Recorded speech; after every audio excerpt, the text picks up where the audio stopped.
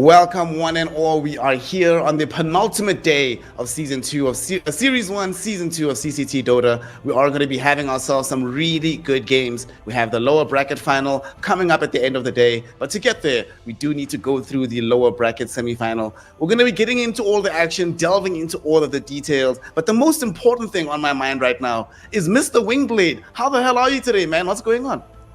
I'm doing so good. I am really excited about watching TI NA Dota in the CCT lose to just some random EU team. It's gonna be so sick. Can you ask for much more, honestly? Nah, this is exactly what we come to experience this particular tournament for.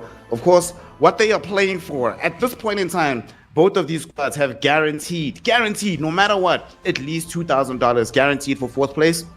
Third place, which is what they're competing for at the moment, gets them to $5,000. Second place, $8,000, and then the grand prize of $25,000 sitting at the very top of this mountain.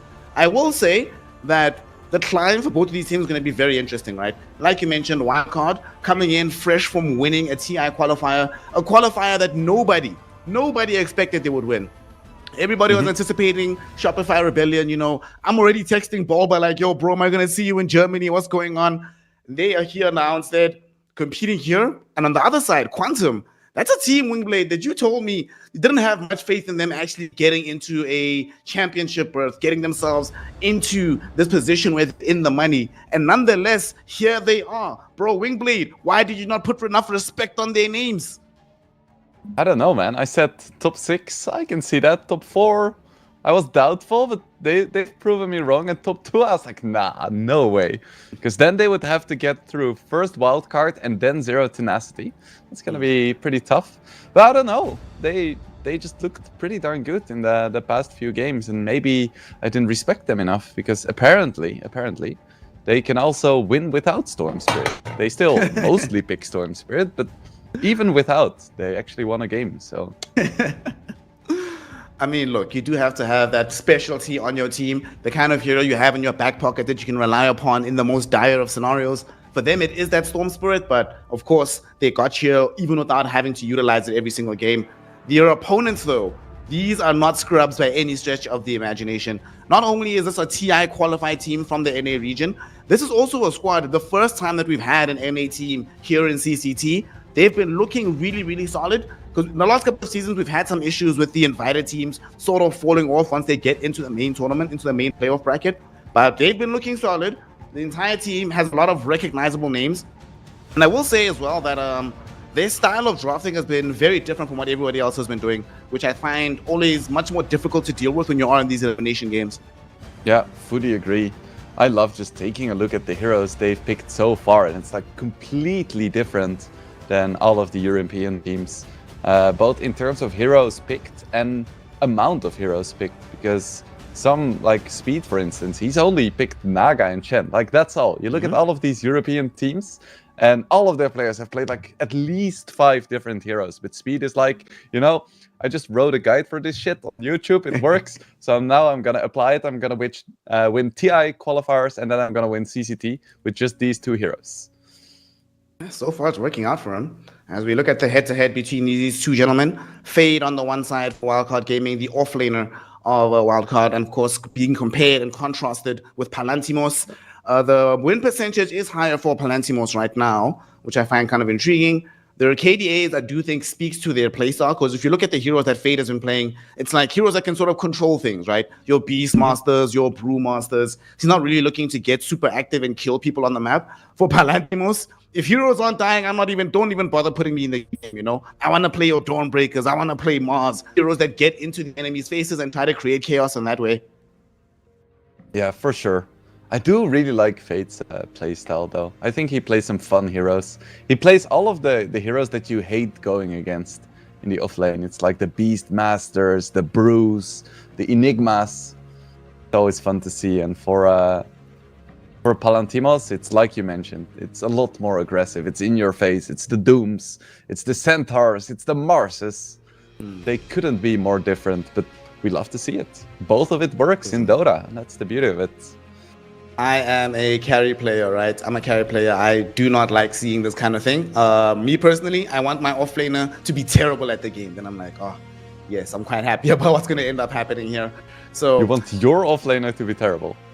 Down. no. The enemy team's offlaner must be terrible. Enemy team's offlaner must be terrible. So that if they're bad in the offlane, right, then my lane goes easy. So I'm not gonna have any problems. So personally, I would prefer to play against Palentimo's playstyle because that means I might be able to exploit it. Because Fades is a little bit harder of a nut to crack in the grand scheme of things.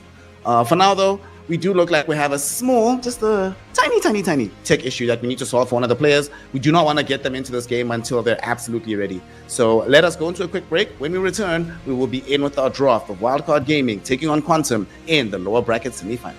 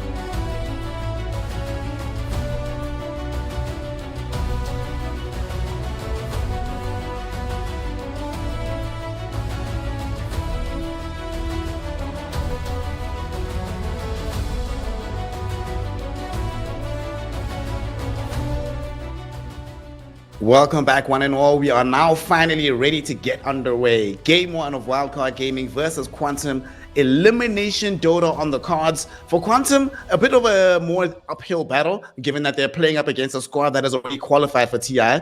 But thankfully, we'll be relying on our man in the sky, the eyes from the heavens, Mr. Wingblade, to give us the wisdom that's going to crack the wildcard code. Uh-huh. Yeah, for sure.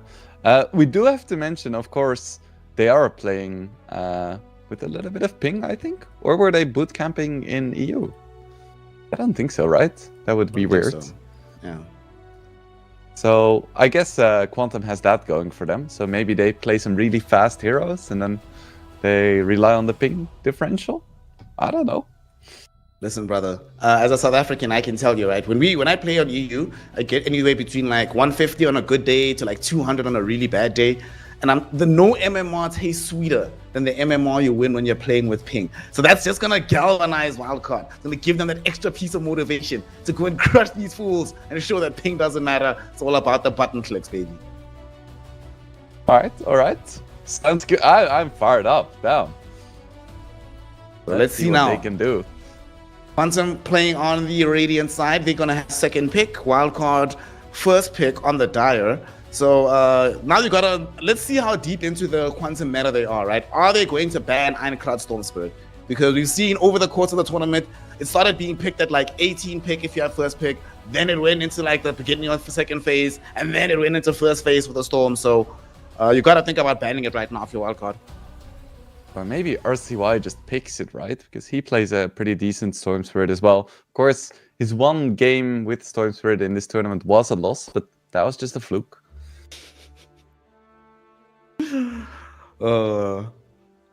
All right, let's see what's it gonna be. He goes Death Prophet. We saw this response the other day as well when we were doing the game, right? I believe when they were playing Passion UA Quantum, they didn't want to ban the Storm Spirit. They picked Death Prophet knowing what the lane would be. And the DP initially did quite well in the lane. However, because they went for that early kill, the Storm got a lot better than expected, so he was able to leave the lane sooner than she was. So I think that might be long-term an answer we start to see more and more from teams that have first pick. If DP is available, pick her, hope you just dominate the lane, and then you roll the game before the Storm is ready to start playing the game. Yeah, but knowing Aincrad, that probably isn't gonna stop him. I don't think it's hard enough of a counter to completely wipe Storm off the board as an option. So they might not immediately pick it, but I don't think it's hard enough of a counter to completely nullify the chance of it happening. That makes sense. We'll see where the rest of the draft goes. Wildcard now ban out this Lina hero. I'm kind of surprised that it's them that ban it, because I often see Lina bans by teams that pick Undying, just to make sure that they don't have this long-range hitter on the tombstone. But still, as Death Prophet, you want to elongate the fight. You don't want the enemy carry to have this massive amount of burst damage. We'll see, because DP doesn't lose to very many heroes in the mid lane. Could still be Storm. I can't really think of another hero that DP really loses to. I think Lina is pretty even. But aside from that, beats me. There's still a lot of time that they can figure that out. But now I'm wondering, what's going to be the carry to pair with this Undying? Usually when you pick Undying, you go for the turret style carries. So Drow is one of the other options. You could go Terrorblade here, actually. TB generally quite good against the Death Prophet. If you play with Undying, you have an additional save that you have access to. You get lots of HP as well, so your Sunders almost always come off in the middle of the fight. I would be okay with that. What do you think? Yeah, I think TB is a good option. Quite good against Death Prophet as well. There is still Medusa as an option as well. And of course, like we saw before, the Muerta. That Muerta took a while before it started really working out, though. It was... Yeah, that was a game. That was a game that they had to work for on the side of Quantum to get that W. Yeah. For now, they'll just pick up the Rubik. Chen being banned, none of that today. As much as I'm a Muerta fan, it felt like they won despite Muerta, not because of Muerta. I mean, Lucas did put in some work, man. He did like 10,000 damage that one fight, you know? It was decent. True. It was decent. Yeah, it's gonna be the Emptiness Rubik again. Love to see it. And it's gonna be an axe into a Rubik. That's a bold pick. I think when I see these heroes, Beast would have been my go-to. As far as the heroes go for Fate. I feel like that works really well, but no, it's gonna be Axe. And that means that they're really gonna bring the fight to this Undying. So I would expect another strong laning 4 and to have a downright brawl in the bottom lane. That lane's gonna be crazy. Because like it's not like Undying is gonna be, it's not the weakest laner against Axe as well, right?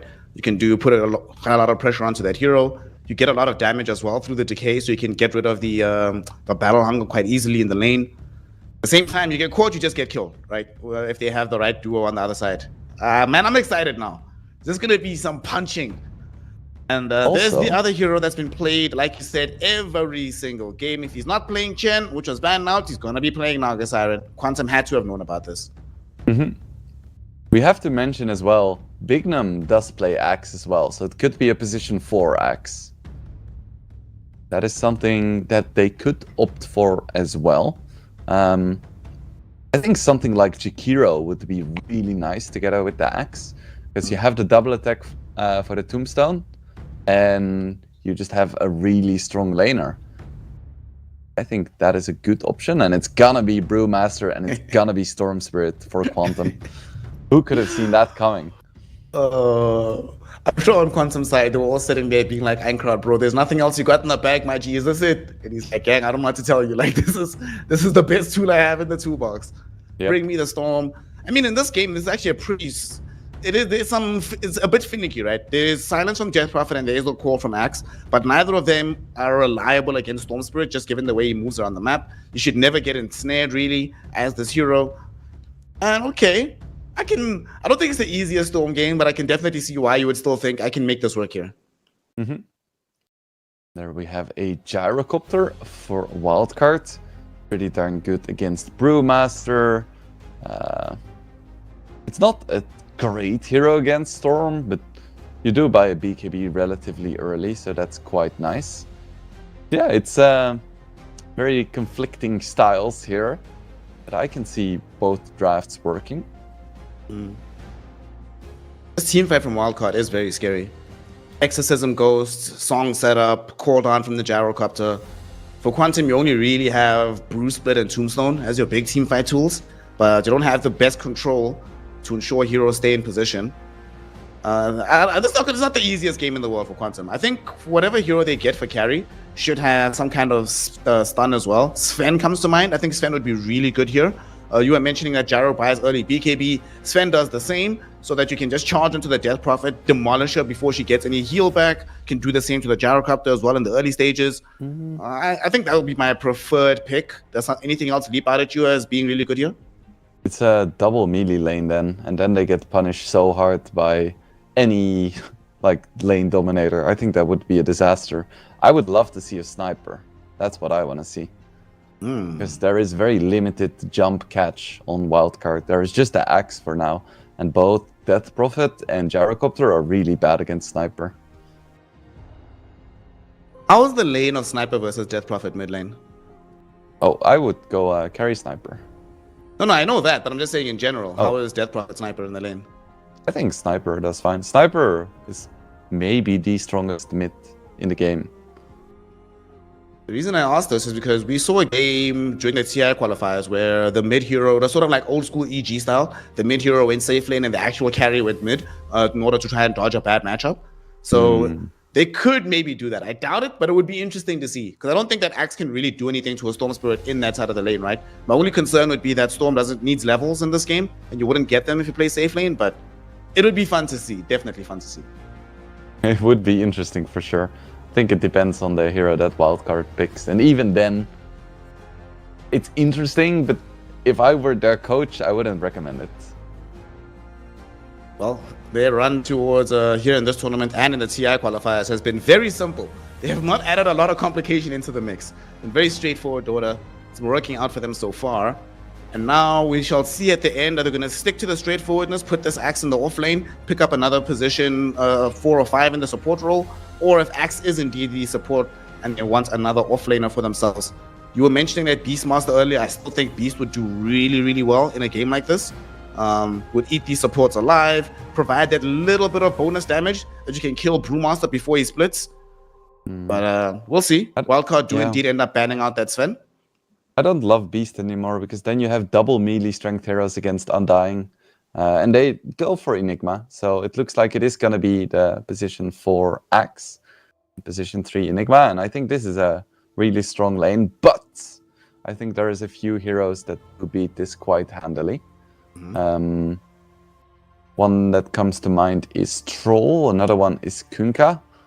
So we'll see what they end up going for. Oh man, what happened to Troll Warlord? That guy...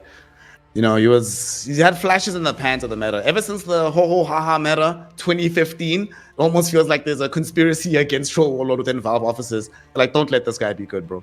We all endured enough back in the day. Yeah, those were good days, though. I like the ho-ho-ha-ha meta. And it's gonna be Razor. Love this Razor pick, is, bro. Interesting. Because... it is very good against Gyrocopter, without a doubt. You just pop BKB, you drain, you win the fight, but it's not the strongest hero in lane against Enigma Axe. Yeah, like, you don't have amazing tools of dealing with the Eidolons. I think Razor's Q is pretty alright, but also it's not an insta-kill, insta-win kind of situation. You do need a few right clicks as well. You don't have that much mana. You need to come a little bit close. So we'll see how it ends up working out. I think for them, thankfully, they're probably not expecting the Razor to do that well early on, and they don't necessarily need him to. He just has to do okay enough to get to the earlier BKB after he finishes off the Yasha. I think one of the reasons why they went for this Razor is they want to open up the game for the Storm Spirit, right? They're like, okay, we need somebody who's going to go in, make some space. Brewmaster's not going to do that, right? Because he has to split to be active in that fashion. Undying can just have the Tombstone destroy too quickly or he dies too fast. We want to carry a hero that can get there and stay there. And Razor, definitely one of the heroes that can do that. You also, between Song and Black Hole, you're one of the few carry heroes that can still provide some influence in the fight, even if you're caught. As long as you have the ultimate going and Link going, you still have effectiveness in those engagements. I think it's an intriguing idea, but it does hinge now completely on the Storm Spirit. This puts the game on Ankrat's back pretty hard, because Razor is not going to out-carry you, even if he's better against the Gyrocopter. Eventually, Gyro does enough damage that he just out-muscles your Link anyway. Yeah, for sure. That being said, if there is any back that can handle this game, it's probably Aincrad Storm. You know, we've seen him do some crazy work. You have some players where if they pick Storm, it's like a good initiator, but on Aincrad, it's just a carry, man. Well, we are going to see. Has my man been at the gym today? Did he go do some weightlifting? Aincrad Storm Spirit, baby. I am very excited to see how this is going to pan out. And remember, ladies and gentlemen, this is Elimination Dota. The loser goes out of the tournament. Very respectable 4th place finished. A decent chunk of change, $2,000, but that is not why they woke up in the morning, man. They all want to get to that grand final and walk away with the big prize. For sure. Can't wait to see how Wildcard is going to play this. They're stacking up in the mid lane right now. It looks like they're up to some shenanigans there. Yeah. There we have the late smoke. They smell blood. Well, Wildcard do know that there are smoked heroes in front of them. Also, do you feel it's fair that, like, creeps have their smoke broken near heroes, but they don't break hero smokes? I feel like that's a bit unfair. It's unfair. No, I think... what is the alternative? That you can just break smokes with some random creeps? Okay. How about this, right? The creep can break the smoke at a half of the radius of a normal hero. So if a normal hero has to be within, like, what, 500 units, for a creep it has to be within 200 units, and it can break your smoke. Oh, no, Snare. I would hate that. I love you, but I would hate that change. You need those sneaky, going past the creeps kind of smokes. We don't need to complicate that. We need to encourage it. Oh, no. Well, what we encourage today is some good old Dota 2 action. This lane we have already seen play out earlier on in the tournament, Death Prophet versus the Storm. That time around, Storm had a massive advantage because he got, like, a superior block. If the lane is completely even, what does the matchup look like then? Definitely DP favored. She really punishes melee heroes or heroes that have to come close. And Storm does the same, but Storm actually has to come close himself, while DP doesn't. And there's even some kill potential. Like when you get 2 of the Siphons, you get a level 2 Crypt Swarm, you can deal a lot of damage, because it's really hard for Storm Spirit to get damage on you with the Remnant, but Death Prophet should be able to CS range creeps and harass at the same time with Crypt Swarm. On bottom, you see this Enigma for Fade. Doing his thing, gonna eat some harass right now. They just wanna muscle him away from this camp. No realistic hope of killing this hero. But maybe you get some free farm from these Eidolons. Fade says, you thought, buddy. I'm gonna deny them in your face and can't do anything about it. So far, we can see Aincrad already getting a little bit low. Of course, Bottle is coming. You know, that's one of the better changes I think they've made when they ended bottle crowing and bottle TPs. I think that's very good. Yeah. Mid had some dark days when there was just infinite regen. It also means that lane dominating mids are a bit stronger than they used to be. Yep. They're not back to like refreshment runes, but they're better than they used to be. Oh my god, remember when mid lane matchup used to last like 8 minutes? Nobody wants to lead mid. Yep. Bottom, if you have the first Tombstone being committed onto Bignum, but you can't kill this guy. He's too tanky. Gonna be able to walk this one off. Still does have a Fairy Fire and a Magic Stick, so he's fine. And Tombstone is wasted for not really that much of a gain. They were already right underneath the tier 1 tower here.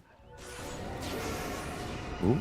Mid lane, Right. Wildcard almost loses his life here. There, like you said, once you have these Spirit Siphons on the level 2, it does present kill threat. RCY claiming the life of the Storm Spirit, doing it in style. Yeah, really well played by him. You could see him hesitating for a moment, being like, oh shit, what if the Storm like levels up, gets 4 attacks? But no. Perfectly played by RCY, and this is exactly the start you want for your DP game. The reason why teams come up. Small misplay from Speed as he's securing his kill. He threw the blood grenade after Rubik was dead, but still finds it. Down bottom, Mary getting zoned away by Bignum. This lane changes dramatically if he acts as a support versus if he's playing the offlane role as a core. Because he's just never in range to eat all of this harass from the Undying. So you look at this Undying, he doesn't have as much decay strength as you would like to have in this lane. Yeah, and he can't really get CS or denies either, so Battle Hunger deals a lot of damage.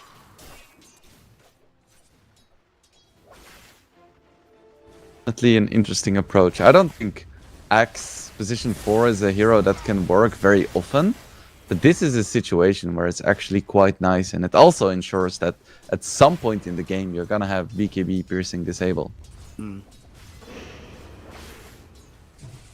So far on the laning phase, CS is overall being won by Wildcard. Death Prophet winning her mid lane matchup. Gyrocopter out CSing the Brew. And a very even parity with the Razor and this Enigma. So though Enigma not being threatened early on, it starts to get very scary. We're at level 3 now for him. I think they do need to do something, but now actually something's being done in the opposite direction. Mary being run down by Bignum, but he'll change targets, not interested in the kill, just wants to harass them both Mary. back. But honestly, if he just ran towards him, I think Mary would have died. Ooh, a little bit scary. Of course, Mary's still running around with 300 HP, despite his HP looking very low. Still Despite having tanky no boy. items. Another level 2 Battle Hunger. Oh, it's so much damage. Mary wants to deny himself, or at least he manages to get the creep last hit. This is always a difficult situation to be in as an Undying, because you're out of HP and out of mana, so what do you do then? Bro, his inventory is literally a magic stick at 5 minutes. Yo, playing support is tough, guys. It's tough. It's only for the real gamers out there. One of our other supports, Emptiness, who lost his life earlier on. This game, he'll come back towards middle, soak up some experience here, as Wildcard is going back home. On bottom, Lucas, they put in a drain out onto this Enigma, and with the Tombstone, they force him to TP back. They actually force him to TP all the way home. So there's nobody down bottom getting experience or anything. Bignum is towards middle, with the Battle Hunger able to help secure the kill. Obviously finished off by RCY in the end. RCY threatening the Exorcism, but doesn't quite want to commit it just yet. Wildcard is so close to level 6. He really wants to get it, but he knows that heroes are close. Radiant's middle tower is under attack. Ooh, Haste Rune for RCY. It's the best rune you can find as a DP.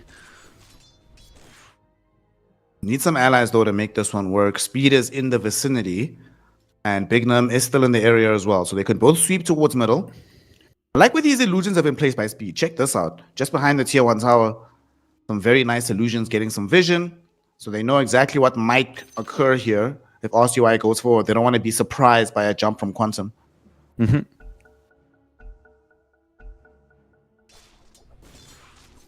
Here we go.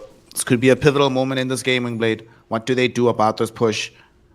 RCY has lost his metal a little bit. Doesn't want to do it. Instead, they're going to sweep through onto the high ground and maybe steal some of these Ancients. That would be nice, but I think they are looking for the Brew, maybe. Are they going He to get is him? really tanky, 1250 HP, but he doesn't have Split yet. So he's the We get hit weakest with he's homing ever missile. gonna be. Here they come. Yep, this should be a kill. Doesn't have anybody nearby him to help him. Wildcard does sweep over, but it's a little bit too late. The kill's already happened. And Wildcard himself doesn't actually have the best resources to actually make a difference here. So he might have to leave But they actually leave with the Death Prophet. She goes to kill the Undying on the other side of the map. He was trying to steal the Wisdom Shrine. Instead, they end up taking away his life. Okay, that'll save the shrine, but it does mean they can no longer continue the push on the tower. I wonder if that was worth it. But maybe they thought they wouldn't be able to get the tower even with Exorcism. I'm not sure. At least they get the Wisdom and the Undying.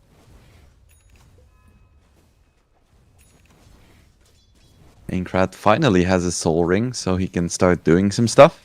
It's always a bit difficult to play a Storm Spirit running around with just 400 max mana. Oh, on bottom, Lucas is dead. They jumped him. They surrounded him with these Eidolons. They ensure with the call that he has no routes of escape. And that kill could actually set up for some pressure on this tower. The supports are not in position to try and defend this one. And once they realize how much pressure is going in, they might decide to commit from Wildcard. They last picked the Razor and it's really not working out well for them right now. This is a hero that thrives on being able to win lanes. And he's more than 500 gold behind the enemy offlaner. That's a pretty bad sign. I feel like they could have seen this coming. They're actually going to kill him. He TP'd back. They have Black Hole. He's dead. They even bringing in the Gyrocopter. Homing missile flies forth. Will they commit the Black Hole? Of course they do. Both heroes connected onto. Both of them will end up dead. Mary, though, will make them work for this one. Dropping down the Tombstone, initiating for Aincrad, who comes in with the Storm Spirit, jump onto Fade, and they will be able to find revenge onto this Enigma. Mary's been surviving the skin of his teeth, decaying like nobody's business, so he will not lose his life. Bignum gets forced back as well on the axe, and here comes RCY, hoping to pick up these heroes on the back edge. Gets Emptiness immediately with the Spirit Siphon. The secondary one with the right click from Yamsim kills off Mary. So Wildcard Esports, they make it complicated, but in the end, they do find the Razor kill. However, they cannot find pressure on the tower due to the quantum rotations. Remember what I said yesterday about one key distinguishing characteristic for the top Storm Spirits is that they keep finding these regen and arcane runes? I feel like that would have been a complete disaster without Aincrad getting a regen rune, and now it was just a bit of a disaster. Radiant's middle tower is under attack. Well, that's twice in a row now, because he showed up top as well after they killed Yayo, Palantimos, and then he showed up bottom. So that's 2 towers that he's prevented from being taken by moving in quickly as Aincrad. We're gonna lose mid now, though. Yeah, mid is gone. What can you do? I feel like everyone on Quantum is waiting for something. Emptiness wants his level 6. Razor wants some time to recover. We have Brewmaster who has a split, but not really any heroes he can kill with that. And he also wants to save up for a Radiance. So Quantum is just on the map right now without any pressure whatsoever. In fact, pressure's coming in towards them. I think they scouted Lucas. They could see him underneath an Observer Ward. They know where he's at, but they don't have the jump to go for him. He is so lucky that he went the path that he did. Otherwise, he would have just straight up died. Mary, though, he might be the one to pay for this. He went and got the D Ward, but RCY will say, well, vision comes at a cost, my friend. And that cost today is going to be your life. RCY now on a mega kill streak. And the Tier 1 tower will finally fall, with the Gyrocopter even making an appearance. Wow, RCY has 8 spirits collected.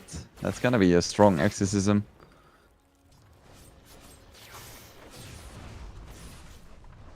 Almost has Aghanim's as well.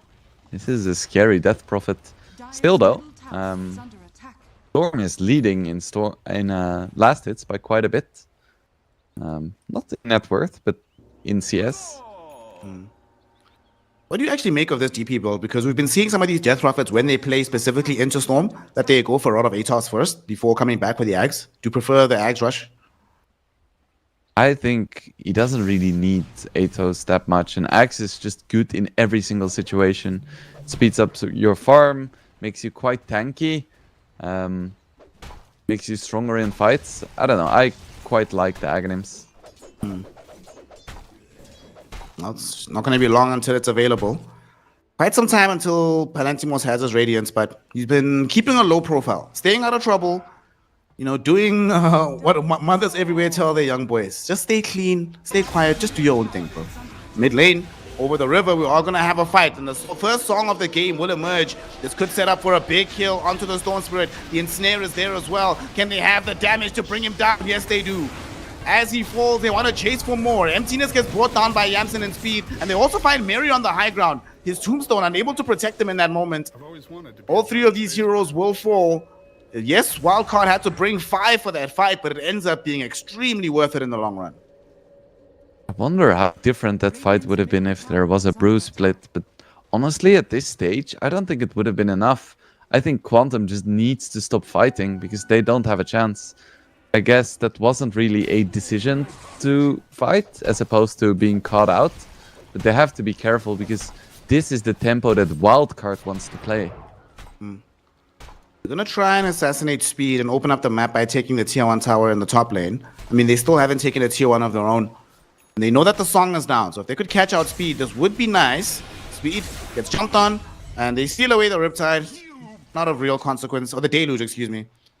That's going to be a decent kill. The question is, can they get the tower afterwards? I think that's the most important part. Their map is shrinking too much, so they need these objectives to make some space. They should be able to get tier 1 top. Dire's top tower is under Doesn't attack. look like anyone on Wildcard is too excited about defending.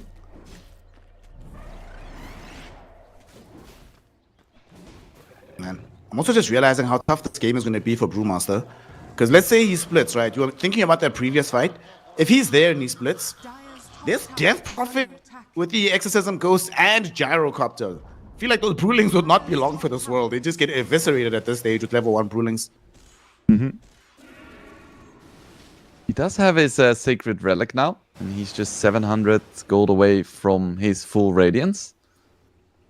Gonna be a nice timing for Quantum, and then they can slowly start to think about fighting. The problem is that Lucas needs a lot of items. He's working towards a Maelstrom, which is gonna speed up his farming, but the man just really needs a BKB as well. You know, when I was talking in the draft about Yasha BKB, I know the meta is Manta BKB, but I feel like you need BKB so quickly in this game that you can't even afford to wait for the full Manta. Yeah. Well, it's going to be a while until he arrives there. For now, Wildcard are going to smoke. Pure Emptiness is going to be the one that reveals this. He does save his Storm's life, but will die in the process. What can you do?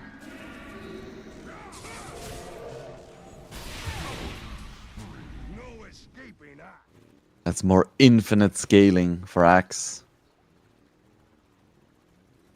Noise. Noise. I like that he was he saved the Cutting Blade. So that like if they do find a better target, can actually kill him instead. What? He saved the Culling Blade? Yeah, he didn't use it. You know that the cooldown resets, right? If you kill a hero. I know. Bro, I'm trying to be optimistic here. Let me cook. Just checking. Maybe he just likes having full mana. I don't know. I can't rationalize this. He's still got raindrops, so he has mana regen from there. It happens sometimes. You know, he's does playing almost support. He have a doesn't want to blink. steal kills. He was probably hoping he didn't get the kill, that it goes to the Death Prophet instead. Yeah. That makes the most sense. 150 gold for Bignum. Gonna have his blink, and that's also gonna be a really scary timing.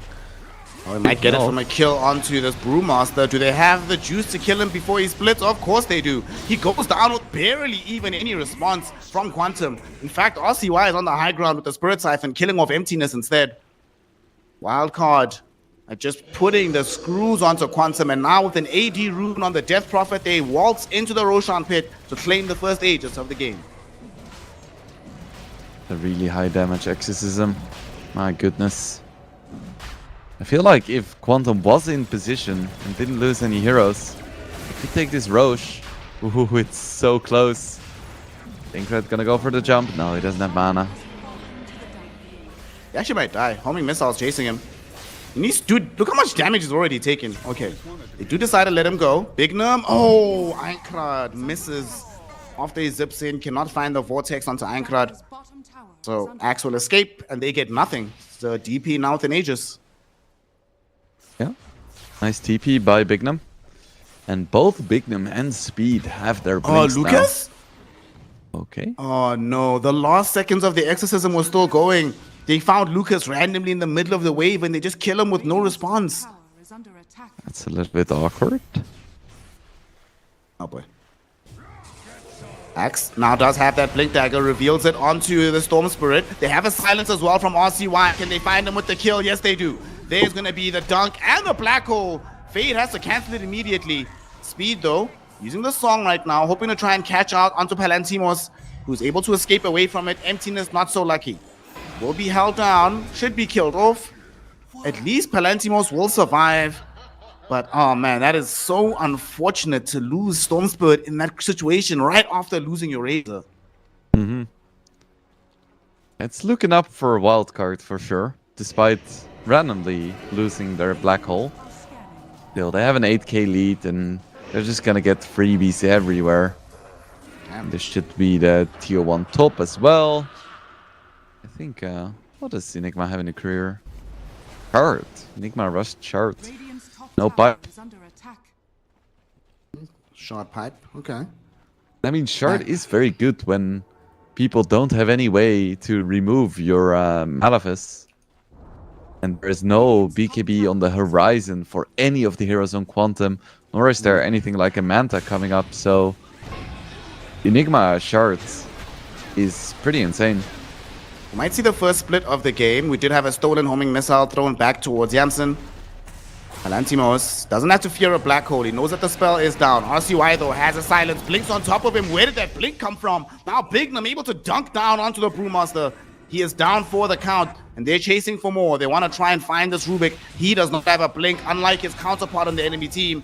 So he just loses his life. RCY beyond godlike now on this Death Prophet, and they're not done just yet. They've caught up to Mary on the high ground, and that connection nets them the 3rd kill in a row. Wildcard, unstoppable here in game 1. This is what qualifying for TI does to you, man. Yes, so Bottom tower is they saw the Storm Spirit. They decided not to ban it because they could beat it. For once, it's not a meme snare. Dyer's top tower is under attack. Puppy somewhere in a basement being like, I told you guys it could be done. Radiant's middle tower is under attack. Oh, and it feels so free for Wildcard at this point. They can just walk wherever and they're gonna find kills or farm or objectives, but they're pretty much in no danger right now. Dire are scanning. Ooh, Aincrad needs to be so careful. He does have an observer ward though, so he knows that they're coming for him. He should be fine. Whew. That finishes off his Kaya. Yo, Aincrad, you're talking about him being able to put this game on his back. This is going to be the carry job of a century. Like, let's be honest, right? Razor's game is over. His presence in this game is going to be non-existent until the Ancient falls in either direction. He'll have some influence in a fight here or there, but if you want to win, it's all about Aincrad. Yeah, I feel a bit bad for Razor. Has been killed. There is Aghanim Shard now for speed as well on his Naga, which means that there's going to be a lot more sustain on Wildcard. It's a bit of a situational shard, but it can be really nice in the right situation. I think in tandem with Death Prophet, it can be incredibly powerful. Like, allowing Especially her to when the pick- enemy team doesn't have any BKB, so you truly control the pace of the fight. Yep. Not just they don't have BKBs, they're very far from BKBs. Razor has enough money for an Ogre Axe right now. Yayo has bought said Ogre Axe, just needs pretty much the recipe to finish his BKB. But that's still a ways away. Right now, Speed, okay, he's having himself getting gone on by the Storm Spirit. He does have help from Bignum being here as well. They need to get out of here. Speed will pop the song. Rubik is nearby on Emptiness, but doesn't have a mobility tool to close the gap. They'll enable the Axe to escape. Speed, okay. Doesn't have Song stolen, just the Deluge, so it's all good. So disciplined using the Deluge afterwards.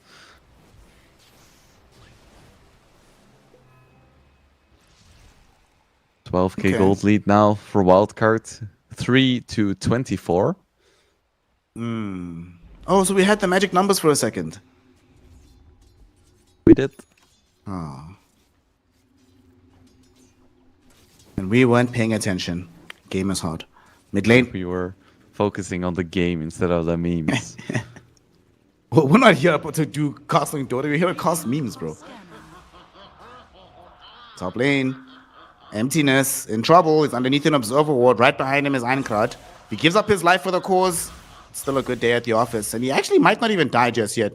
Bignum doesn't want him. He wants the big prize. Still smoked up. They have the vision. They see him. Einkrad, he's been scouted. Malafistan is out. They get him with the call. At the same time, Emptiness is getting ran down by the rest of the crew. As Emptiness dies, by some miracle, Storm Spirit gets out. They ran out of disables. The real heavy hitters were dealing with the Rubik. So he has accomplished his mission in the end.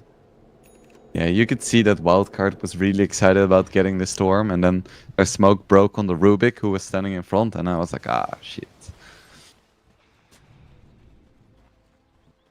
Brew almost has the BKB as well. I feel like it's truly going to be up to Brew and Storm Spirit to do something in these fights, and they're going to have to do a lot.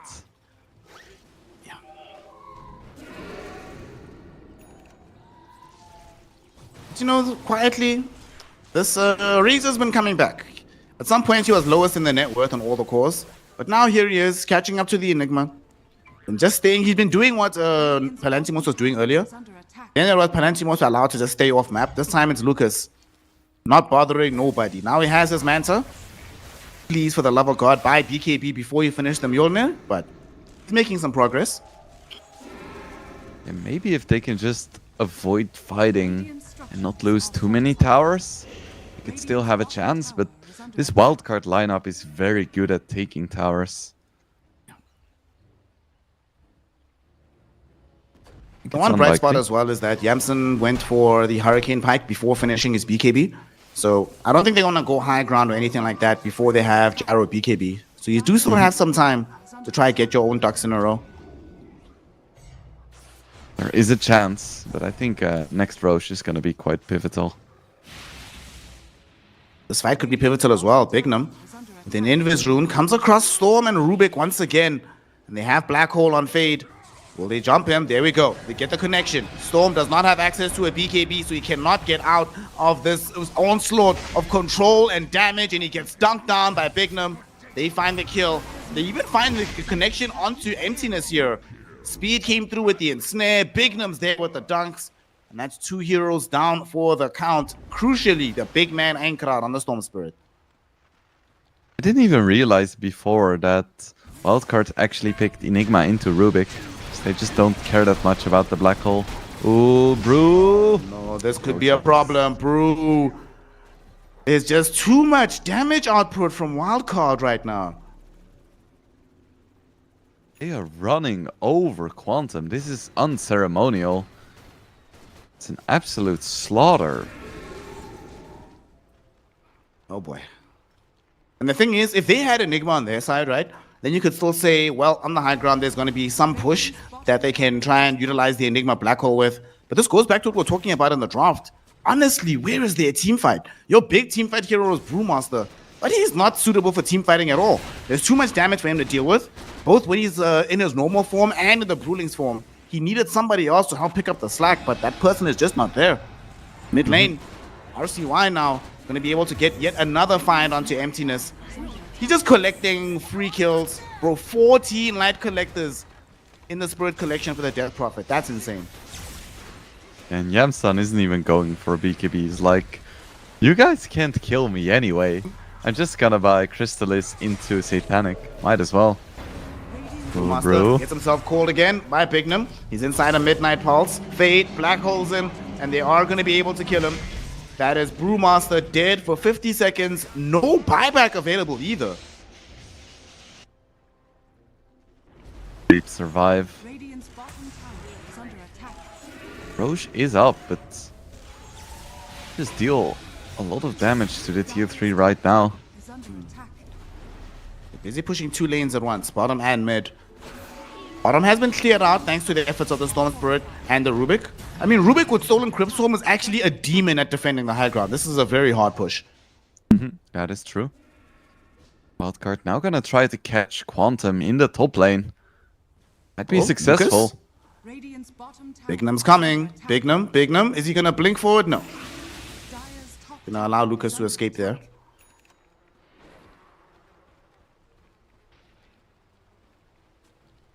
Okay. So how? I know it's 18k. I know we've had a situation where our tier 3s have lost a lot of HP. How bad is it? How far from unrecoverable are we? Oh no, we'll talk about it in a second because Lucas getting gone on the Razor. Ensnare is there. It's inside the exorcism goes. He is dying, Wingblade, and he is gone. He has buyback, but he simply cannot do anything as soon as he gets jumped upon. I think they're gonna try to force the buyback here.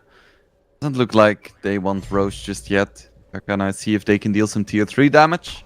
And then if the buyback comes out or anything else is sus, they'll just go back. Radiant's bottom tower. There's a dead Enigma. Thankfully, you're gonna be back really quickly thanks to the Ceaseless Dirge. Aincrad, he's just trying to clear the waves right now. That's his only thing that he can do at the moment. Hoping to try and force them back, allow the exorcism to expire, and they succeed in that endeavor. The push is halted, despite it being 4v5. They still do have Fade Ball, Crypt Swarm on Rubik. They still have Storm Spirit, so they still hold. Still a difficult push. Even with Gyro, with Enigma, with Death Prophet, with 20k gold lead. Always difficult to breach high ground against heroes like this. Oh no, Storm? Storm? Storm? Storm? Storm? Be careful, my friend. On the other side of the fight, they do have Undying going mano a mano versus Gyrocopter, and of course the Gyrocopter is going to win that engagement. Brewmaster able to get a split. Feels like the first one we've actually seen this game, and they're going in onto Fade. They want to bring down this Enigma. Speed pops in the Song of the Siren. Rubik unable to steal it, and now they want to turn in onto Aincrad. His BKB is down. He doesn't have a way to defend himself anymore. He just ends up dying. At the same time, RCY, though, does end up losing his life to the Razor. Was sitting in front of his face with the Eye of the Storm and all the damage drained. Top side of the map, Fade, Black Hole, holding down onto this Brewmaster just to save his own life. But it seems to be a good idea because there is no way that he is going to die solo to Palantimos while surrounded by 4 heroes. Palantimos will die. They lose another core.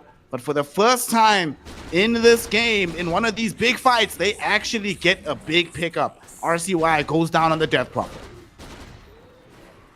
Yeah, that's honestly not the worst trade ever for Quantum. Like, they get that 10-time streak. So they lost 3 heroes for 1, 2 of which were cores, and it was an even exchange, both in terms of gold and XP. And if you trade evenly as the losing team, that's definitely good. That kill also finished off the goal for the BKB, now available on the Razor. Also, you know what's crazy? That last fight, not only was it the first Brewmaster split, since he bought BKB, that was his first time using it. That was a 9-second BKB. Every single time that he's been jumped upon, he just dies way too quickly for him to even contemplate the item. He was saving it for next game, but changes his mind.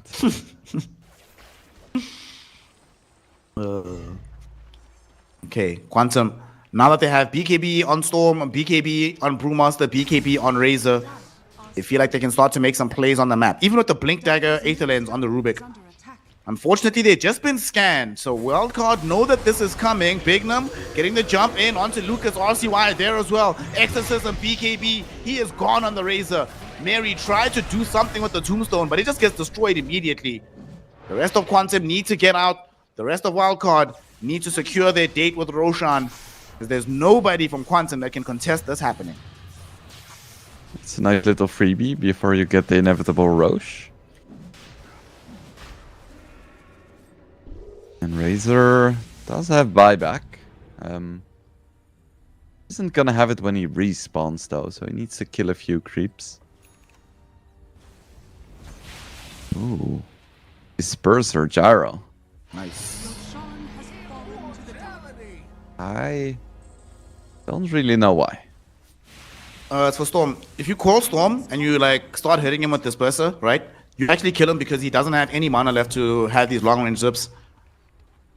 It's surprisingly effective. It sounds a bit Pepega on paper, but like, it is surprisingly effective. Like, you'll probably see it in one of the next fights. It does sound a little bit Pepega, but we'll keep an eye on it. Maybe I can be convinced that Disperser was indeed the better purchase than Satanic. Ooh. I also don't really think it matters what he buys anymore. Yeah, that's fair enough. We lose Emptiness, who was probably my standout player in the previous series for Quantum, but hasn't really had too much impact in this game. Then again, nobody has. Structures are fortified. No. Here they come for the push. On the high ground now. Aincrad will do his tricks and his shenanigans to try and delay proceedings as much as he can, but it only dropped the banner down now. Maybe a bit of a miscalculation on their part, but thankfully it does keep the Sea Dragon alive. How do you deal with this? Emptiness still dead for another 10 seconds. Aincrad, do what you want. Oh no, they caught him. They caught him. Fade was ready. Fade was prepared. Fade got the trap sprung on him. And Aincrad is down for the count without buyback, Wingblade. It's an uncharacteristic mistake from Aincrad. Well, we'll see if he can be bailed out by Lucas, who's going in onto the Death Prophet, unable to get the kill. Speed dropping down the Song of the Siren on the backside, and once more, Rubik unable to steal it. The quick plays on the fingers make sure that Deluge is utilized every single time. Wildcard, they've seen that there's no Death Prophet, there's no Storm Spirit returning. They might still keep this push continuing. On the bright side, Exorcism will expire soon. What can Quantum do here? There is a cliff out right now, just to try and delay as much as they can. 25 more seconds before Storm spawns. And no BKB on Razor right now. This is tough. Fade on the high ground, just with the Maleficent down onto this Rubik. Bignum just jumps forward to eviscerate Emptiness. There's no more Rubik available in this game. Valentimos can go forward with the ultimate. He pops it now. They want Yamson at least take away the first life. Lucas goes in, draining in onto RCY. He still doesn't have BKB though, so look how quickly he's dying. But here comes Aincrad, the hero of the hour. He eviscerates RCY. They take away the first life from the gyrocopter. And now with speed going down, they finally have a numerical advantage in favor of Quantum. Palantimos' ultimate is already over though. He needs to get out of here. He ends up dead. Yamson trying to run away from this gyrocopter. He gets his TP interrupted away by the stolen Malefice coming out of Emptiness. Gyrocopter will finally die. It cost 2 lanes of racks. It cost 4 buybacks. But in the end, they finally find a worthwhile fight for Quantum. Okay, not bad, not bad. They can still win fights. They just need twice the amount of heroes. Wildcard probably sticking around a little bit too much, not respecting the Storm Spirit respawn. But honestly, even losing the Gyro and Death Prophet doesn't really matter that much, because as you can see, all of the lanes are still heavily pushed out, and Quantal's gonna struggle with getting even a single tower from this. Yeah. Lucas, though, he's smoked up all alone on the bottom side of the map in front of Enigma. Needs to be careful. I think Don't know Bignum about and this Fate game. can actually kill him. His smoke will break. Bignum sees him. Bignum, though, is unconvinced that he's standing alone. He's like, there's no way this guy is gunman right now. And this bluff from Lucas might actually pay off. Undying is coming down bottom as well. Dude, Lucas is actually a madman. He's actually chasing this one. Going forward, I have the Storm out. The Drain is there. Onto Bignum. There's going to be Aincrad coming through the Twin Gate. They want to find this kill, and they are going to get it.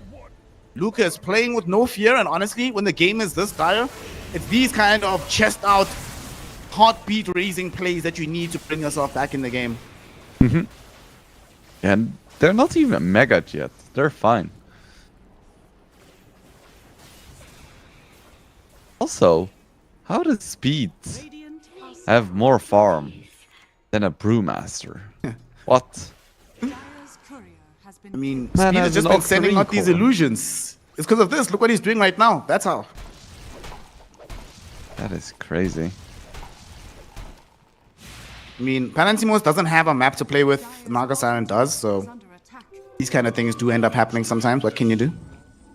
Yeah, fair enough. And Brew is actually running around with like, I don't know, 10k net worth, because all of the rest of his money is, well, in his inventory.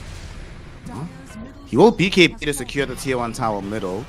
They would love to be able to force him to split, but Bignum being dead on the axe means that they do not have the blink call. So I feel like that is a good exchange for a 6-second BKB. A tier 1 tower mid at this stage of the game. When you're this far behind, I'll take it. Yeah, I guess so. You'll take what you can get. He's a Parasma on Aincrad, so they have a good amount of damage and they're about 2,000 gold away from a blue hole as well to contest the black hole from Wildcard. Can Aincrad actually still carry this game? What's your thinking? I think so, but the odds are just quite low. Well, Gavin affords them a 4% chance of victory. We'll see how it goes as mid lane, Palantimos gets jumped upon. Remember, he doesn't have BKB. We'll try with the Outworld Staff to keep himself alive here, but he should still end up dead. Oh, nice. Entomb by Mary. Puts him inside the tombstone, and now the reinitiation might be on. He just forced them away. Bignum even popped BKB for that one. So now that's one BKB down on the side of Wildcard. Nothing of consequence utilized just yet from Quantum. What is Wildcard gonna do? Looks like they're just gonna chill until Roche can find a kill. That's nice, but ultimately you just want the big man.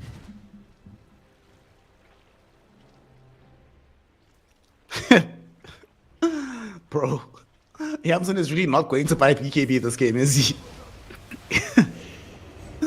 What a guy. Yeah, he's like, I don't need it, bro. I'm fine with being cycloned the entire fight. Who gives a damn? You know what's gonna happen if he dies again? It's gonna be the classic carry thing, where you had Daedalus or whatever queued, you die, you instantly queue BKB. You instantly buy Rapier, run down mid. You know, me and Jensen, I once had to spend like almost a full day with him. We both got, we were trying to leave Seattle after TI, and we both got stuck at the airport together. And our flight left us. So we were there in the airport for like 10 hours before we figured out a solution. Really cool guy. Yeah, that sounds fun. Just want to go home. But at least you get to spend some time with Yamson. It's a nice bonus. I think that should be like the scale of likability. How much time would I want to spend with you stuck at the airport? If that number is higher, then you're pretty good. Nice. But if he doesn't buy BKB, it's gonna keep going down, I think. Bro, if he loses this game and doesn't buy BKB, I'm literally gonna message him and be like, bro, what happened, dog?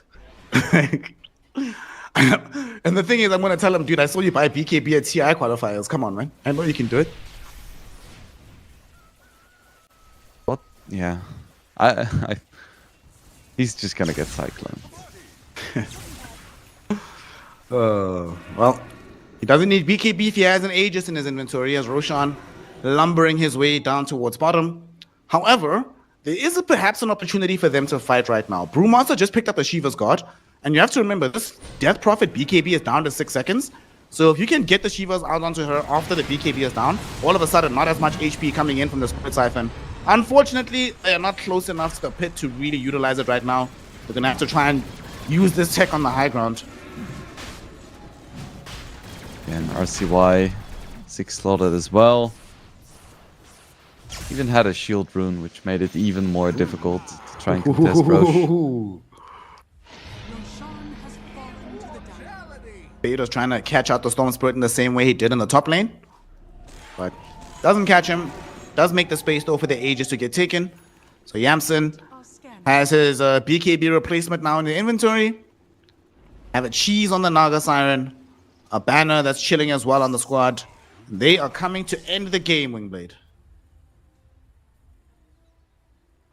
How is Quantum gonna stop this? I don't think they can defend this set of racks. They're gonna have to defend Megas. Oh, Rubik gets caught.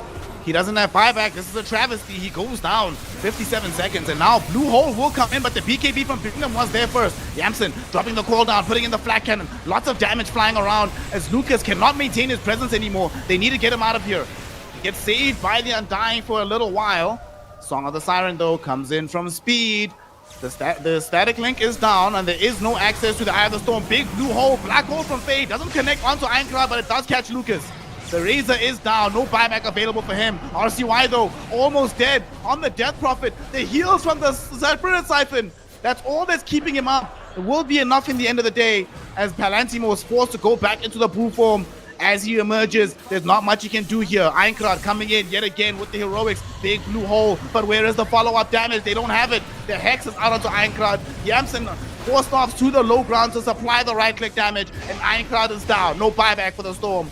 Immediately as Mary return into the game with Palantimos, they both die as well. And that is going to be that. Lucas and the gang know that there's nothing more to be done. GG, well played is called, and Wildcard Gaming secure a game run with style and grace, demolishing Quantum in the process. Yeah, my goodness. We had our doubts about the Razor pick, so we were like, oh, I'm not sure if this is gonna work too well, but Wildcard, they really came out swinging. I feel like Quantum doesn't know what just happened to them. Yeah, that's one of those rough games. They didn't even get to 10 kills. Like, you know, normally when you have these very lopsided matches, you might have one team having like 7 kills, other team having 30. The game ends very quickly. I don't think I've personally seen 8 to 51 in a professional match that went this long as well. They were just held at bay from everything.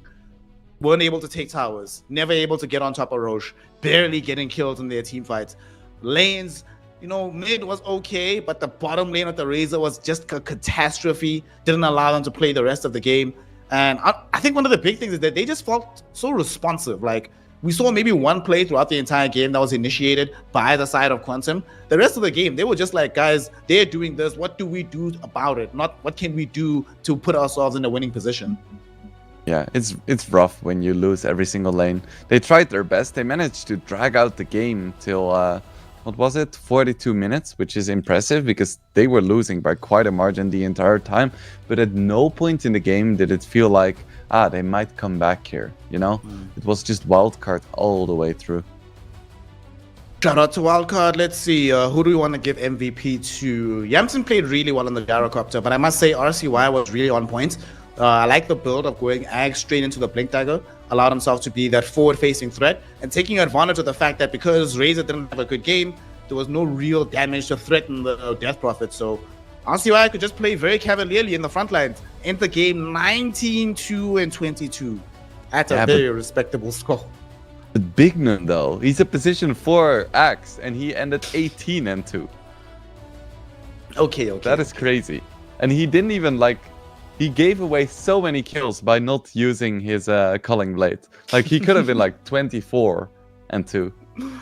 All right. You know what? Given that he was part of the lane shenanigans that enabled them to win the game this hard by denying the Razor a Dota game, all right, we'll give it to Bignum. So shout out to Bignum, put themselves in a game-winning position, and now they are one game away from more than doubling their earnings and going up against Zero Tenacity in the lower bracket final. But for Quantum, we have doubted them every step of the way, and yet they still find a way to progress forward and do something we did not expect. So let's hope they still have something in the back. Let's hope that Ironclad's back is not completely broken at this point, and let us hope for an excellent game of Dota 2 as we go into a break before Game 2 of Quantum versus the side of Wildcard Gaming.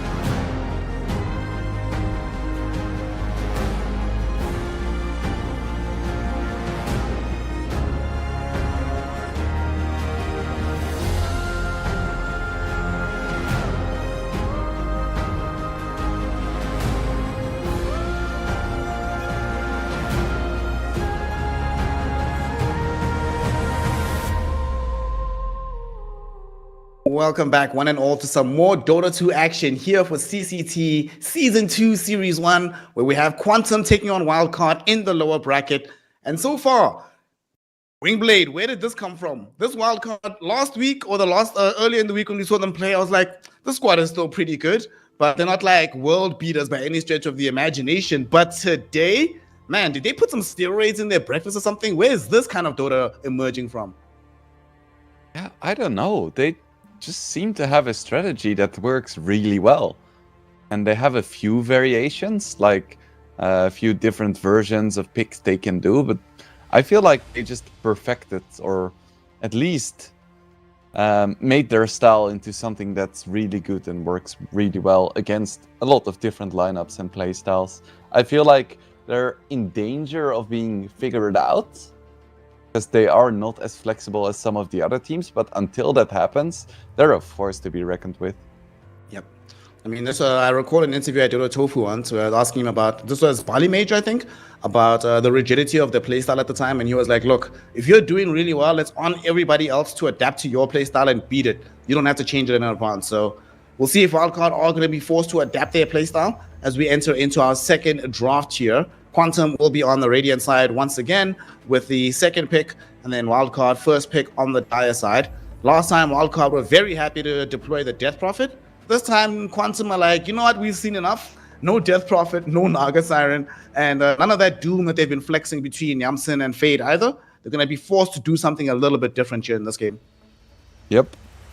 I'm curious if this means that Wildcard is just going to first ban the Storm. Or if they have some other answers they could use against Aincrad Storm. Because yes, they beat it once, but it's still very scary. So do they respect it? Or do they think they can just beat it now, no matter what? We're all going to get something new, guaranteed. For the first time in this entire qualifier run, Speed will be playing something that is not Nagasan and that is not Shen. I don't know if it's going to be him on this Batrider. I presume this is the Bignum hero, or perhaps going to be picked up by RCUI, but I want to see what he's going to do now that they don't have their signature heroes for him in the game.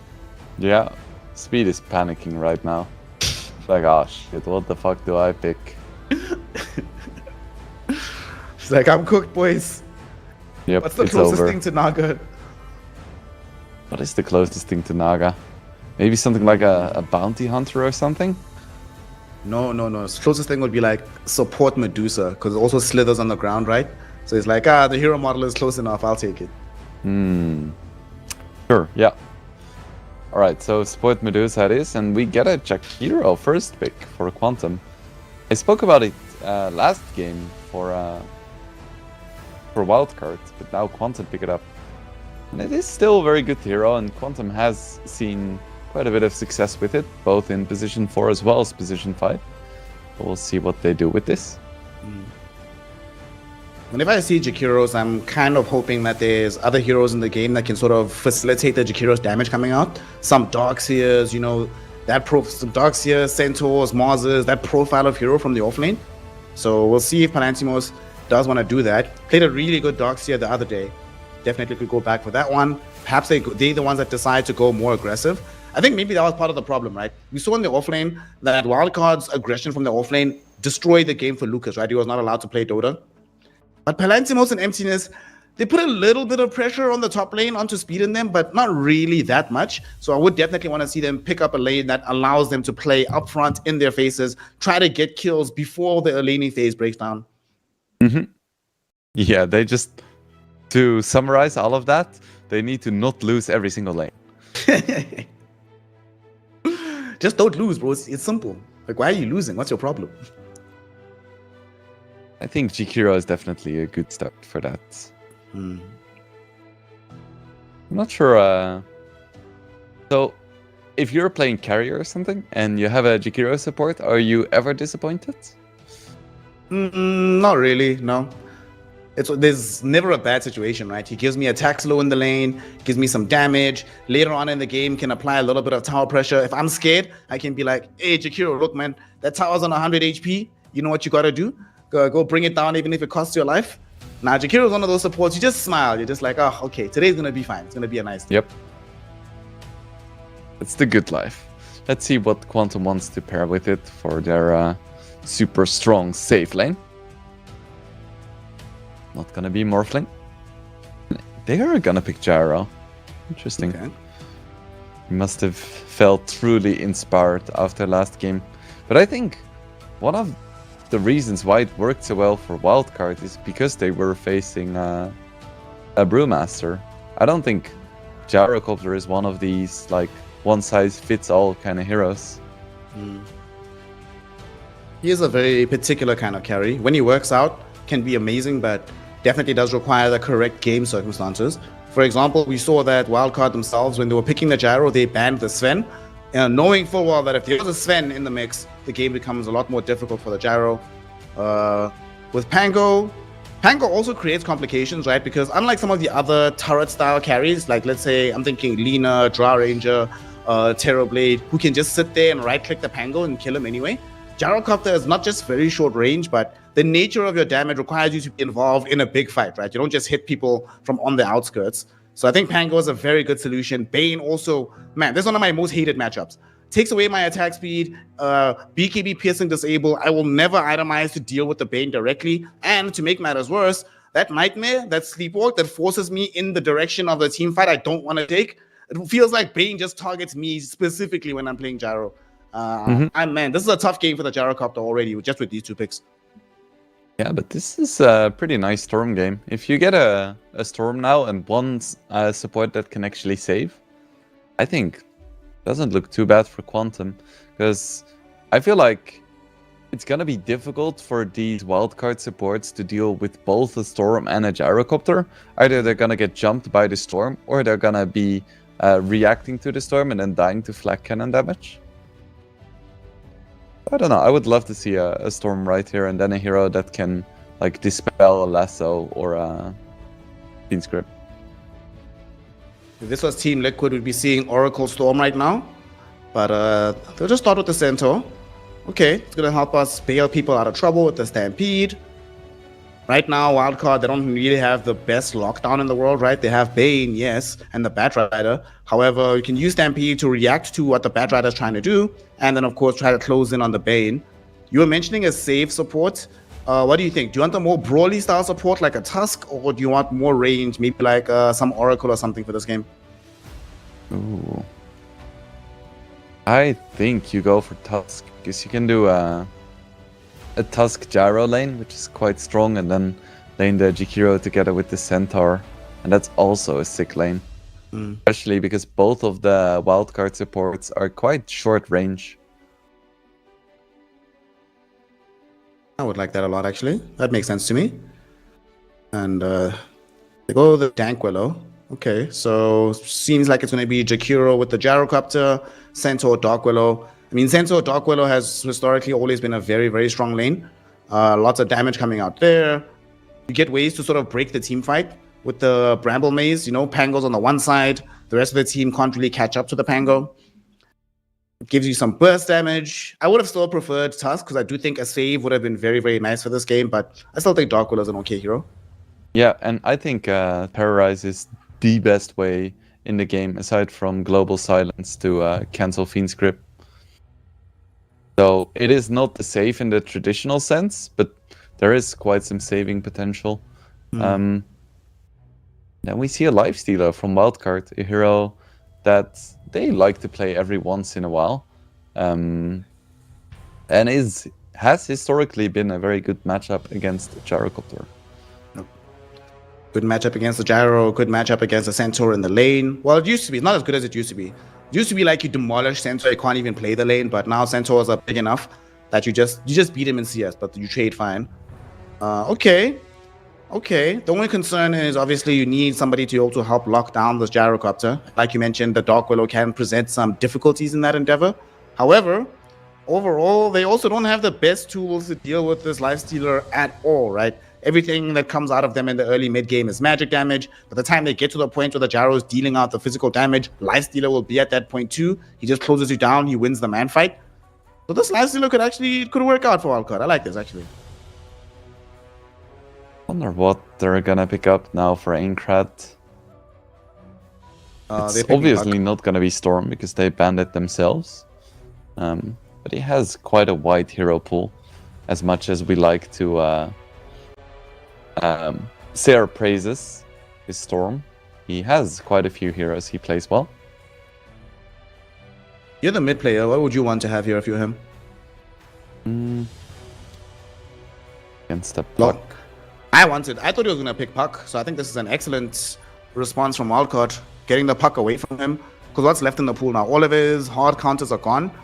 Unless you go, Sniper is the only Puck beater, but then you don't have much presence from the mid lane. Yeah, it's not great. I think Lina could work as well, but it's not really great in this game, I would say.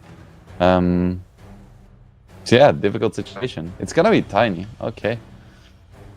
I actually quite like Tiny. It's pretty terrible against Lifestealer. I feel like in general they don't have answers for the Lifestealer. But it's good against all of the other heroes. Gives them some presence from the mid, a hero that can start moving around. Obviously not as quickly as the Puck, but get some burst damage. You're a little bit tanky as well. So, I mean, the Lifestealer is going to create some real problems for you, but the rest of the team, you should be able to survive a lot longer than you would otherwise. The one thing I'm really concerned about though, and the thing that I saw from game 1 is that Wildcard started playing the map really quickly, while Quantum was still, you made the perfect comment, right? They're waiting for something, waiting for one more item, waiting for this. And that period lasted a very long time. Like, in the period of time before they have the Blink Daggers available on the Tiny and the Centaur, I don't know, man. It feels like Wildcard can just fight with levels, and Quantum still need to get these items before they're ready to make engagements happen. Yeah, and I'm very scared for the Lifestealer late game. They don't have any innate tools of dealing with him at all. Yes, there is a chance that the Gyro can man-fight at some stage, but with equal items, Lifestealer is gonna win that fight every single time, so I'm a little bit worried. I think they can do well in lane, because as you said, Lifestealer doesn't do as well in lane anymore against Lifestealer, especially with Willow as well. So they have an opportunity there, but if they don't completely wreck the Lifestealer in lane, I feel like Wildcard might just take this.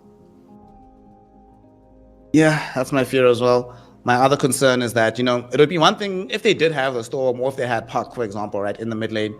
Then you can say, well, eventually this hero is going to itemize into picking up the Hex so that we have that instant initiation as we go on the Lifestealer. Tinies can buy Hex, but that Hex comes deep into the item pool. So you're going to be spending most of the time not really having a direct answer for it. And by the time, even if you do get to the Hex, they probably will have tools around him to keep the Lifestealer alive long enough that he can just come back and keep fighting regardless. So I think we're in agreement that this game is all rebounds to whether or not Quantum can control and deal with this Lifestealer. If they cannot, Yamson might just be strolling his way into the lower bracket final where Zero Tenacity is currently waiting. Yep, we will see. Like you always say, Dota is not one in the draft, it's one in the game.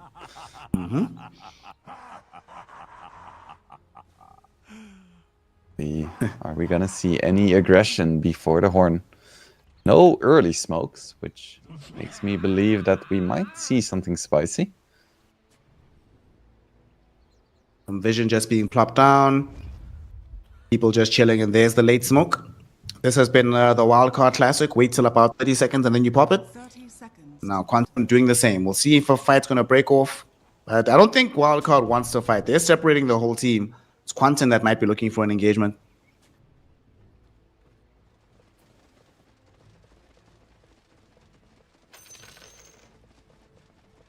Okay. Part of this place, nightmare lasts forever. That's a bit dramatic. It's probably like song lyrics, right? Either song lyrics or some kind of beef that they've had together whenever Bignum plays on this Bane. But they might have bigger beef because Wingblade, I legitimately don't remember the last time I saw this. 4 bounty runes claimed by Quantum. They did get the first blood by catching off Fade, so Lucas picks that one up, but I don't know if that first blood is going to make up for losing the 4 bounties across the map. So a bounty for your team is like a 400 gold swing. Right? Because it's 40 gold each. 5 heroes, so 200 gold, and you take it away from the other team. Getting all four is a big deal.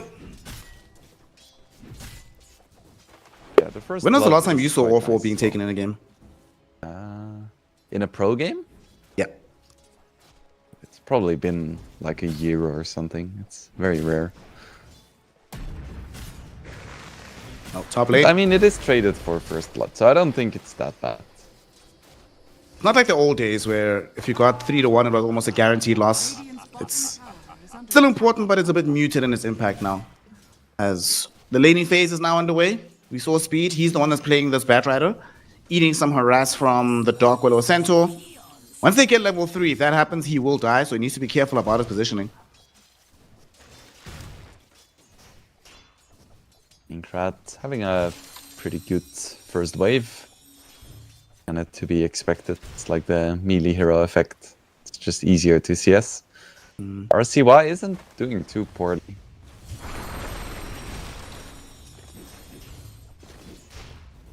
He's chilling.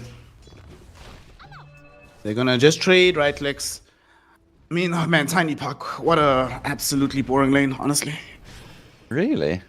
I think there is some potential. Yeah, there's think, some potential. Void Spirit Pango is like really boring. I think this could be interesting. Because they can do some shenanigans.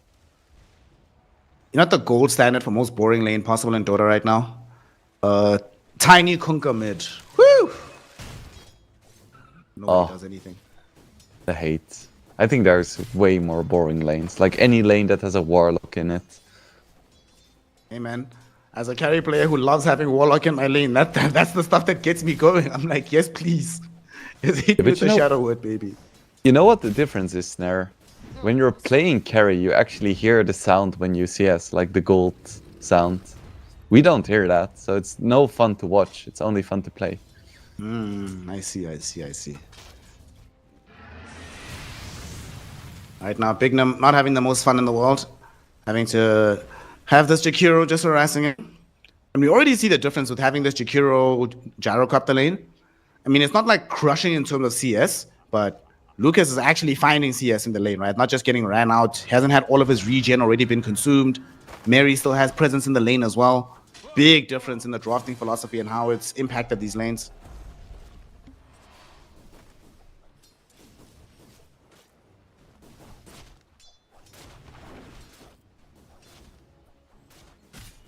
Yamsen not having too much fun in the top lane just yet compared to the Centaur.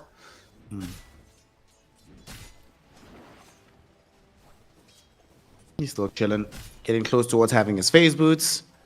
The Centaur is doing a great job though in the deny department. 11 denies from the off lane, not something that you see every day. And they just quickly force Yamsen into the rage. And the thing is, this is level 1 rage, so has to be very careful in the lane for quite some time now. And Emptiness enjoying the attack range.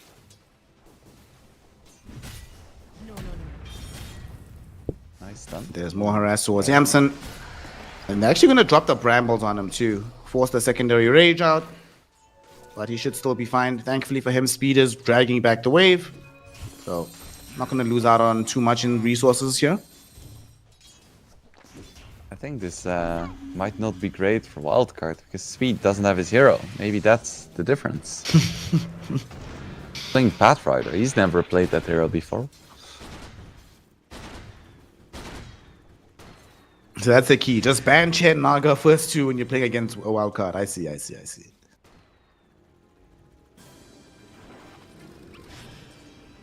Down bottom, Bignum. Taking quite a bit of damage. Potentially, but Lucas decides not to activate the Rocket Barrage. He'll just allow Bignum to manipulate the movement a bit. Mary breaks him from the sleep. And Bignum is struggling for levels on this Bane here. Level 2 at the moment. The Jakiro is level 3. And Gyro is level 4. So they've been doing a really good job from Quantum to enable Lucas here in the second game. And Tix as well, having a great time on the Gyro. 27 and 11. Still, Pongo's not doing too poorly either. 21 and 9. Ooh, nice reflexes by Yamsan. Time it wasn't faked by Palantimos. Yeah, it's been Honestly, a quiet early game, huh? yeah. But I think given what we saw in game one, that definitely benefits the side of Quantum. If it's not just becoming hella chaotic immediately. Yes, they're playing more aggressively in this top lane, but they're not losing anything in the trades here. They more or less have the HP advantages.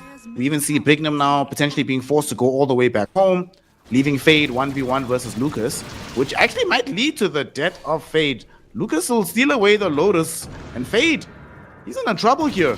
Trying to TP out, Mary trying to close the gap, but too far away, doesn't even have the ice path.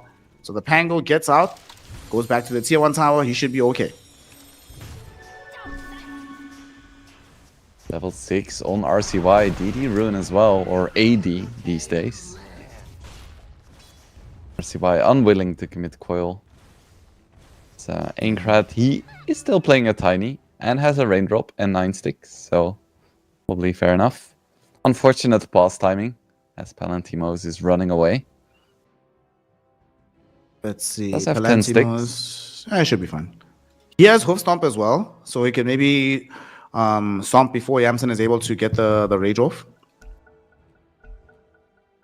Actually, wait, does Yamsen have enough for it? He does, just barely. There's the rage. Stomp didn't come out. He popped the stick as well on Palantimos. Is able to get out in the long run as Emptiness drop back the Bramble Maze, which halts the approach.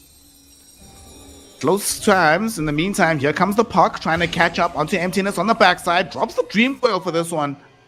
Might be worth it. I'm hoping to also steal the Shrine away from Palantimos. He gets here in time. There's the Hoof Stomp, and here comes Aincrad looking for the Avatars. Can he catch up to this Puck? There's a toss. Avalanche is there as well, but not enough damage. Puck finding the kill onto this Palantimos Centaur and getting out to boot.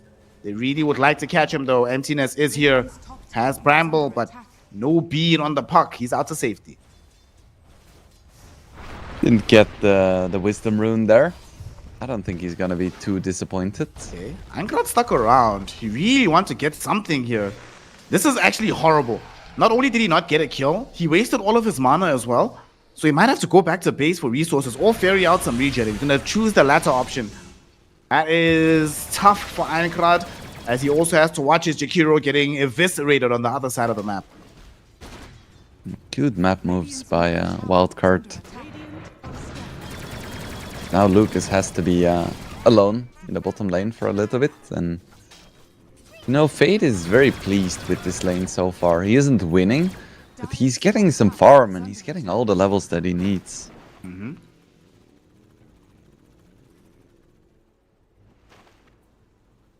Well, the main thing that they cannot afford, though, for Quantum is to have Lucas start chain dying on his Gyrocopter. They definitely need him here in this game. And he's doing okay right now. Second in the net worth department, farming in towards having a Chrysalis first. In the meantime, his counterpart on the Lifestealer just wants to go for the Radiance. So we're going a bit I don't even know which school this is. We've had so many different builds of Lifestealer over the years. But nowadays, Radiance is very common for so many of these melee cores. Other side of the map, Mary does die, but not that big of a deal. RCY keeps missing the illusory orbs. He's outplaying himself with the vector targeting. No, you don't understand, brother. You miss the early ones on purpose, so when they really matter, then you're locked in. Right, forgot.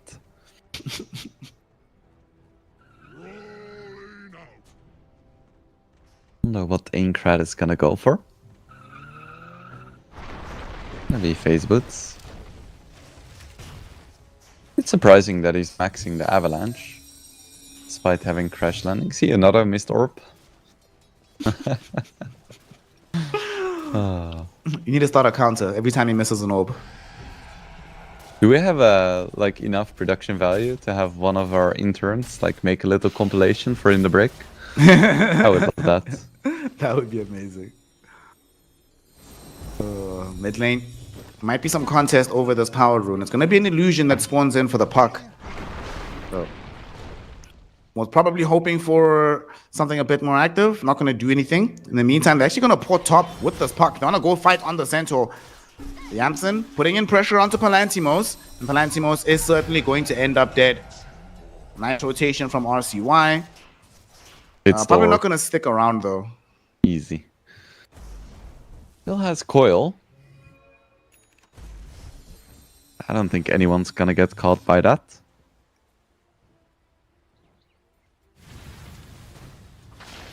Beat could be in some trouble. Dire's middle tower. Let's see. Yep, indeed he is. There's the Avalanche toss. Ankrad actually opting to not finish off his phase boots. He's going to stick with the gold. Looks like he wants to go straight in for the blink dagger.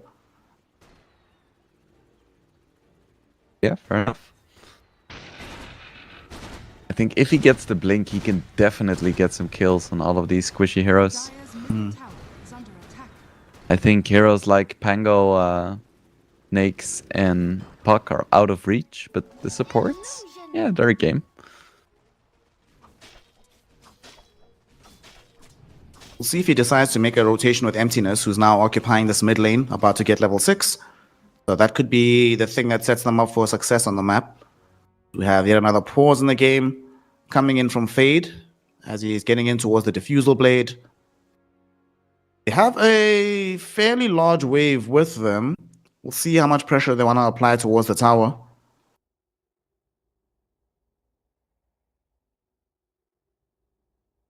I am not hearing you right now, Snare. Can you not hear me? Hello? Can you hear me? Have I disappeared? Is it my internet? No. I can hear you. Let me send you a message. Right, I am just going to assume that no one can hear Snare right now, so I'll just take over on my own. Luckily, we're unpaused. Back into the game. Yeah, I'm taking a little bit of damage. Snare can hear me, I just cannot hear him. Bottom tower is under attack. That is... Okay, I'm asking production if they can hear me. You're back for me. Oh, am I back? Okay, wonderful. Yeah. Wonderful, wonderful. All right. I'm back. The game is back. Very quiet game. Only 7 kills in the first 12 minutes compared to the relative bloodbath that was the first 15 of the last game. But it was kind of a one-sided bloodbath. I feel like it's a bit more even now, as Quantum isn't already losing really hard, so it's a big difference. Top tower is under attack. Also, a big difference is about to be made by Einkrad. In the previous game, he was waiting so long to get his Soaring Kaya before he could start making plays. But now he has the blink. It's coming towards him. Emptiness also has level 6. So they have that damage coming in from the supports. And they're looking to make a play towards the top lane here. They smoke. Heading forward. I don't think he knows about this on the side of Yamsen. Will he get caught by this initiation? No! Speed! Speed God breaks the smoke. Flame breaks them back. Fire flies to the high ground as well. Even if he dies for this one, hashtag worth. And he's making them work for it. He's not even going to die, Wingblade. He dodges the ice path, baits out the Shadow Realm, and he's just gone to safety. Oh, never mind. Okay. Jinxed them. Einkrad kills him, but Einkrad might pay for this one as there is going to be a Dream Coil right on top of his face. The Rolling Thunder from Fade will also emerge. They will find the stuns, but no, he bumps him to the low ground. The Stampede will try to save him, but the Rolling Thunder gets through the ice path. Einkrad survives with 80 HP, blinking away from RCY. He stays living. He gets out. Close call for him, but he doesn't die in the end.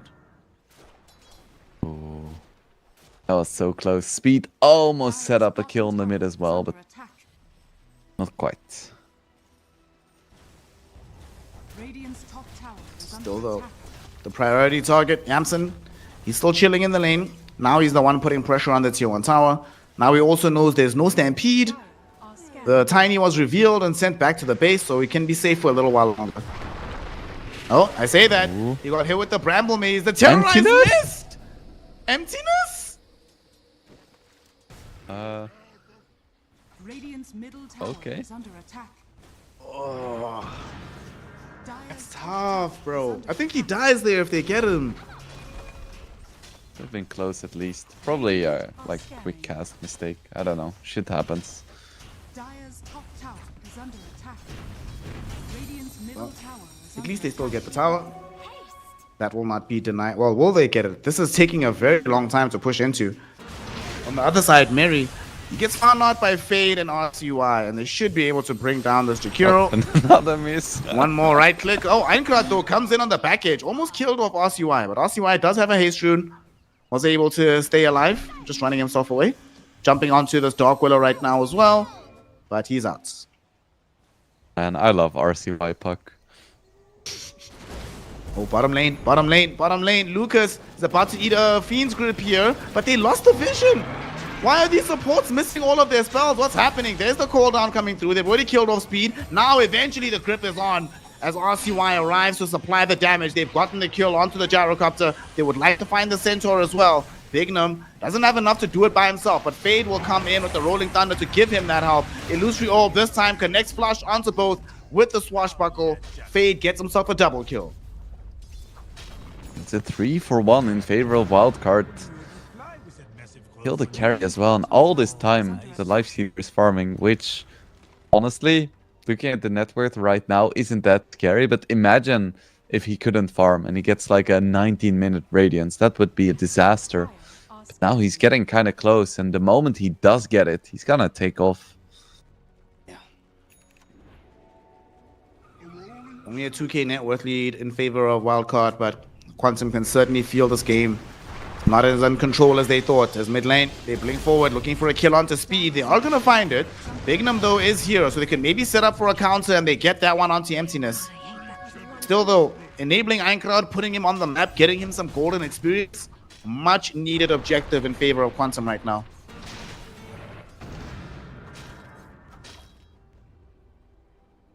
What is Fate buying here? Yeah, this is Diffusal finished and building an Aghanims now. A pretty aggressive style. Sometimes you see offlane Pungos go a little bit more defensively, but I think this is the right call. As his Lifestealer probably isn't gonna join the fight for at least another 5 minutes. I like this too. Also, whenever there's this much mixed damage on the enemy team, if you go defensive, then you sort of have to commit to getting both the Crimson and the Pipe. But in this kind of situation, just try to kill them before they kill us, and we'll be fine, boys. Yep. Man just needs to roll. Keep rolling, rolling, rolling, rolling. Smoke from Quantum. They want to find something good. I don't think they're going to be satisfied with the support this time. That's what they're seeing. They see Speed. Like they to know find about Fade. this. Dire's middle tower has fallen. They're actually going to go back top as well, towards where the Lifestealer is. Yamson, And they this might be coordinated the this wave time. that kills you. This might be the wave that kills you. Tiny's coming. They get him. Ava, toss. no. No! Again. Oh, no. Oh, no. That's tough. That's tough. It's such an easy spell to hit as well. Just coordinate in advance if you're gonna toss up or toss back. Oh my goodness. Would have been so big. Instead, he TP's home, finishes his Radiance. Now he's chilling. Farming the Ancients on the Lifestealer. His team, in the meantime, were pressuring bottom. Tier 2 towers already at half HP. It's not just not getting the kill, right? It's the cascade effect on the rest of the map. From how much time they were just wasting doing nothing, really.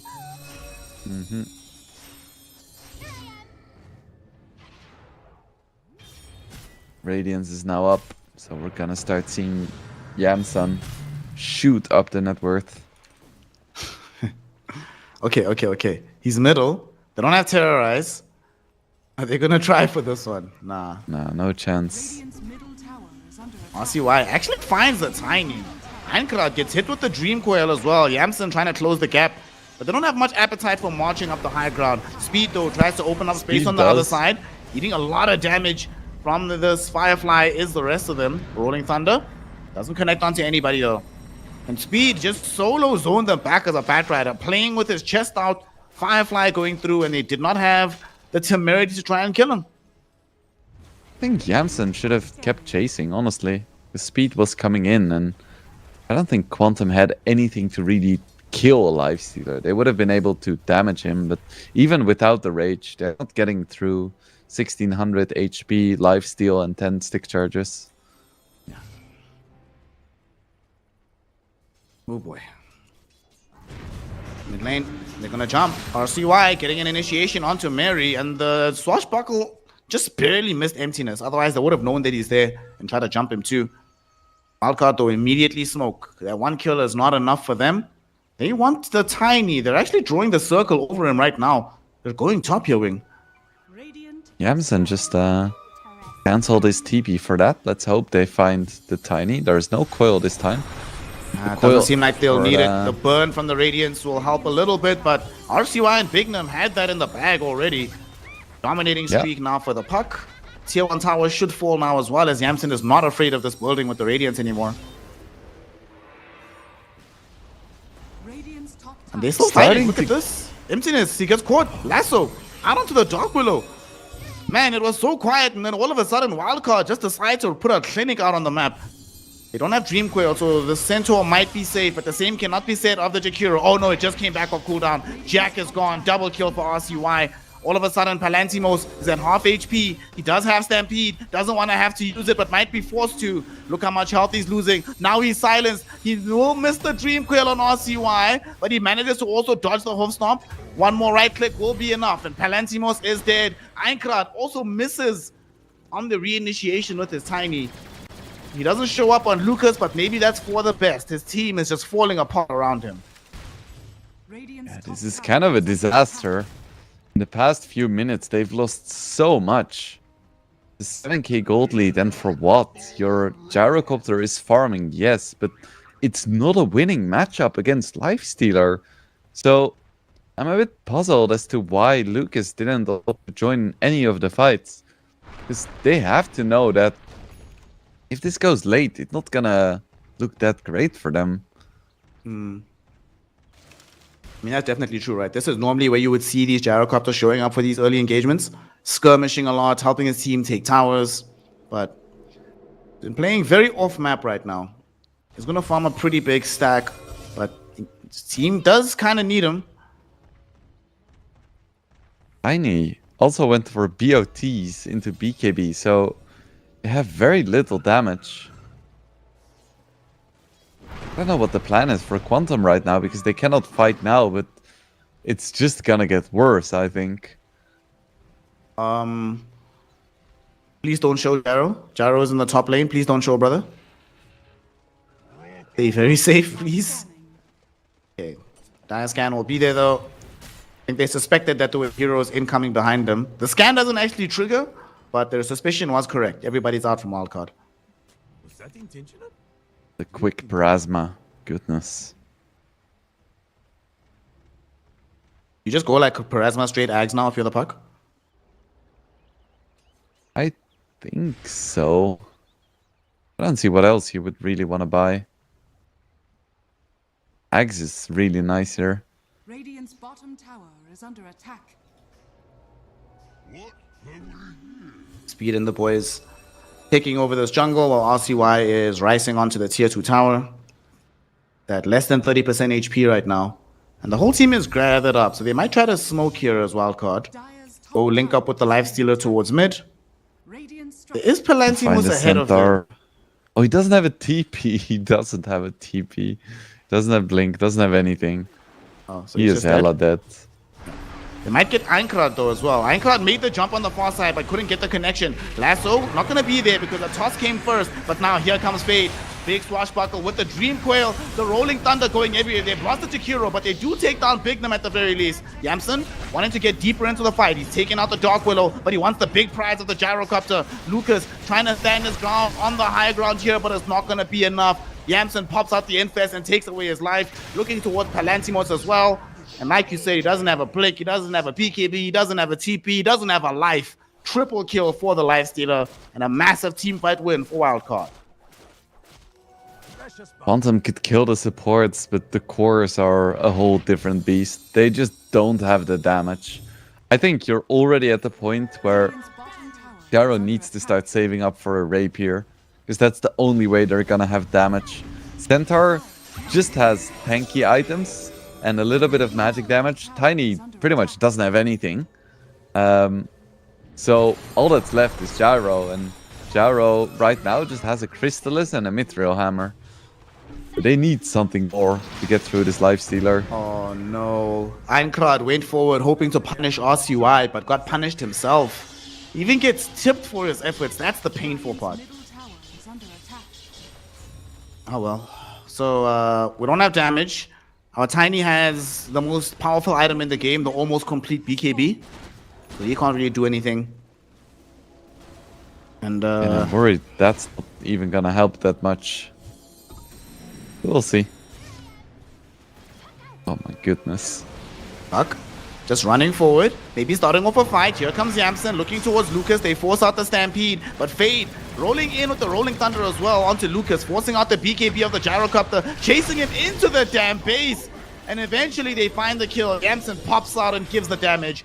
There's going to be a Bedlam with the Shadow Realm. It will allow Emptiness to live for now, but for now eventually comes to an end. Fade has a double kill on the back edge. Einkrad does get RCY killed. Will pay for this though as he gets himself Fiend's Gripped, right click down. At the very least, Palantimos does get the double edge kill onto Bignum. But yet again, another kill given up fruitlessly. Emptiness, he bought back hoping to help, but all he's helping is the gold account of Wildcard as they get a double kill onto him. Another team fight win. Yamsen and the crew just running over game 2. Radiant's top tower has fallen. Yeah, that was a full 5-man buy plus a buyback, so it was a 6-for-2 in favor of Wildcard, so Radiant's they top lose the tower puck, is but under attack. yeah, that's still definitely worth it. Especially now that they're probably gonna get the tier 3 as well. They're actually coming back towards middle because Lucas is putting a lot of pressure onto Fade. Fade might actually die here, but the Infest, shout out to Yamsen, Radiant's top tower throwing in the spell. That will save the Pango's life, but at the cost of keeping these buildings alive. So Wildcard, they have chosen Fade over objectives. He needs to be very, very grateful for that. What is next here for Quantum? I think for Wildcard it's probably gonna be Roche, despite them having a pretty terrible Roche lineup. They just have all the map control. Oh, RCY not going Aghanims, just going Octarine. Wants to be annoying more often. Okay. Very similar to the dynamic we saw with Yamsen game 1. When the game is going like this, you can pretty much build whatever you want. Doesn't really matter. I think Octarine is very strong on puck. It can be a little bit difficult to slot into your build, but at this point, yeah, sure. Several heroes for Quantum are top lane. Palantimos is going in to join them, but little does he know that he's currently being stalked by some wildcard heroes. We're looking to go for the wraparound attempt here. They also want to reveal Yamsen having Satanic. He just finished it on this Lifestealer. tower are scanning. And they're going to just go and steal the shrine. Will they get anything out of this? Quantum, they gave up the shrine and they're not getting anything out of this. RCY looking to quickly assassinate this Dark Widow. Doesn't manage to do so just yet. She's arrived in the Shadow Realm. This time the Terrorize does hit with the Avatars. She's gone on RCY. Jakiro does die for this now as well. Rolling Thunder from Fade, connecting in onto the Gyrocopter. Speed in the gang, able to eliminate the Dark Willow on the other side of the fight as Lucas now standing up. Gyrocopter with the BKB active and the cooldown. Unfortunately, Lifestealer is too strong. Palantimos will buy some time with the hoof stop. Ice Path with the Macropire was perfect, but the Ice Path doesn't last long enough. Yamsen got off the full infest. Einkrad forced now into a BKB as Yamsen trying to right click through the big rock. The big rock does TP out. Palantimos trying to do the same. He is denied that opportunity, but he does open up the space for his team to retreat.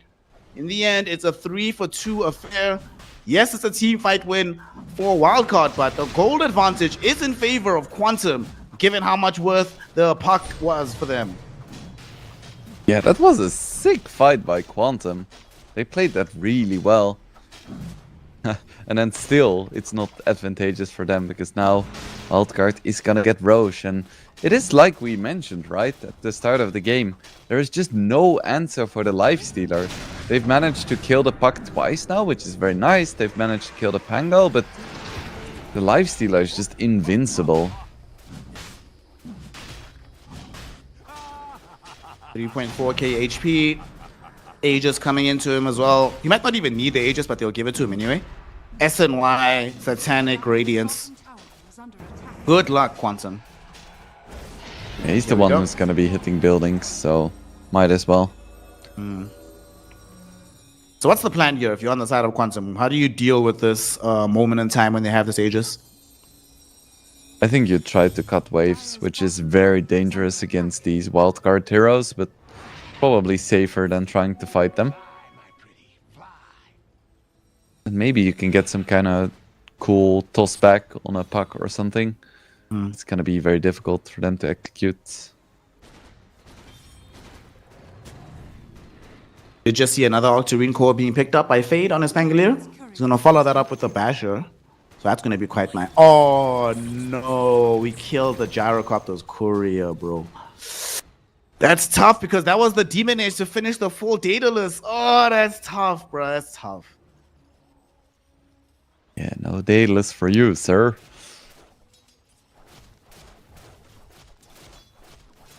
Thankfully, Oh. he's at the other secret shop, so he can finish it there. Oh, wait, he didn't lose the recipe. Okay, then it's fine. Then it's fine. Good name. Oh, they jump onto this Lifestealer. They're gonna try and kill him off and assassinate him. The Terrorize. This time it landed perfectly. They get him. Life used 1 is Rage gone, as but well. Fade! What a rolling thunder. Connecting onto the Dark Willow. She's already dead. Lasso onto Yamto's Gyrocopter to bring him outside of the base. He did have a Fiend's Grip on him, but they cancel it out. Dignum actually dies to the Avalanche Toss combination. They're slowly but surely getting through some of these heroes. Lucas doesn't have a PKP anymore. Doesn't have a way to mobilely move around the fight. And without that protection, his life will end up being forfeit. They did their best on the side here of Quantum, and they do get the Avalanche Toss back onto Fade, but the Infest will be there. Yamsen once again saving his Pangolier. He will not let him fall in this engagement. Under attack. They're doing their best. Einkrad, him and Palantimos have held for now. Now they're back with Emptiness, who does have a Bedlam, so they have some damage output that they can try and throw out. It's not the best for Quantum, but they do defend once again. Okay. I feel like Quantum is very good at prolonging games, but they haven't been super good at winning games this series. See if that can change here in this game too. Listen, not the difference is, previous game, Lucas was playing Razor, right? That's not a hero you can hold long enough with and hope for success. Now he's on Gyrocopter, baby. He'll be like, guys, remember the Muerta game. Relax, I can make this work. I hope he can, but I do still think he needs a rapier, not a satanic. Yeah. I too would prefer Rapira. Honestly, if the game keeps going in this trajectory, they're gonna lose. So something radical needs to change. And I don't think him like surviving a little bit longer in a man fight against Lifestealer is gonna matter. Okay, hear me out, hear me out, hear me out. Kill heroes. Disperser, right? Because there's no Storm Spirit on the other side, but you know, Lifestealer doesn't have much mana. It's like what, 3 hits plus some auto cannons. Then he has no mana left. Can't rage. Huh? Is that the plan? Maybe. I think it would be a pretty shit plan though.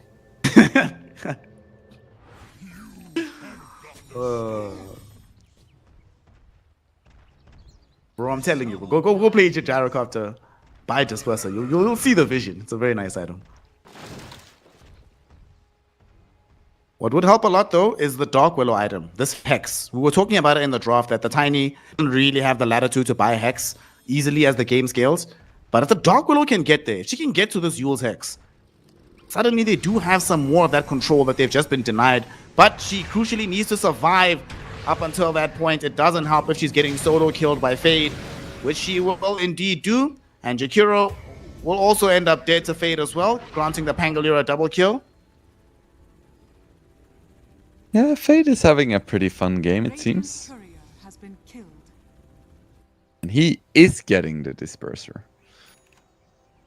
Hey. We already had the diffusal. Less exciting for me. I wanted to see it on the Gyrocopter. Fair enough. AoE Brain Sap now for Bignum. Gonna help him with farming his Aghanims, which he's pretty close to. Oh, mid lane. You do see Speed getting brought down quickly. RCY will... Wait, what? They Yules them? Whose Yules was that? Oh no, that was the tiny Yules. He was about to get hit by a homing missile before he got Yules. What's happening with Ironclad's execution in this game? Fade now comes in with the Rolling Thunder, carrying Yamson. Precious Cargo now has a Basher as well. Going in onto Lucas. They're forced to pop the Stampede just to get the Gyrocopter out of here. But they want him. They're gonna get him. He's trying to fight underneath this outpost. Nice little stomp coming in from the Centaur. And the Ancient Prowlers, they will be on Lucas's side, allowing him a chance to get out of this fight.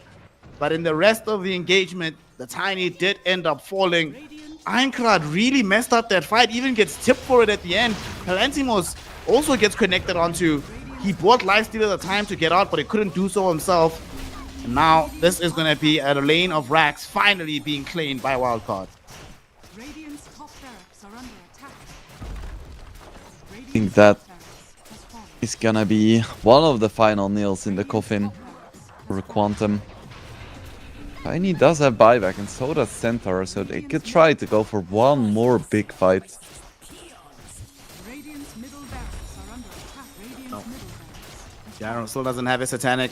No BKB for 30 seconds. Radiant's middle Gonna just let the second lane go. And Wildcard see no reason to vacate the base. is under attack. Look at this, Lifestealer. He doesn't buy BKB on Gyrocopter, but he buys it on Lifestealer. What a legend. Shout out Yamson. Radiant structures are fortified. This Rage. Maybe down for 10, he just walks back. No reason to rush. Comes back though. Everyone is alive again. Didn't have to use buybacks.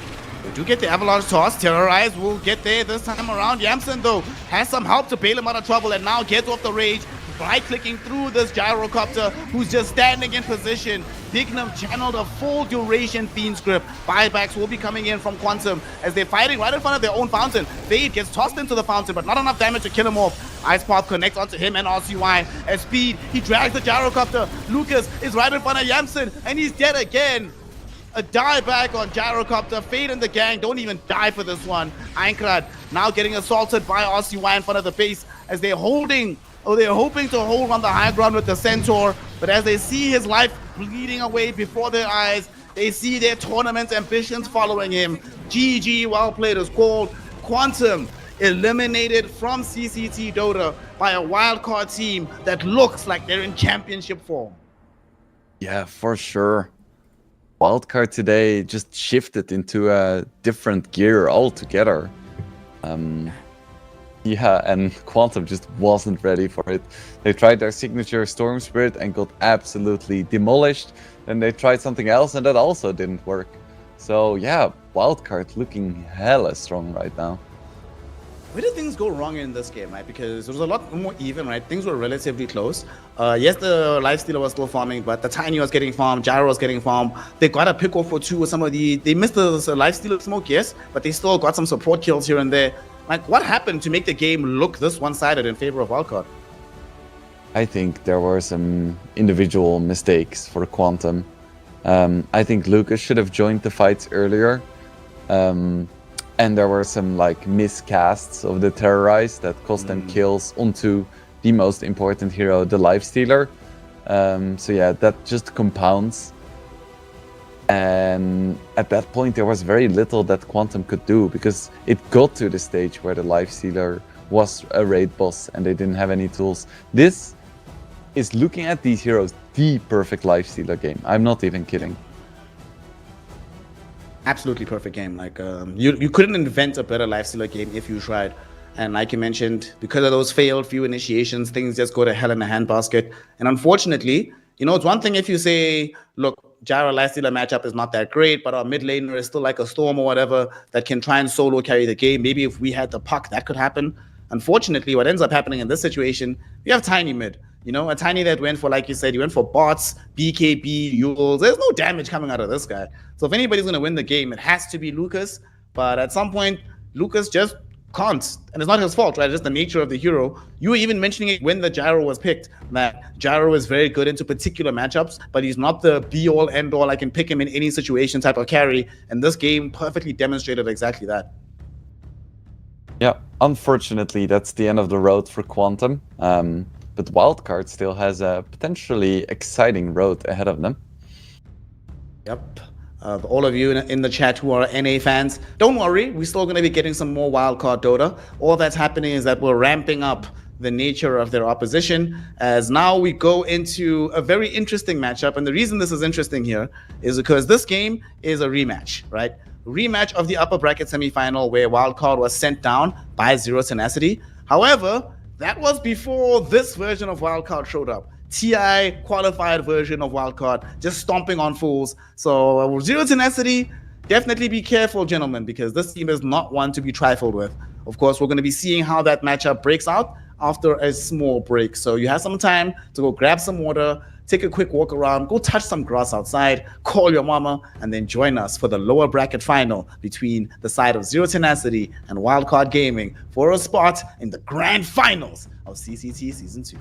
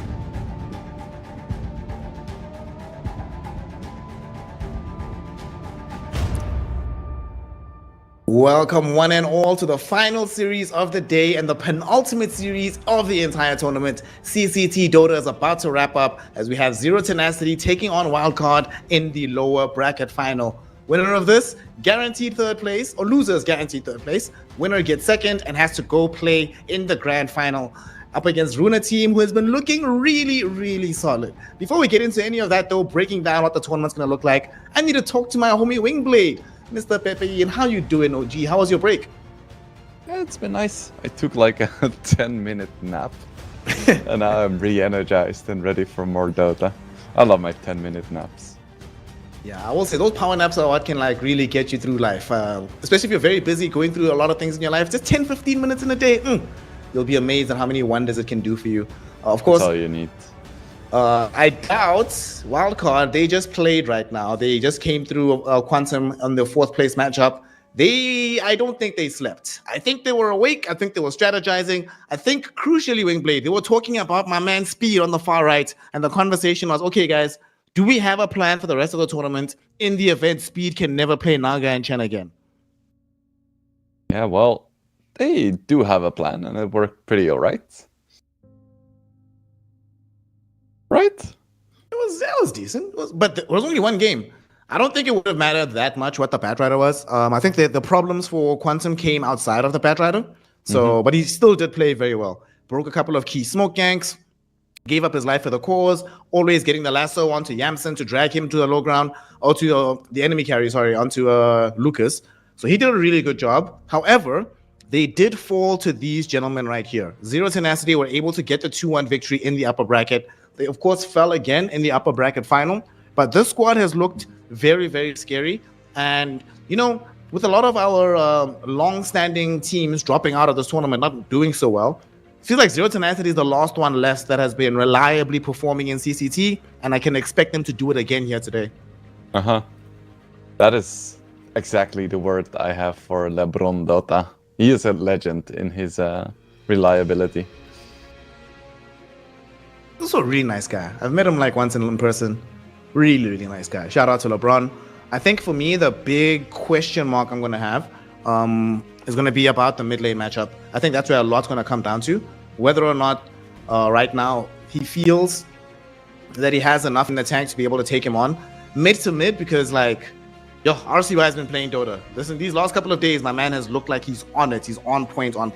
So it's not going to be the easiest run of things in the mid lane. Of course, not going to be easy from the carry position either, because Yamsen has also been playing some of the best Dota of his life here. Not just in this tournament, but in the TI qualifiers just recently.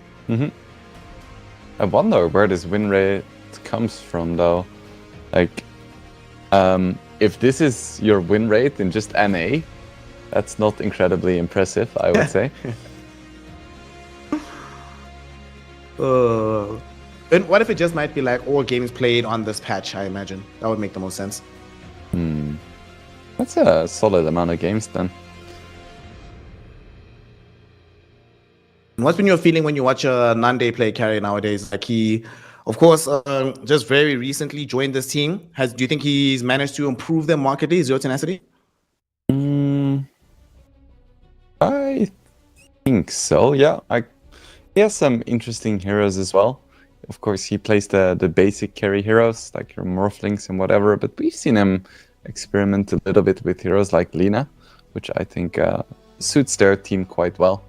They're all really flexible, though. Just like in the previous series, I think that's the case for most of these European teams. They have such a broad pool of heroes.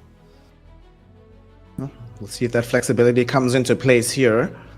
Very crucial matchup. This game is going to have a significant difference in your overall earnings. Right now, both of these squads have guaranteed $5,000 in the bank. You know, not a bad return of things. It's still a good day at the office. Jumping up one slot gets you to 8, and then jumping to first gets you to 25. So pretty substantial gap to climb up. So you need to be on your A game. For Wildcard, they've already warmed up. We'll see if Zero Tenacity have been playing some pubs, making sure they're not coming cold into this matchup as we do enter our first draft. ZT on the side of the Radiant with second pick. Wildcard for the third game in a row having first pick Dire Wingblade. Yeah, well, it's working, so might as well. I wonder if Zero Tenacity took the time to actually look at the wildcard games and really prepare a counter plan. But I think that's going to be clear from just the first bans. And so far, I'm not really seeing that. It depends on if they ban Death Prophet or not right now. I do imagine that Wildcard really want that hero. The way they played around it, because there's a lot of times where you see teams pick up the Death Prophet, and you can tell that they're not like comfortable on where she should be moving on the map. And they played really well around her. So I think that was probably going to be a highly contested hero for the rest of the series. Yeah, I think so too. I wonder if it's first ban material though. I think it is. I think it is. Yeah, there we go. Yeah, fair enough. We're not gonna see that, and we're gonna see the Batrider speed. You know, after that one game, it's like, okay, I do like this hero. Zero I think that's the Tenacity intriguing picks up part, the right? Shaman. The intriguing part about that Bat pick is that the Naga and the Chen were both in the pool, and he still opted and decided to go for the Batrider. I mean, Yeah, they could exactly. still pull a fast one on us and then have Bignum play the Bat, and then he moves to something else later in the draft. But maybe this is going to be their third option, right? It's like, right, we're going to pick either Batrider, Naga, or Chen first phase. You get to decide which one it's going to be. That would be a sneaky move for sure. But we see the Shadow Shaman. Did it get ignored in the previous series? Or was it just banned too soon? Nah, it was ignored, I believe, completely. If I remember correctly, I don't remember seeing a Shadow Shaman ban at all, but I'll go check quickly just to make sure. That's crazy. Such a strong hero. Not just the teams forgot about Shadow Shaman, but us as well. Okay, so game 1 it was banned first phase, and then game 2 it was completely ignored. So first phase it got banned, game 1, then game 2, yeah, nothing. Which is wild. Okay, fair enough. See a Sven ban as well. That feels a little bit Zero Tenacity targeted. Yeah, Nande That's, does play a pretty mean Sven. Not super great results in this tournament so far, just 1 and 2. This could also be them trying to set up for a gyrocopter pick of their own. You take out the Sven, and then you take out Marcy, who normally nowadays either plays position 4 or sometimes position 3. Either way, she threatens you in the lane. She can bring all the damage to you in an instant. So it does feel like Yamson is gearing up for that profile of hero, you know? Something that's like a bit more skirmish heavy, wants to be involved in the middle of the team fight, and that might get punished in lane for overextending a bit. Curious to see, but they go for a centaur. So could lane that together with the shaman or pick something else. Either way, it's quite strong. Stampede is not the most reliable of saves against Lasso though. I don't think it matters too much what a position 5 most likely Bat is gonna do. Also does give them a lot of presence in that lane. Oof. Oof. Oof.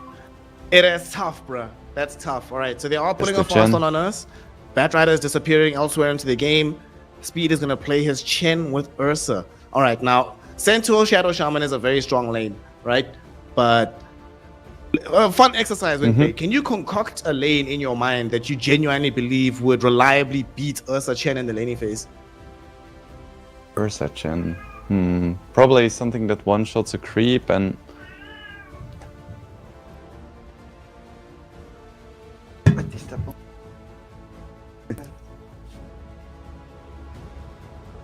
Wingblade, brother Wingblade, are you still there? Are you still with me? Oh no.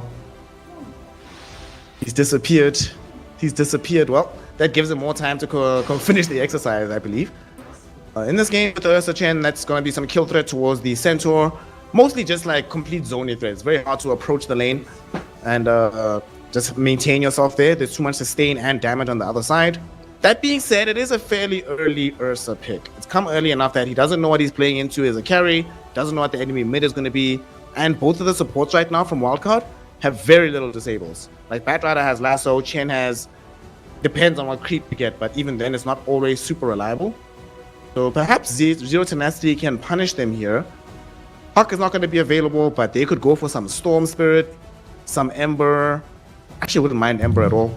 But one of these kind of hero that could complicate life right now for Wildcard. See, Zero Tenacity.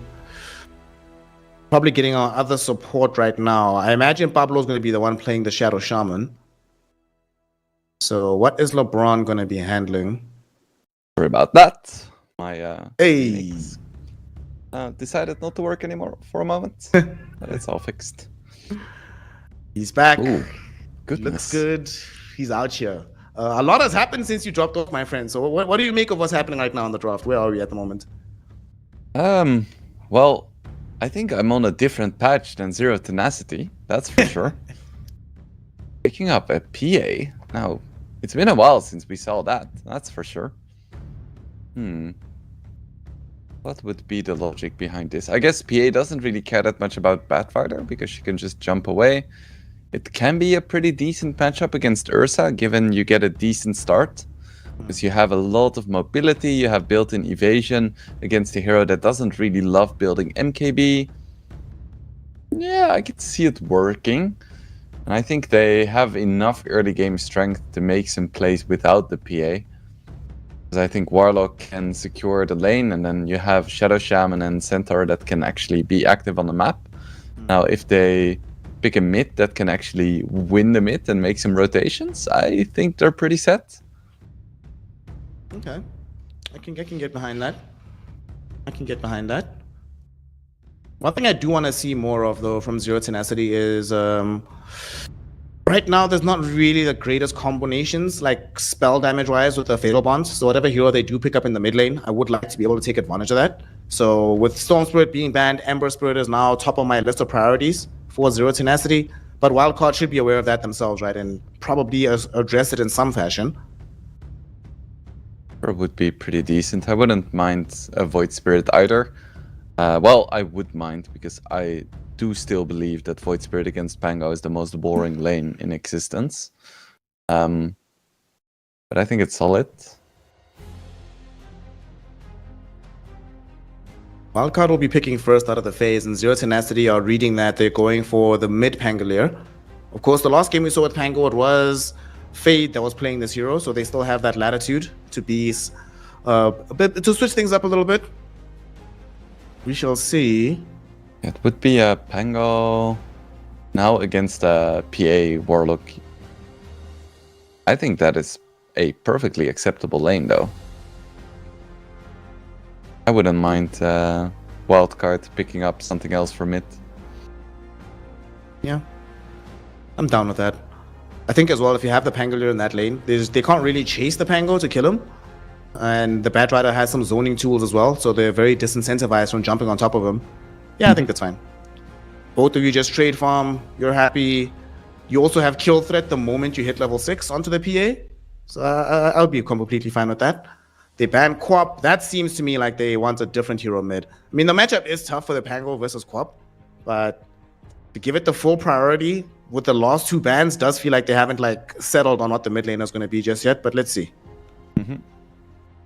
I have a few options yet. What have they played so far? Puck, Kunkka, Storm, Pango, Death Prophets. Kunkka could be solid into Centaur. Oh, they get tied. Okay. Okay. So, Aish. Sucks to be the PA. Goodbye all of your damage in the early game. You get yourself also the Dead in the Water. Very good against PA later, and good against the Centaur with the Stampede. Get the big team fight that they didn't fully have beforehand. Okay, what do you think about this? Yeah, looks pretty good. Of course, Pango doesn't really care too much about mid matchup, so he's gonna be fine. Now they have an even better offlane. They have some really scary team fight. Yeah, it looks interesting. It's another hero in the offlane for Wildcard. We haven't seen too many different ones, but Fade... Oh my goodness. I'm very unhappy. I was literally about to say Monkey could own this game. But this could be a pretty sick Monkey game. Like, they don't really have the best tools to be able to track the Monkey, like their vision. How do they get vision, right? They get vision through Bat Pango, not the best throughout the game. Monkey should be very happy in the lane against the Pangolier later on. when he goes up against the Ursa. Ursa eventually, especially when it's carry to carry, Ursa beats Monkey, right? Because you just you man up, go fight him inside the Wukongs, force him out of his own Wukongs. But now you have that situation where you can drop Wukongs and know that if Ursa is coming to kill him in the Wukongs, P is the one that's actually doing the damage elsewhere in the fight. They don't have the best lockdown from their supports either, outside of Lasso. So it's going to be really hard to catch the Monkey after he's used the Wukongs in the fight. Oh, man, I think these lost picks actually have made this game very, very interesting for both of the squads. Yeah, I think so too. Our suggestions were a lot more conservative, but they've completely flipped the script. We were like, oh, this Tide pick's so incredibly good. Now PA can't do anything. And then we have the Monkey King, and it's like, shit. So now that the dust has settled somewhat, which draft do you favor? I still believe a lot in Warlock. I think there's still untapped potential from that hero. I believe a lot in the Monkey King. I think this Ursa is the best pick of the draft, right? This reminds me of sort of the lifestealer situation we saw in the previous game, where if given enough time and resources, this Ursa can just take over this game by himself. However, I do think Zero Tenacity have more ways to address the Ursa than Quantum had to address the lifestealer. So he's not going to have a free ride throughout the game. There are some scenarios he has to be very careful about where he can't enrage himself out through. So I'm gonna go Zero Tenacity for game one. I think this Monkey really ties it all together. So if he does really well in the mid lane, honestly, I think Zero Tenacity have got this. Yeah, I'm inclined to agree as well. I think that Wildcard has a lot of issues with like bursting down the Monkey. I fail to see a lot of scenarios in which Monkey wouldn't be able to get in at least 4 hits and then just lifesteal back to full unless Ursa is like super farmed. Yeah, Zero Tenacity. They pull something out of the hat, it seems. Yeah. We'll see how Wildcard adjusts. They are still dealing with the Wildcard Chen, though. That is one concern that they are going to be having for themselves. Wait, is the Wildcard Chen? No. Oh, it did lose, though. It lost in game 3 between Zero Tenacity and Wildcard. So that is the one loss. The one loss Speed has on this hero is against this team. We'll see if they still remember the tech that they used to defeat it. Interested to see how this Chen is gonna do. It's not a super popular hero in this tournament, I believe. It's just a speed thing, it seems. He's going for the Satyrs as well, so that means there's gonna be a lot of mana burn. It doesn't feel like Zero Tenacity doesn't or cares that much about their heroes having a lot of mana. Like, if you mana burn a PA, he's just gonna get a stick and then still have daggers, you know? And Centaur also doesn't care that much. We'll see. Little bit of a pause. Everybody can take stock, discuss what's going on. Think about how they want to approach the next few moments of this game as the Monkey now does rejoin. The one thing I'm also curious to see is what's going to be his build. Monkey's one of these heroes that is extremely versatile in his itemization. What do you think feels the best for this game in particular? For the Monkey? Yeah. I think Diffusal is really nice. Because Wildcard has 3 non-intelligence cores that all kind of care about having mana. So just taking that away is gonna be so nice. And just having the early slow is gonna be sick. So we'll see what he ends up going for. For now, it looks like it's just gonna be the Corrosion first, which is fair enough. You know, I just had a flashback, right, to 2014, 2015. EG in particular, given that this is an American team on Wildcard. Back then, EG once ran a similar strat like this, right? But I forget the hero. It wasn't Monkey, it was TA. That was the Monkey King replacement. And what they did instead is that they laned the PA mid against wasn't McPango, forget the other hero. But you put the PA mid in an okay matchup, and then you put the Monkey/TA in a dominant matchup. I don't think they'll do it here, but it would be very fun to see if it made an entrance here in this game, the lane swaps. Yeah, I think it's such a shame that people kind of stopped the lane swapping thing. I remember back in the day, it was such a big thing where heroes would just like run around the map trying to avoid the unfavorable lane until one finally threw in the towel. And it kind of promoted flexibility in players as well, because it was so nice if you had a player like Matumba who could play carry and mid, you know? And these days, it feels like people are a lot more specialized, and maybe that's a result of people just getting better at the game, understanding it better, or maybe it's a meta shift. I wouldn't be able to fully tell you. I think that generally tends to happen within competitive enterprise. Like, you start very versatile, and then you specialize, and then eventually the specialization sort of plateaus, and then the next innovation will be figuring out how to be versatile again. I think we just happen to be in the specialization era right now. What can you do? That seems cyclical, which I guess is cool. It would be so nice to like have a chat with the balance team, just to see what their vision is of the game and the evolution of the game.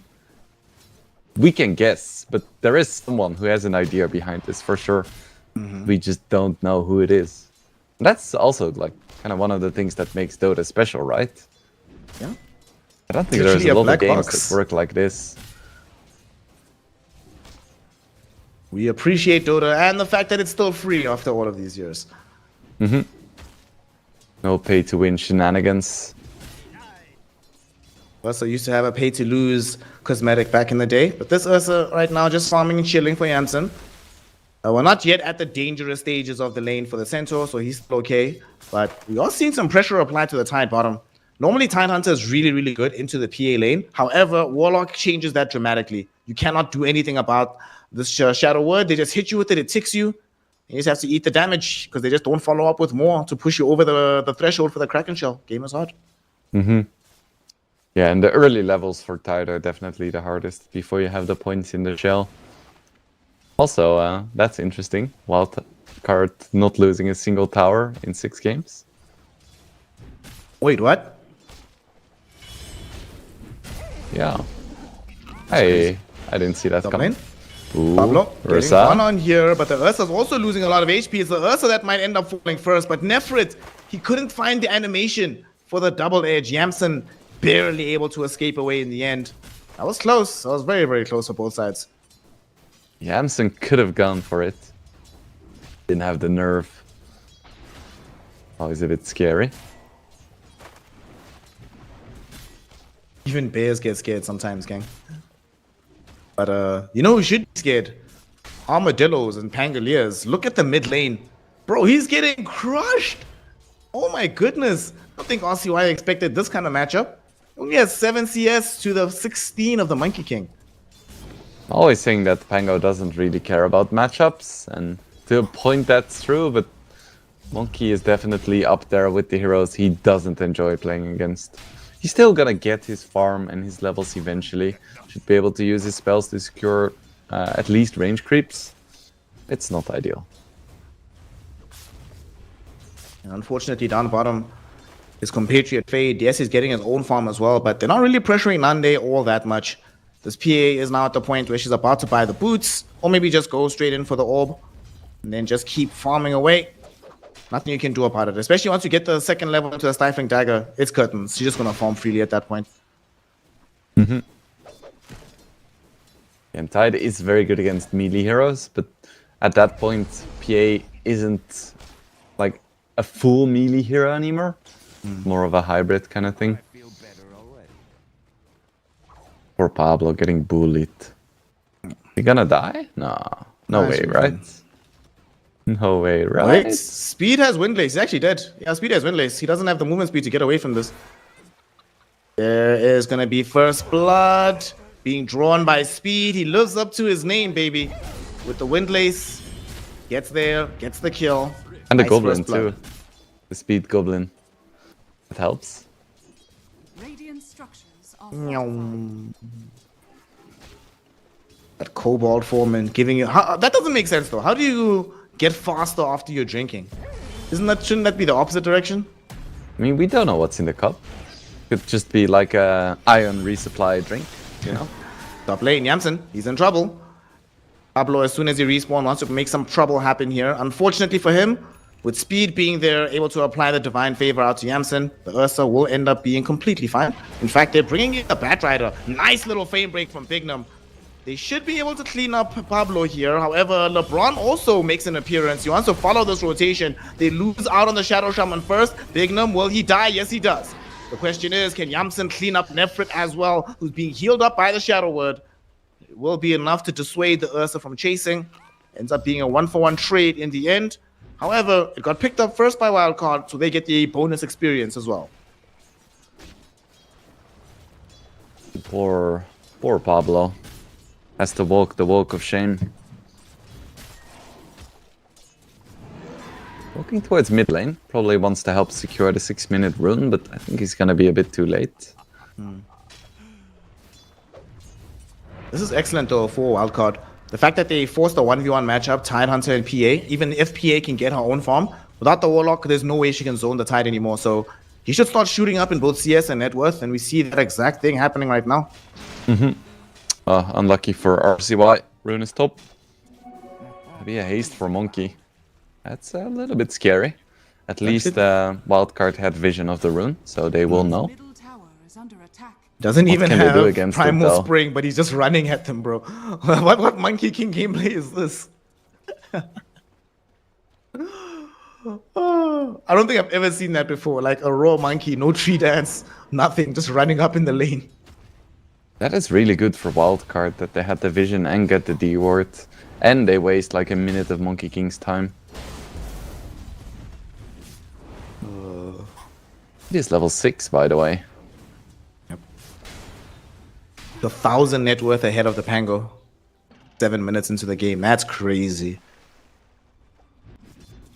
Wait, oh, I thought for a moment that Fade had a Battle Fury queued. I was like, what am I witnessing? No, that was the PA. They're cooking, but not that hard. It's going to be a double Battle Fury game because, of course, the Ursa wants a Battle Fury of his own. So a lot of time is going to end up being spent just trying to farm. But I must say, they've done a really good job on the side of Wildcard, protecting Yamsen top. This lane has actually ended up being much less volatile than I thought it would be.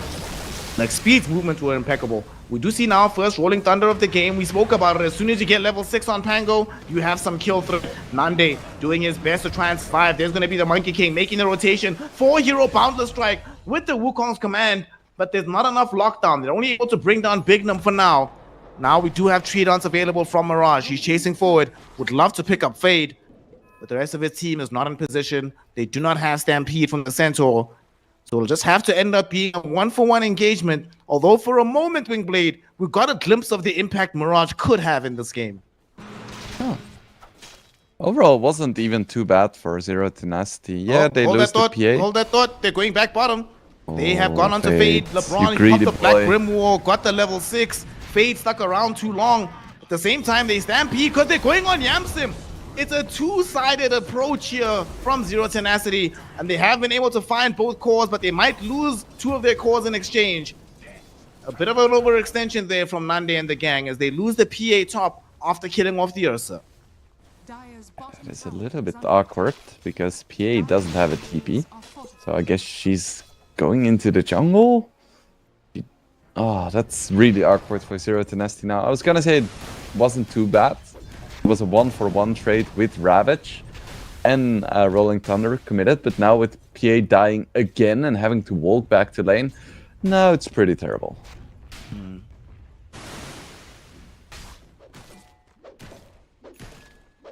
Well, still a lot of time for them to try and recover the situation. LeBron, in the aftermath of getting himself to level 6, picked up a pair of arcane boots. One of the bright sides, though, for Zero Tenacity is that despite the fact that they have a Chen, it's going to be a little bit of time before Wildcard can realistically bring down buildings. I mean, at this stage, the only way they take towers is either by 5-hero wiping you, or like Fade needs to creep skip on his Tidehunter. But other than that, their actual objective-based damage is fairly lackluster, and it's going to stay that way for quite a while. Yeah, it's really gonna have to come down to the hero kills. This is not a lineup that's gonna sit in front of a tower and slowly take it down. Raj. Ooh. Might try bring down the monkey. They were queuing up the roll, but they end up not doing it in the end. Well, napalm stacks. You stoked, Bree? We'll ignore that. LeBron Dota is invisible. Right now doesn't have Golem yet, so I would say that an invisible Warlock is like one of the least threatening heroes you can have with an Invis rune. Let's think. What's less threatening than Invis Warlock? By himself, right? Like the heroes alone. Invis Io seems pretty unthreatening. No, but Invis IO can like suddenly save someone with relocate. Okay, fine. Let's see. Tower is under attack. Invis Ench doesn't seem to have much value. Top lane, we do have a run in from Mirage here, putting in pressure onto speed. This Chen is almost certainly going to end up dead.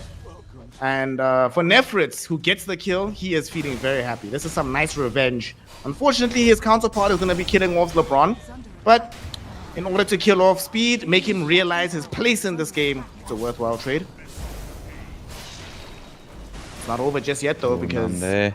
they have Nande. Stampede is popped. Rolling Thunder is going to be in from RCY. Here's the connection. Doesn't want to bump him to the low ground. At the same time, Mirage shows up out of nowhere, getting in the kill onto Bignum.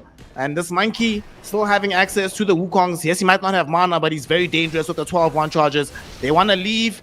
Will they be allowed to do so? Fade, now held in place. He's already used the Kraken Shell Dispel. Do they have the damage for this? They should. Couple more charges on the Wukongs are necessary. There's the Boundless. The Boundless came too soon. Wingblade, they messed it up. They used Boundless too soon, but they still should have this. Just took a lot longer than they should have. Base? Base? Oh, that's funny.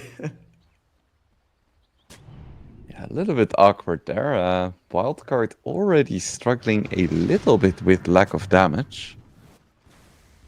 Dire's bottom I think tower the is under attack. Diffusal Blade on Pango is gonna help somewhat. Both sides pushing a little bit right now. Under attack. Chain Army going middle. They take the tier 1 tower down bottom, and they take it fast enough that Nefrit can come back middle to mount the defense on this building. So we are seeing some of the weakness of this wildcard draft that we're discussing now. And it's ended up biting them a little bit in the backside here. No space being available on the map makes it easier for Zero Tenacity. Fred, we haven't spoken too much about him, but he's actually quite scary. Vanguard and Blade Mill. Radiant He is one tough nut to crack. Holy based. Vanguard, Blade Mail, and a chipped vest. You'll love to see it. Please hit me.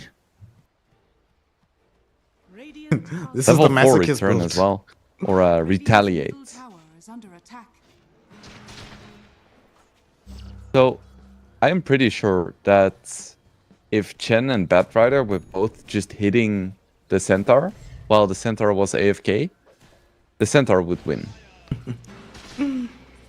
Well, speaking of Batrider is top, getting a quick kill onto Pablo, but the kill is not that fast, so the team is coming. Unfortunately, though, there is a lot of Fireflies left on the floor by the Batrider that stymies their approach. Radiant's And they probably bottom thought to tower themselves, is like, under okay, we could re-engage this fight, but how much worth is this Batrider's life? Or the Shadow Shaman's life? You'll be fine, bro. It's all good.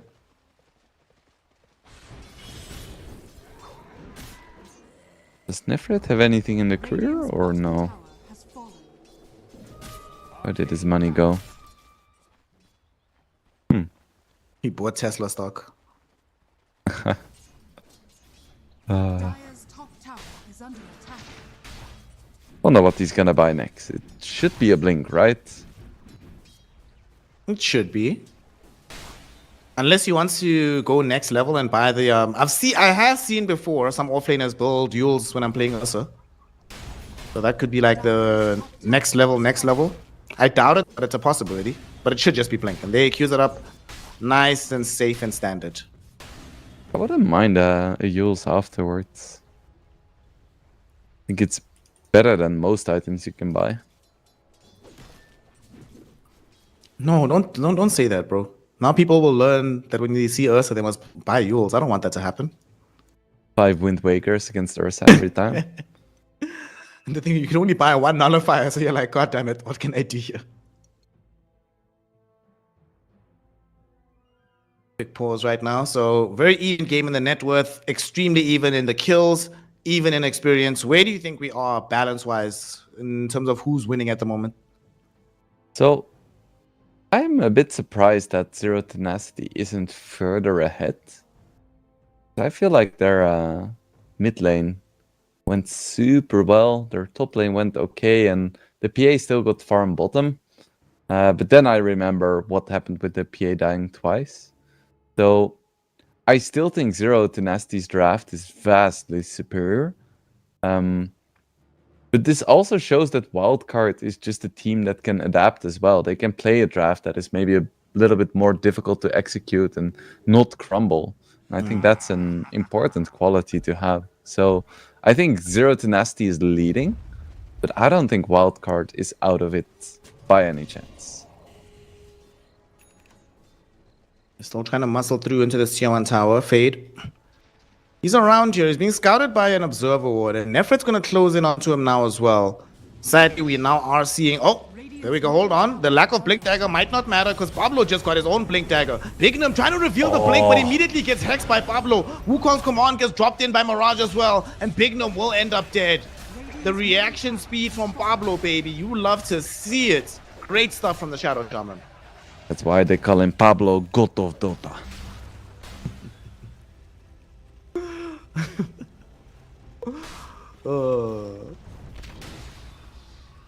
Unfortunately, though, it was an expensive fight. They had to drop the wall, they had to drop Wukong's, they had to drop Mass Open Ward, and they don't really get that much besides that Batrider kill.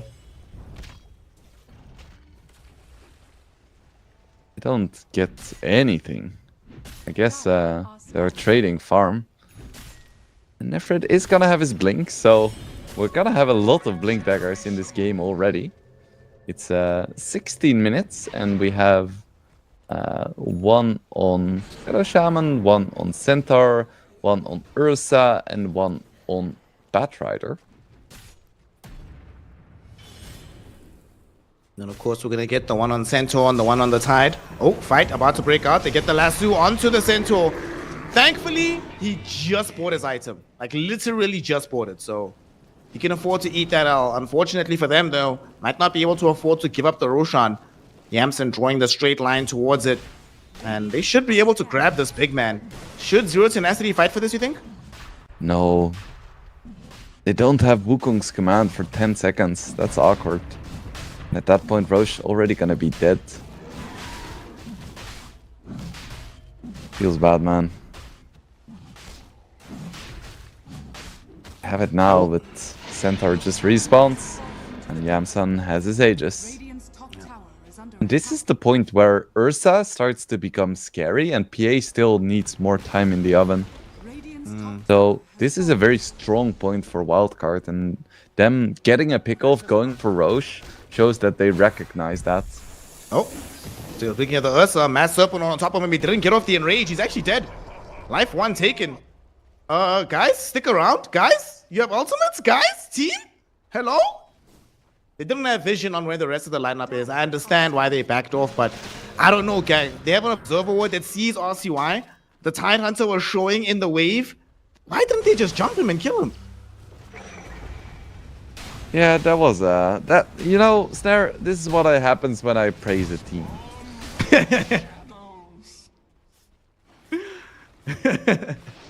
The caster's curse is too strong.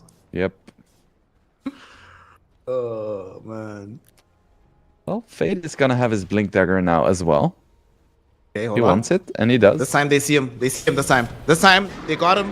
They're gonna try. No! Pablo messed up the initiation. He didn't get off his spells in time, so the enrage came out, and now there's time for RCY to come in with the counter Rolling Thunder. They isolate Pablo as the Stampede is popped to get everybody out of trouble, except dear, dutiful Pablo. Well, Yeah. you know what, brother? You messed up the initiation, so you deserve to be the only one that dies. That's why they call him Pablo, Dog of Dota.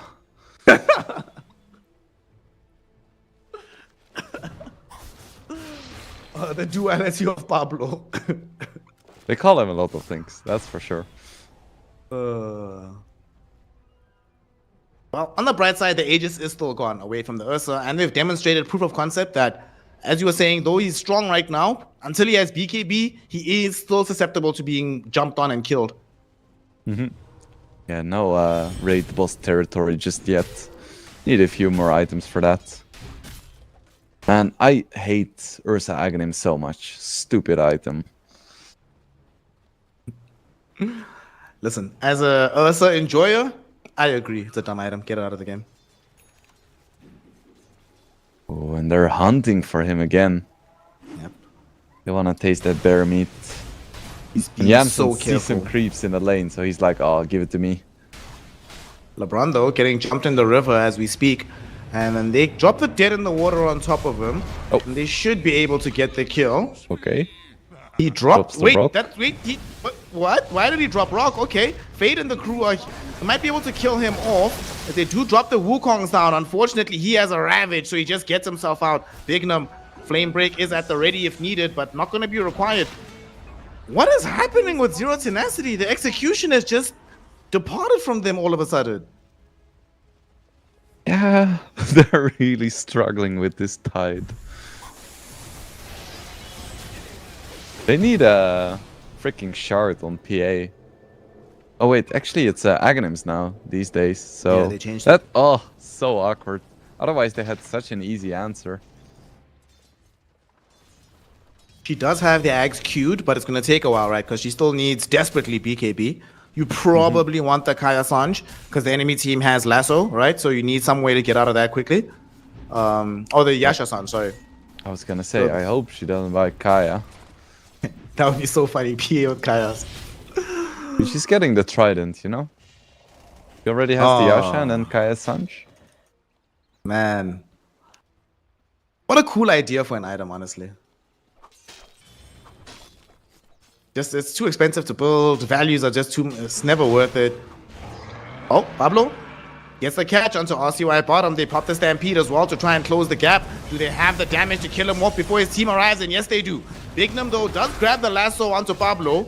So Pablo will earn another name for himself as he goes down to Yamsim. Nande, though, his first real fight being involved here, trying to bring down Bignum. He knows they don't have a Ravage. Huge stomp from Nefrit. He has his own Ravage, baby. And now that they've dropped down the Wukong's command, everybody needs to flee here. Speed brings in his army of creeps, and it's an army indeed. Runs a lot of distraction here. Ultimately buys the space and time for the rest of Wildcard to retreat. But Zero Tenacity showing that they really do still have some punch in them if they can find the initiation. Yeah, and Ursa wasn't really ready there. I think it's gonna be a different story once we have Ravage and Ursa jumping in, but this was perfect timing by Zero Tenacity getting the pick off right at that moment. Also gave them a very big item. Mirage now has a BKB on the monkey. Dire are scanning. Definitely going to be a difference maker in the upcoming fights. It has SNY now working towards BKB. Dire's middle tower is under attack. Ursa, of course, already has his, so Wildcard is definitely my favorite in fights right now. Like they're gonna want to press the issue. There is a centaur in front of them down bottom as they are smoked up. But he should be fine. Everybody else is quite far away. Monkey's in the river. LeBron's on the high ground. Nefrit, you need to get out of here. Nefrit, don't do it. No, no. Oh, no. Oh, Well, almost escaped. They made him waste Stampede as well. yeah. Why is it always that last wave that we die on, bro? Every time. Every single time. Just like the almost BKB is the weakest item in Dota, one more wave is the least valuable creep. Top lane, Yamsen might not have a valuable life of his own. Big Wukong Pablo set that up perfectly. Unfortunately, Mirage ran out of damage, so they couldn't find the kill. Nande, though, he's going to be coming in to close in the gap. They get a Hex now onto Fade.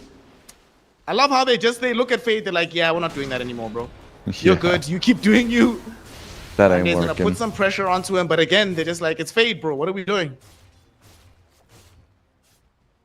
Yeah, Nande has his Aghanims queued up after the BKB. He's like so done with this shit.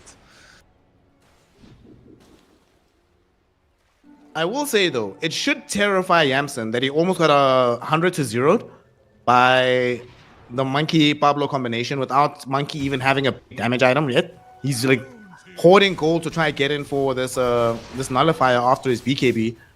But if he had one more damage item, that would be a dead Ursa. So that should concern him a little bit right now. Mirage is actually queuing up a Radiance on this Monkey. Oh, Interesting. he changed? Okay. Wouldn't Nullifier be better so that you can purge away some of the Chen buffs as well? Yes, for fighting, I think so, but I feel like Zero Tenacity doesn't really feel the urgency that much. So you might as well get a Radiance and farm more. Because I don't think Wildcard's gonna have a chance in the late game. So if Zero Tenacity can keep stalling, keep farming, keep pushing lanes, they're gonna be more than fine. Okay. My other slight trepidation about the Radiance is that MKB is gonna arrive around the same time as the item, actually even sooner. But nonetheless, if like you say, he just avoids fights, just ends up farming, it'll generate its own value in different ways. And especially if they can do this, Wildcard, they smoked up on 3, hoping to find a fight. And Zero Tenacity are like, no thank you. We don't really feel like boxing right now, we just want to keep farming. The scary moment's gonna be Roche, and he just respawned. Big Num, he activates Fireflies, thinking of jumping in. Not gonna get it. But look at this, they just got BKB. Zero Tenacity, they're the ones that smoke now. Guess, they came across Ursa. Ursa, he got found all by his lonesome. His team is not with him. They do drop their Hand of God, but it's not gonna be enough. This time, Pablo will not mess it up. Easy kill on the Ursa. Zero Tenacity, baby, coming back into it. And Nande, he's not done. He's found speed. There's no more Hand of God, but there is a Rolling Thunder. RCY going on top of him. There's a lasso as well. Nande's in trouble. Finally gets off the BKB, but he needs someone to hit right now. Jumping in onto Bignum, they get that kill. LeBron dropping the Warlock Golem onto Fade's head, forcing the Ravage out of him. He's able to use the Gush to kill off Nande, but I think this probably cost his life. There's a stun. The Bounder Strike is going to be there, and the double edge finishes him off. Pablo now on the right side of the fight. He's caught up to speed. Mirage hits him with the inhibit from the Diffusal Blade. There is going to be the Shackles from the Shaman, and another kill for Mirage. Is under attack. Oh, Ursa really needs to stop getting caught. Yamsam. I feel like Wildcard is stronger in these fights still, but the way they're starting is just a testament to how well Zero Tenacity is playing around the map. Fallen. Man, Dire's middle tower is under attack. They are Ravage is playing down, so clean now. and Roche is up. Yeah. Ursa, forward. please be careful, sir. Bro, there's 6 Blink Daggers in this game. Oh, you'd love to see it. Dire are scanning. And the ones that don't have a Blink Dagger, EA has a built-in Blink. Monkey King can jump with his Q. I guess it's just the Chen and Warlock that are not gonna have a lot of mobility in this game. Nah, it's all good. Gang Warlock already has the 4 staff. He's chilling. Damn. Could be a big fight though. There is no Ravage, but Wildcard still wants to go for it. They see what's up now. There's no Rabbit, but there's also no Chaotic Offering. They get onto Mirage. Mirage is just dead. Now there's no Monkey. Bignum onto Nande. They isolate him from the rest of the squad. What a lasso from Bignum. Shout out to him. Catches the PA, lets his team set up on the Monkey, and they find the 2 easiest core kills of their lives. To make it worse, both of them use their BKBs, Wingblade. Well, that's how you turn a game around again. Dire are scanning. I just know that Zero Tenacity was like, oh, they don't have Ravage, we can take Roche for free. Vastly underestimating what the rest of Wildcard has to offer. Speaking of, Yep, I get Sentinel's another about one. to get ripped to pieces by the Yamsen Ursa Bear. And that's going to be the MKB. Dude, like the Monkey's actually changed his mind. He doesn't want to go for the Radiance anymore. He's buying Disperser. Oh, Pablo jumping in, gonna find Bignum. Is he gonna get out of this? Oh, Pablo, God. All right. yeah, God of Dota. Oh, Rio takes like no damage from the ward.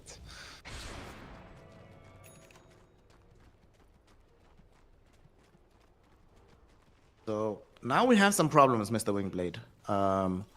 The big problem that I surmise, obviously, is going to be this MKB on the Ursa. That's going to change these fights quite dramatically, make things very difficult. But high key, this Aghanim Scepter on Pango, this is going to create just as much chaos for them on the side of Zero Fate Tenacity. Ursa is fine. jumping in onto Warlock. Very quick and easy kill. How did they have vision? He just jumped there. Killed the Warlock. No problem. How did he know? Maybe Axe Gush, did that connect? I don't think so. Maybe just godlike game sense.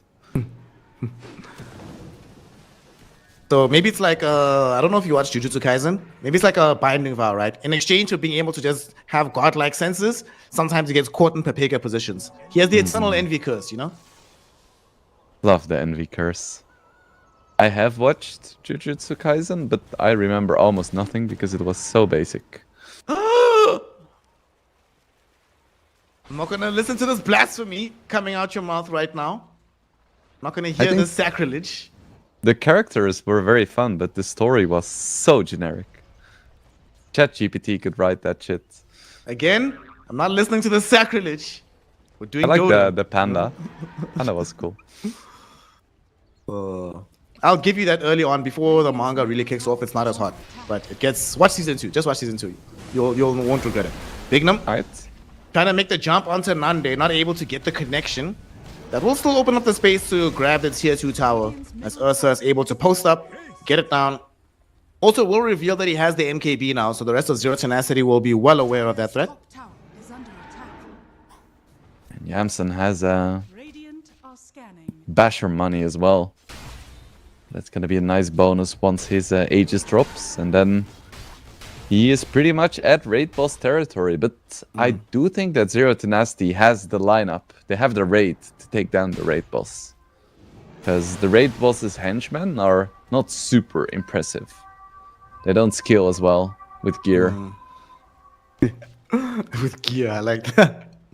Bringing in the MMO terms, you love to see it. Z10, they smoked up right now. They want to get some action done on the map. Let's see, they're wrapping a little bit. Fade will get scouted by the monkey, but they've already established that fighting onto Fade first is generally a mistake. We'll see if they can find anybody else. They go onto Fade regardless. There's going to be Chaotic Offering drop down. He takes out the Ravage. Yamsen, though, stuck inside the Wukongs, killing off Pablo. He's taking a lot of damage in his own right, and he'll end up losing his first life. Pablo, he buys back. He wants to bring this disable towards Yamsen. Yamsen able to just get himself away as RCY. Now goes in with the Rolling Thunder. Nande getting caught out by Bigner, but able to get off the BKB. He's turning around, trying to put out the damage, but he's too low on HP. Doesn't have life steal. He ends up dead, but Yamsen is going to follow him into the grave. Carry for carry, but Wildcard also grabbed the kill onto the Monkey King. And now Nefrit, he realizes that he doesn't have any big allies left. He doesn't have any damage of his own. He'll So utilize the tanky. Blade Mail to buy time. And he's so tanky because of the Retaliate. But eventually, they should be able to get him. The mana They is a heart. I mean, this Heart of Tarask is buying time, but it's not going to be enough. Eventually, he dies. That is 5 gone because Pablo died back in that fight. Wingblade, yes, they get Williamson, but at what damn cost?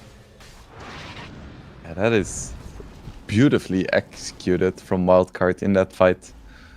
I keep talking about the henchmen of Yamsen not being that impressive, but honestly, in these fights, they're playing it so damn well, really pushing their heroes to the limits.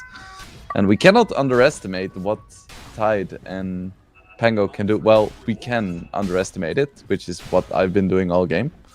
It looks good for Wildcard now. And Ursa didn't even have Shard and Aghanims yet, so it's about to get a lot worse as well for Zero Tenacity. Yeah. Well, it's a bit unfortunate in that situation that they still didn't have the Aghanim Scepter on Nande. They really are struggling with the Tidehunter. Without this Ags, you're always going to get off this Ravage. I'm just imagining what could have happened if they killed him first.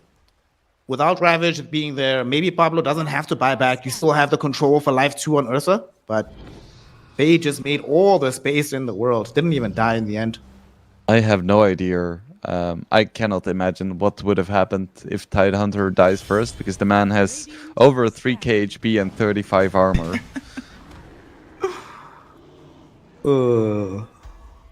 Yeah.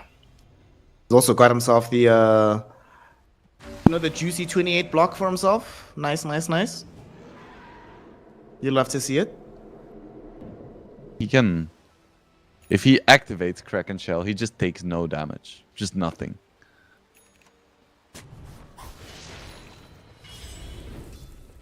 Zero Tenacity ball back in their court. Before that fight started, the gold lead was about 8-9k in favor of Wildcard. Now it's sitting at a cool 14.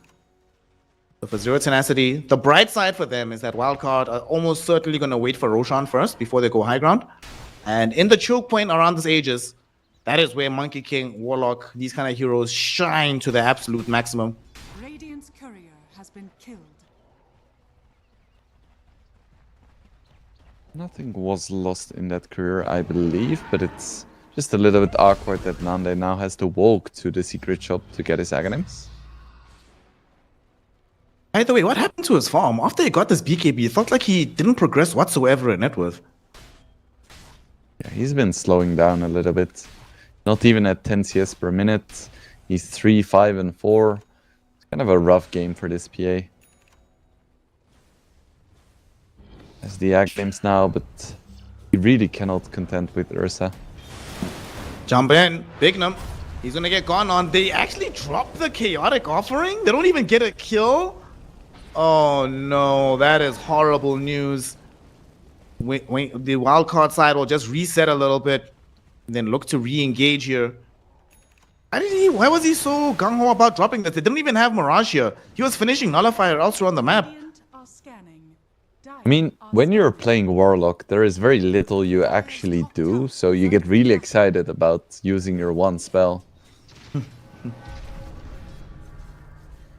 He's got I two think spells, that's it, bro. at least. Yeah, you have Fatal Bonds as well, and sometimes it looks cool, but it's all about the Radiant's big middle rock. tower is under attack. Yeah. Well, they're gonna still try and smoke up. To your point, they even left LeBron at home. They're like, buddy, what are you gonna do for us here? Yeah. I guess he has a Force Staff and a Lotus Orb. That's his other two spells. He is waddling over now as the fight not really gonna start, because yet again, Wildcard just facing forward with Fade. And you see Fade, you're like, yeah, my man has AC, Aghanims, Tumbler's Toy, Vlad's, Radiant's and he middle just tower finished the is full under attack. Shiva's God as well. Good luck ever killing this Tidehunter. Roche could spawn at any minute. Gonna be the big target for Wildcard. Because currently Ursa has roughly like 2 or 3 lives. No, probably like 4. And they want to give him like at least 6 or 7. Oh god. Tidehunter also picked up a Pyrrhic Cloak. Wow, dude. Brawny Pyrrhic Cloak with 25% slow resist. Yeah, man. You love to see it. That's a juicy watermelon right there.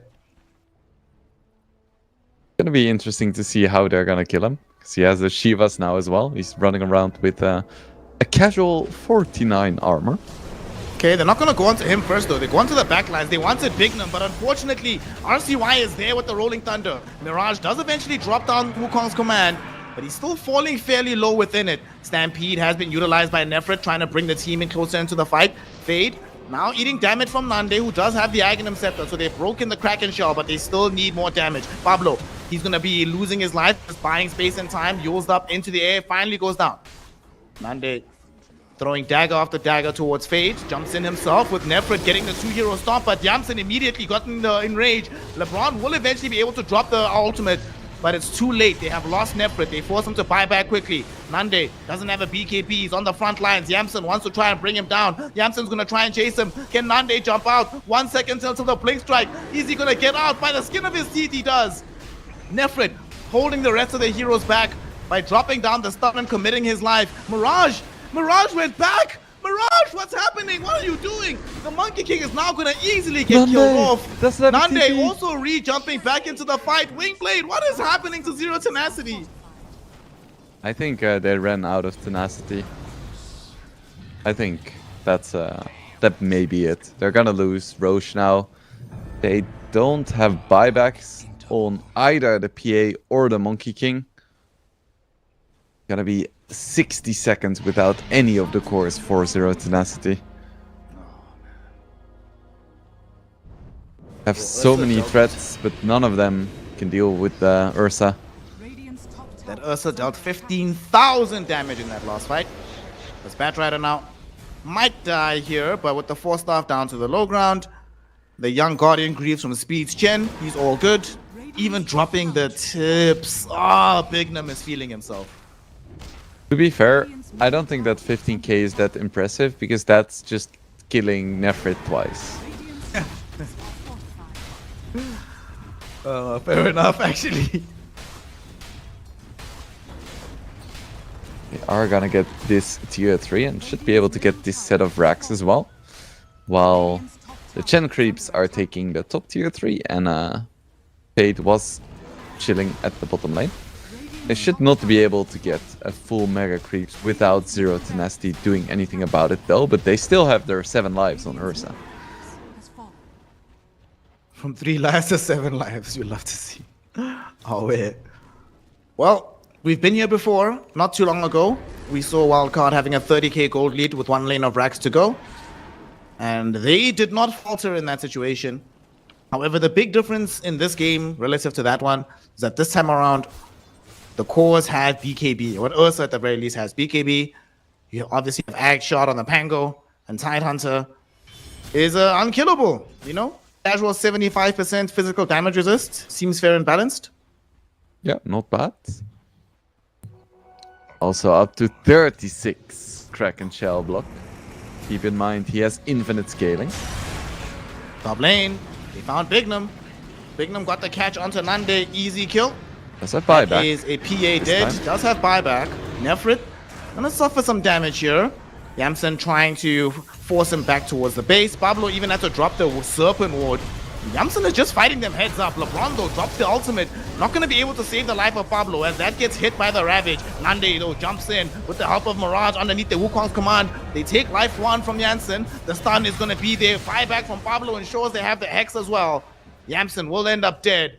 90 seconds in the grave. Does have buyback if needed. Mirage is not done just yet though, because he wants to chase for more. He's outside of the base, right in front of Fade. Looking towards getting this Tide, but Tide is such a tough customer. They have the break, but there's the Ravage. RCY comes in with the roll-up. They're able to kill off Mirage as well as the PA. Buyback now from Yamsen to eviscerate the rest of the heroes standing. As RCY gets a triple kill, GG has been called. Wildcard secure game 1. Fade with the play of a lifetime. What a moment to drop a Ravage. Man, what a game. This went so differently than we expected. From the draft onwards, we were like, oh, they're probably gonna pick some basic ass hero, but no, we're gonna hit you with the freaking Tidehunter, and then we have the Monkey King. And first, like, I don't know, a few minutes were pretty quiet, and from then on, shit just hit the fan. What a crazy game. Like, wow. That game had everything, right? We had big Roshan fights, we had some comeback fights, we had not that much happening in the laning phase, to be fair.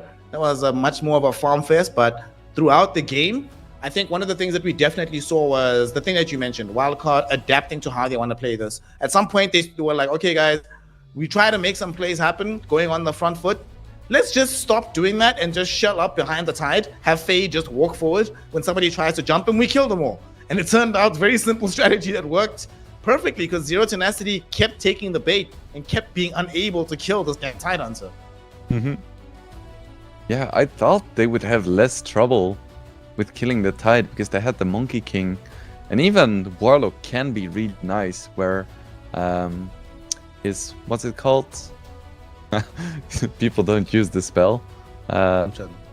Upheaval is actually good because it keeps reapplying the slow, so it can be really nice against Tide. But no, they had no tools. Fade is immune to everything.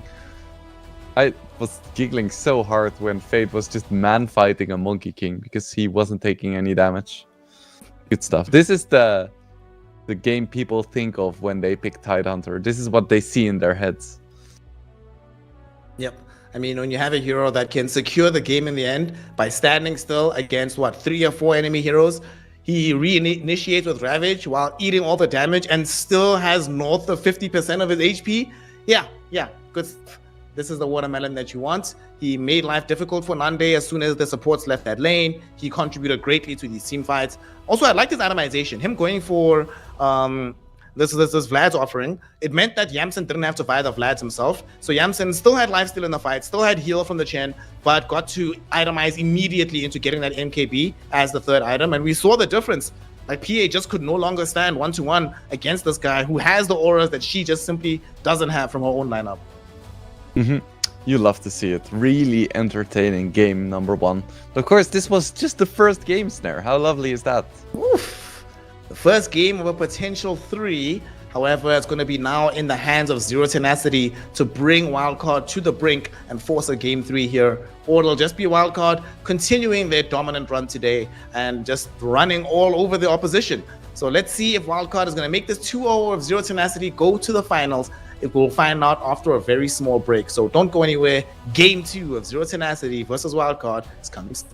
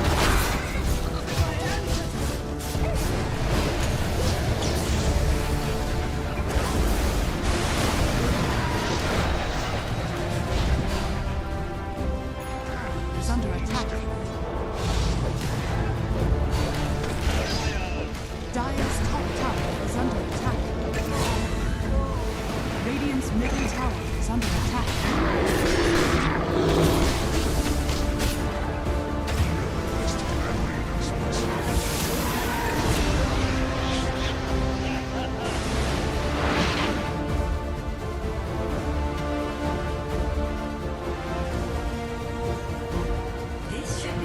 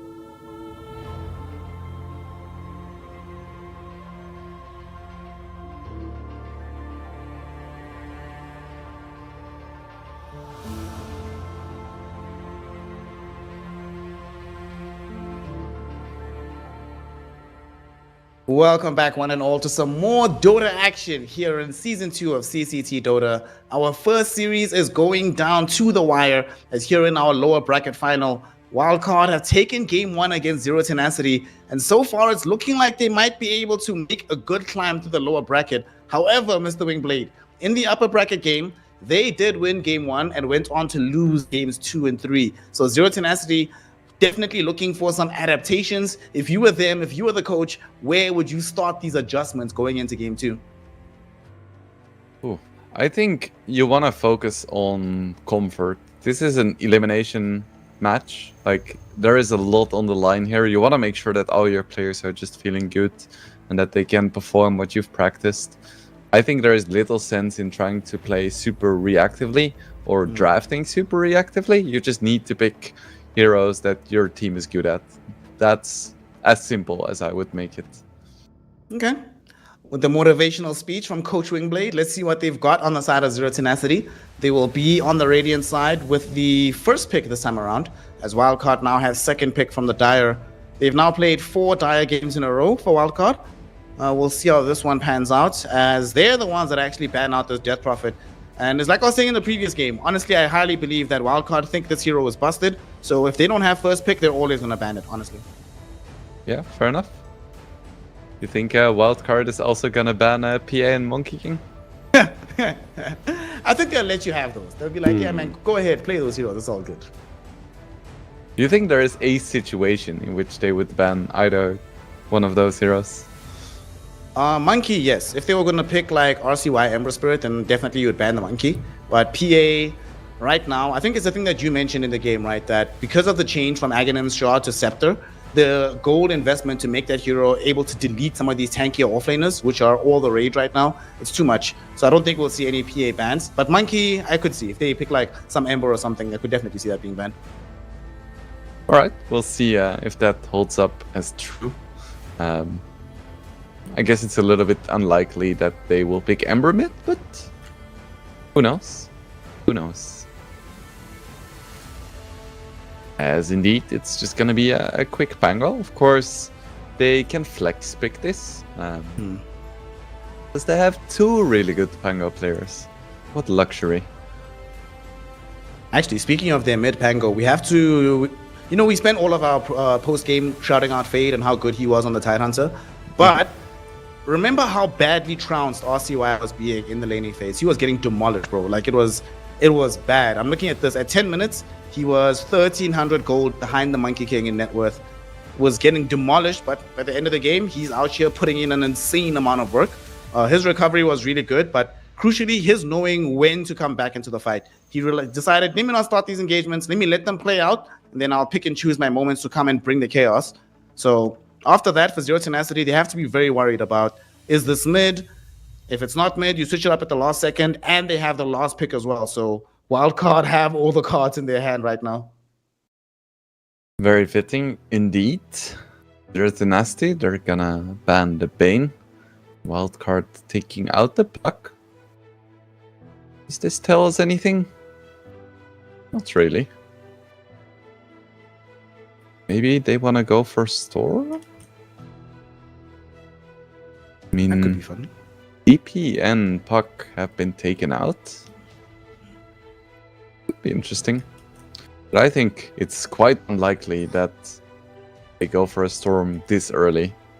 After all, not every team is Quantum, you know? Ironcrowd can't play for everybody.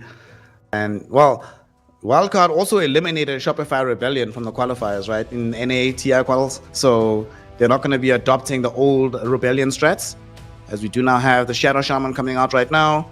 This makes it less likely that Zero Tenacity themselves will go for the Storm Spirit pick. Gives them some push potential, takes this hero away from Pablo. I will say, despite the fact that they lost, this Pablo Shadow Shaman was one of the major bright spots for Zero Tenacity, so it makes sense to want to take it away from them. Yeah, the gold to dog score was, I think, like 2-1. And that's still a good ratio. But that's another Pablo classic. Maybe the most Pablo classic. This is the hero I first started seeing him ply his trade on, like many years ago. Seeing him on Rubik, So that's going to be quite good. Very good spells to steal. We saw obviously in the earlier game today against the Naga sign, there was a Rubik who had a tough time. Couldn't steal anything except for Deluge. Here, there's no bad spell to get from any of these heroes. You'll be happy with whatever you get. And you follow that up with the Slaughter now. So the big change for me from game 1 to game 2 is now Zero Tenacity. Their skirmish potential has now just drastically risen through the roof. They'll be able to find individual pickles from the map. They still need probably a little bit more damage from one of the mid laners or the carry, but in terms of skirmish control, they have it in spades at the moment. Yeah, that is true. Where do you think this Slaughter is gonna go? I don't know if they know yet. Because Slaughter can go so many places, right? Can play carry, can play mid, can play offlane. I think they're just picking Slaughter and they'll decide later what it does. yeah, fair enough. They have 100% win rate with it being both offlane and mid, so they have some choices. Wildcard gonna pick up the Warlock this time. They're like, you guys just played it wrong. We'll show you. Kinda rude if you ask me. The question is, what are they going to pair this up with? There's no way you go Drow Ranger right now because there's Bat Slaughter. Lina is dangerous for similar reasons. They will pick Doom. They have played Doom, both carry, mid, and offlane as well. Actually, 3 roles that they've occupied as hero with. So Pango and Doom can go anywhere depending on what they feel the needs are for the game. I think Sven, oh man, glad I said it. I was about to say, I think Sven would be amazing for Zero Tenacity. A hero that can show up to the fight a bit later after the Slaughter, doesn't care that much about being doomed if you already have your God Strength and your Warcry going. Looking at the damage output from Wildcard, there is some, but it's over the course of a fight, right? So maybe as Sven, you just blow them up even before you get low enough to worry about your own life. Yep. Yeah, it's a really nice Sven pick. Just 2-shot all the supports by BKB, and you don't care about the Pango, and you don't care about Doom in general, as long as you press your ulti in time.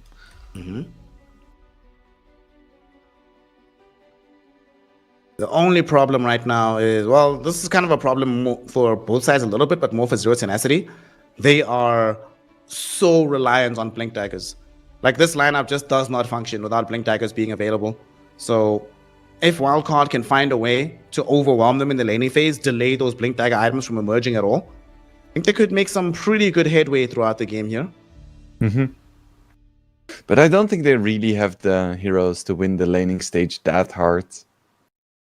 Like, Sven is not a particularly strong laner or anything, but neither are heroes like Pango and Doom. So what do you want to see here? I'm guessing mid hero for Zero Tenacity, and then for Wildcard, where do you think the Pango is going to go? I think it should be Fate's Pango. He played really, really well in the past. And they do have last pick mid, so they can get a really nice matchup there. Give me What do you that make of this? juicy Huskar last pick. Huskar. Nah, I've been seeing so many Huskars fall apart right now. I don't want to see it. And I don't like some of these heroes that just, the whole game becomes about them, you know? I want to have a diverse array of possibilities from my teams. And Huskar against Slaughter Sven isn't that great, to be honest. Wildcard also, they banned out the Dark Willow here. So they're leaving open the potential that this Bat Rider is actually going to be a core. Yeah, true. It might be as well, because they just banned a Baron. I don't think if they would ban a Baron if it was just a support bat casually. Let's see. Unless they have some other hero that's going to go mid that has lots of persistent damage. I think a Baron carry is actually quite good against what Zero Tenacity has, though. That is true. That is true. One of the few heroes that can actually man-fight Sven and doesn't really care about Batrider, Rubik, or Slaughter. We ain't gonna see it. What are we gonna see? Zero Tenacity. Are they gonna play this Batrider mid? I wouldn't hate it, honestly. When I was doing TI qual with Lizard, he was, and I kid you not, almost every single game being like, why won't somebody just put the Batrider mid? Give me core Batrider. So, honestly, I could see it though, in a game like this, getting that kind of damage. If you get like a super over-leveled Batrider, he's just showing up all across the map. Even before you're able to pick up Blink Dagger, it won't really matter. It can just provide a lot of pressure. Maybe he can buy the drums for his team. And I have played it before this tournament. Wouldn't be the first time. And it looks Pick like up that's what they're Ace playing. Silencer. But why? Why? I guess it's nice against the Shadow Shaman Shackles. I think maybe the idea here is that like, when Batrider or Slaughter go in, you want to make sure that they don't immediately counter-initiate with Shadow Shaman Warlock. So you jump in, you pop the Global Silence, the fight's over. They can't just drop the Golem on top of you. That's probably part of the plan here. I guess so. And yeah, that could work. I'm a little bit worried about their heroes though, because right now it looks like they have a lot of really squishy heroes that don't really do anything once Wildcard buys some BKBs.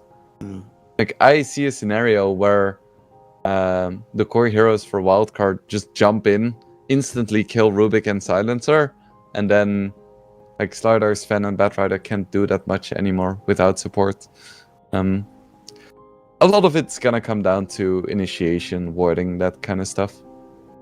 But I think this is a worrisome lineup for Zero Tenacity. We'll see how Wildcard draw their own lineup together here. What will Yamson be playing? Is he going on the Doom, or is there some other hero he wants to get for himself? Gyro out of the question, Draw out of the question, Troll not out of the question. We were speaking about this man in the previous game, and you were saying that the possibility is there for him. We of course haven't seen him in quite some time. Troll Warlord, baby. Okay. Well, one of these heroes, you were mentioning how Baron can man-fight the Troll, or can man-fight the Sven. Troll operates under a similar principle, right? I can jump on top of the Sven, and no matter how much damage he does towards me, I know he will not kill me before I can press my ultimate, kill him first, put him in a lot of danger from the rest of his team.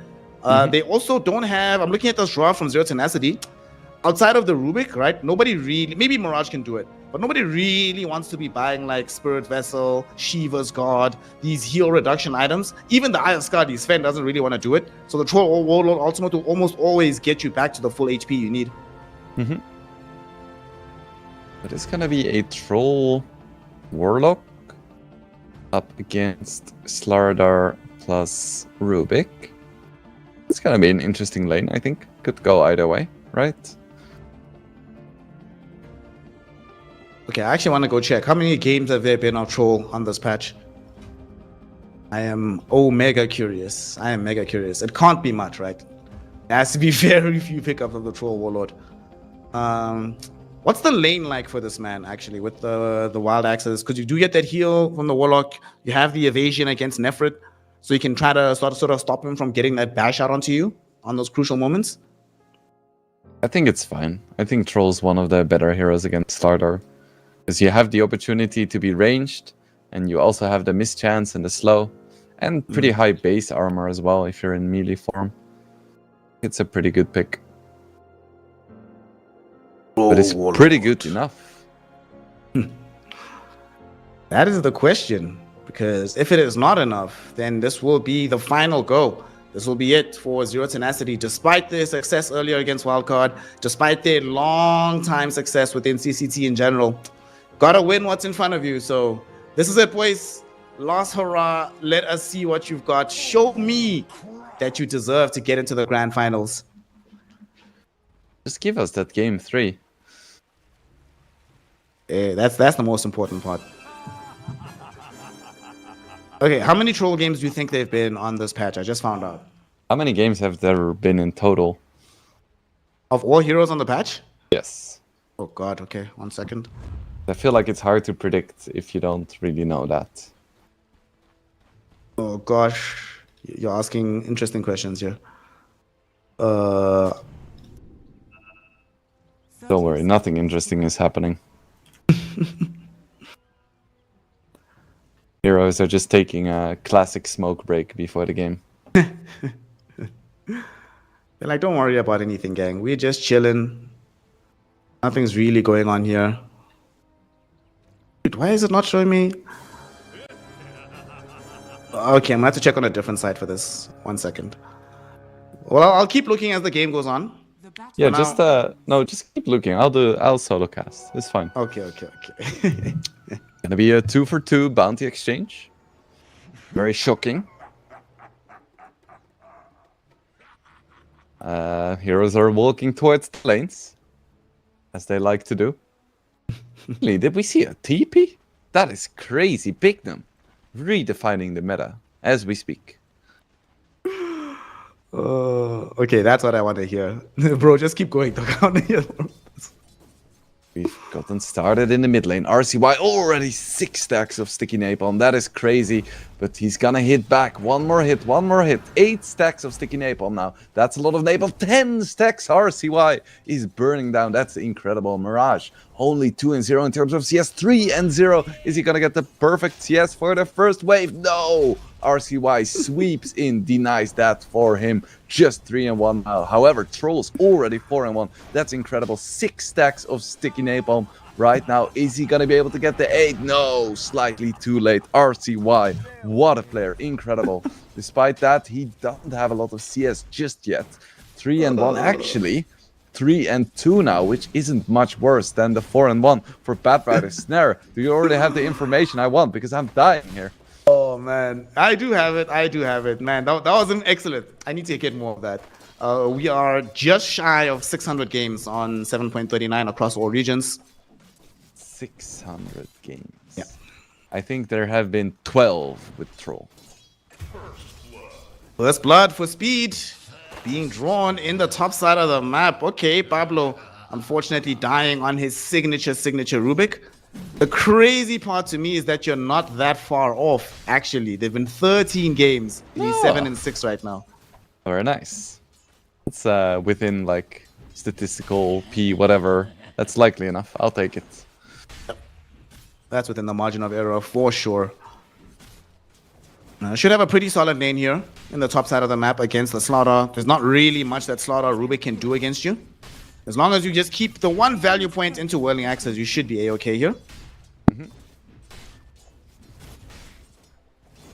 It's gonna be very unlikely that Yamton dies, I think.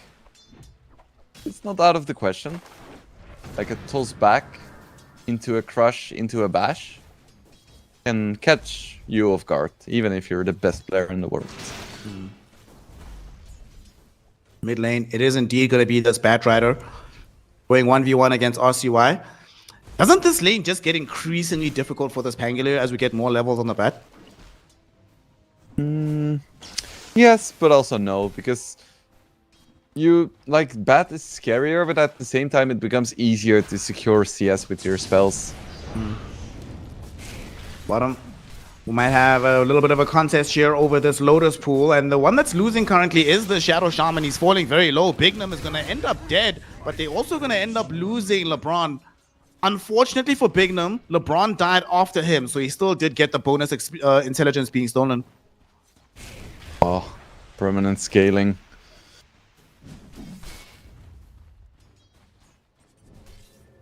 Nande is getting pretty low. Yeah. Of course, we have LeBron with the lovely regen delivery. Remember One the day good I want to old see a days. draft that's just like all 5 heroes with infinite scaling. Oh. Snare, don't say that. I'm gonna be too distracted. My blood is gonna flow somewhere else.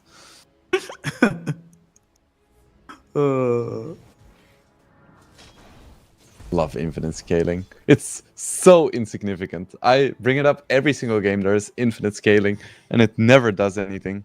But still, it's like the promise, you know? You could be a millionaire, you know? So you gotta be at the casino. Gotta play the lotto. You can't win the become a millionaire if you don't play the lotto. Uh-huh. I'm not gonna approve of that, Snare. I'm sorry. I do not endorse this. Wingblade betting ad confirmed.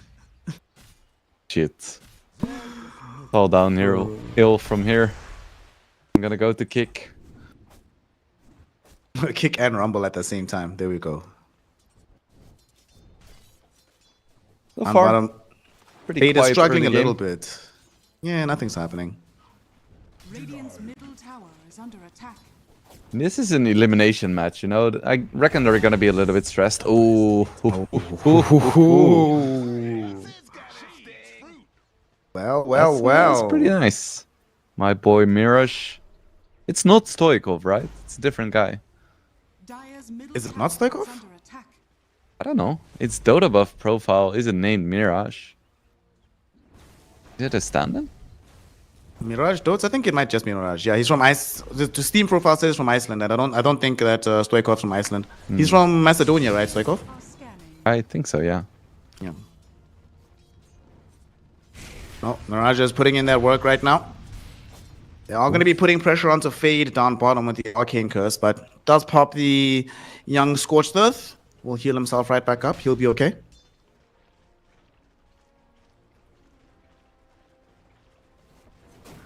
Nefrit just doing some creep skip shenanigans, and that tends to be a sign that the enemy carry is having quite a lot of fun. RCY taking a lot of damage here. Oh, 8 stacks. No, RCY, why did you do that? RCY. Oh, he's fine. He's fine. He's okay. He's chilling. Still a very scary position to be in. And they're going to zone him away from the power runes as well. Should go very handedly towards Mirage. However, they are coming in with speed. Woo! Okay. They wanted to try and backstab him here with speed coming from the north. Unfortunately, they end up losing RCY way too quickly. Speed is also going to end up dead right now.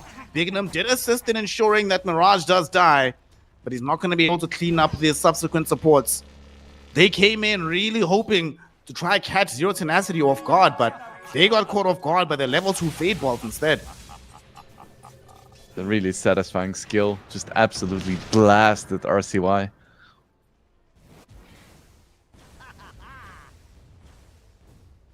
Radiant are scanning. Pablo getting some nice solo XP mid. The dream for any position 4. Oh, look bottom.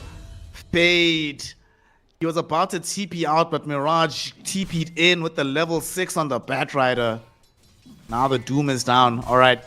Now this brings me back. Batrider winning his mid lane and then just going across the map being an absolute terror. This used to be all the rage back in the day. Let's see if Mirage can do his best nostalgic performance here. What do you mean with back in the day? Like 1 year ago? Middle tower is under attack. Hey man, Dire's Dota years are like dog years, you know? I feel like back in the day is like a span of 12 years, depending on the person. Could be even longer, actually. Like, you have people, like the mega boomers, just bringing up Dota 1.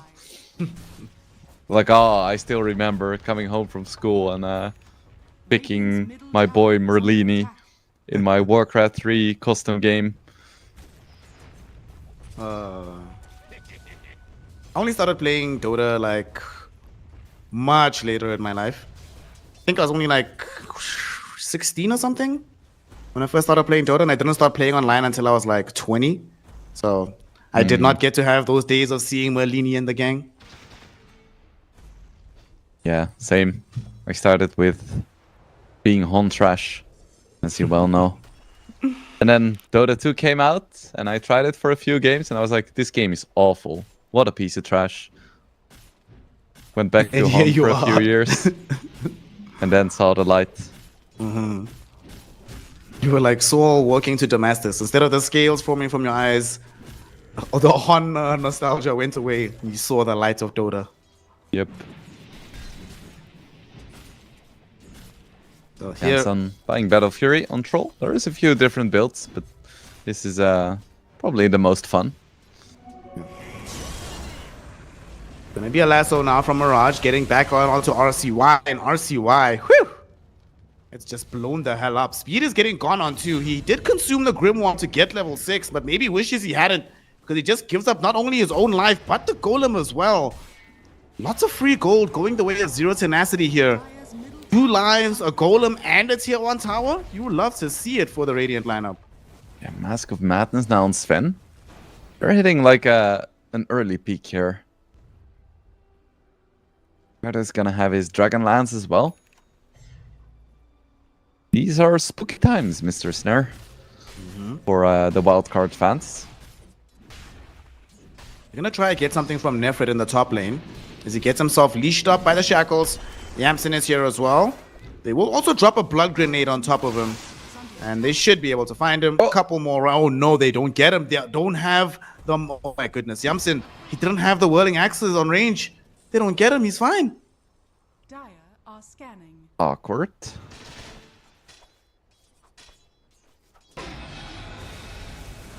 Ooh, RCY.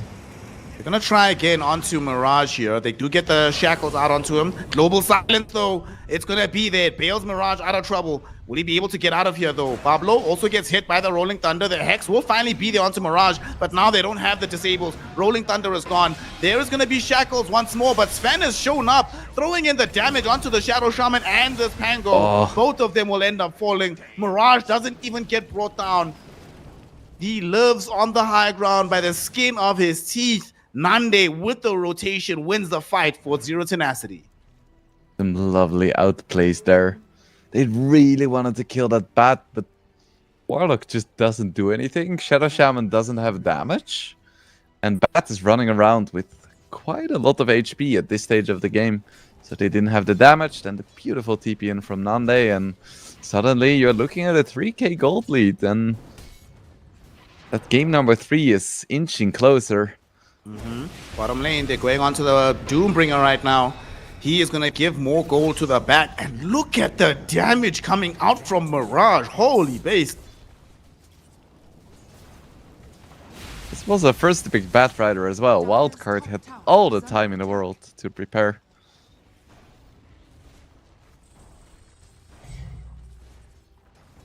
Wherever Lizard is at right now, I hope he's watching and smiling. Being like, I told you so, gang. This Bat can just ruin lives.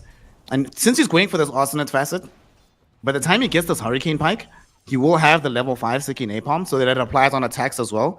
If you just hit the Hurricane Pike and get those auto hits through, I'm imagining some of these supports just straight up dying just from that one spell. Yeah, wouldn't surprise me. And what is Wildcard gonna do? They're so ulti dependent.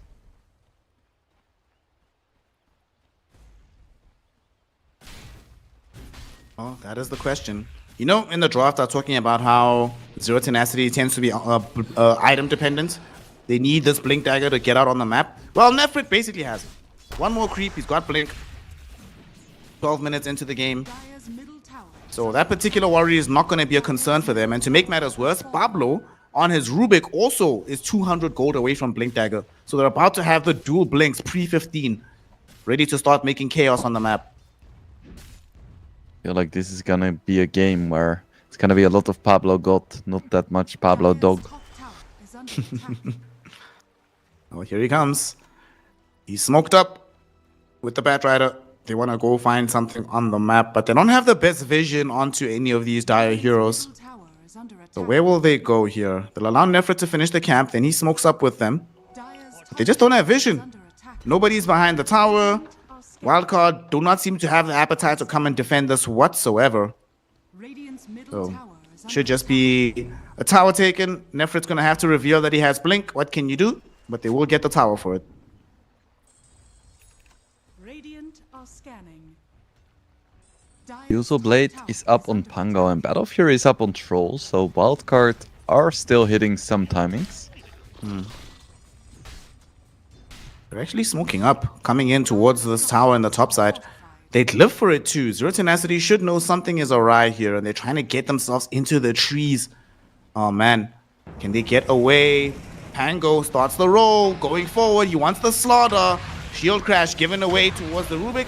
And Pablo, that's unfortunate. He was 70 gold away from having his Blink Dagger. Will be upset a little bit by that one. But on the bright side, they do not kill the slaughter. And it was a big rotation just for a support kill. Yeah, not too bad. Fred really happy with his CSing skills earlier in the game, already securing that blink, so he gets out safely.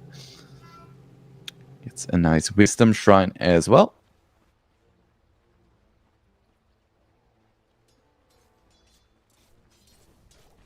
Feels like Wildcard could be doing something with the Golem and the Doom, but Seems like they're also quite happy to just take this downtime, get some more farm up.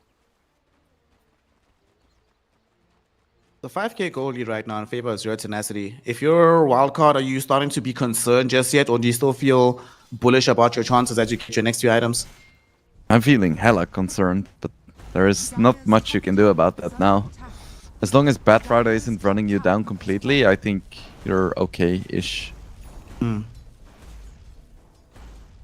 Well, Batrider now has Hurricane Pike flying in towards him. So let's just take stock of the mobility available for Zero Tenacity. Blink on Sven, Forced off on Hurricane Pike on Batrider, Blink on Nefrit. Pablo about to have Blink as well. It's flying in off the courier at the moment. And they actually might go middle.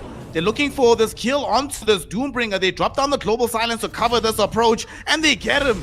Man, this Batrider with the amplified damage just does way too much. Nefrit getting the catch onto Bignum as Nande finds speed. Both of these supports are in mortal territory. Both of them will die. As Nande now gets a double kill on his Fen. Zero Tenacity putting up the pressure here in game 2. Yeah, now you're even more worried. Ooh. All just barely escaping, but this is starting to feel like the kind of game where Troll is the only hero you have who has any farm and any impact. And Troll cannot carry those games because he's so easy to kite. Troll is not and will never be a solo carry hero. And this is a tough game for Troll in terms of the kite ability, right? There's a Batrider that can pierce your BKB. You've got Slaughter that can do the same with the Bash. Now they're actually going to come on and fight him. Yamson in danger, thrown back. There's no way out of this one. Doesn't even get off his ultimate. He just dies beforehand. At the very least, they do have their chaotic offering going forward. But Fatal Bonds get stolen by Pablo. Now they really have to get out of here. Fighting into a Fatal Bonds with Sven is a death sentence. They've already managed to bring down 2. Speed doing his best to run away, but Pablo has his number, opening up the space for Nande and Nefrit to catch up. And that becomes 3 heroes dead in the blink of an eye. The Troll Warlord, your one get out of jail free card, your trump card, that's just been taken away. It turns out he's nothing but a joker. That felt like such desperation from Wildcard.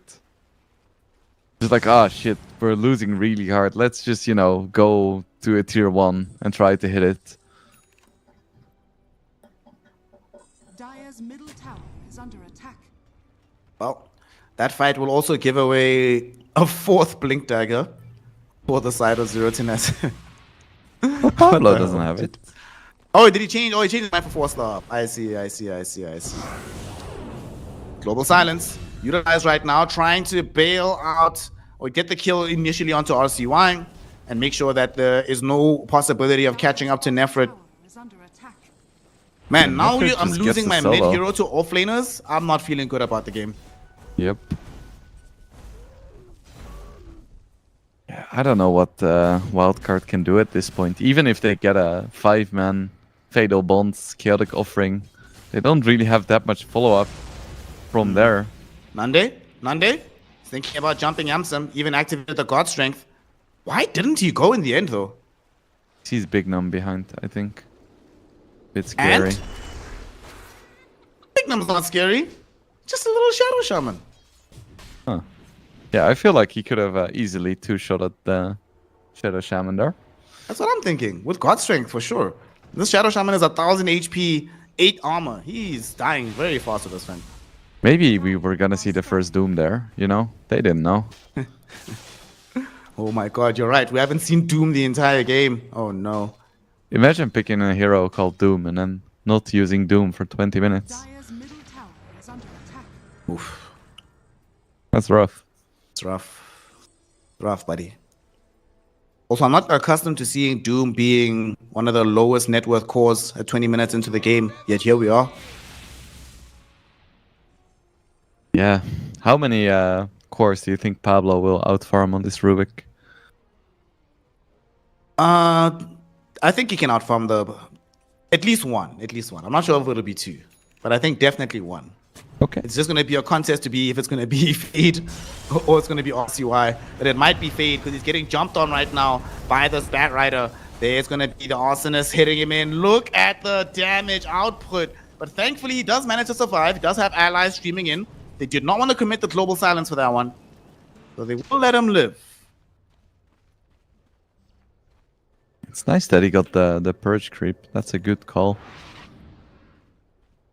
Getting rid of all the Bat Rider damage over time, but also things like the amplify damage. It's a big deal. Or corrosive haze is what it's called these days, right? Yep.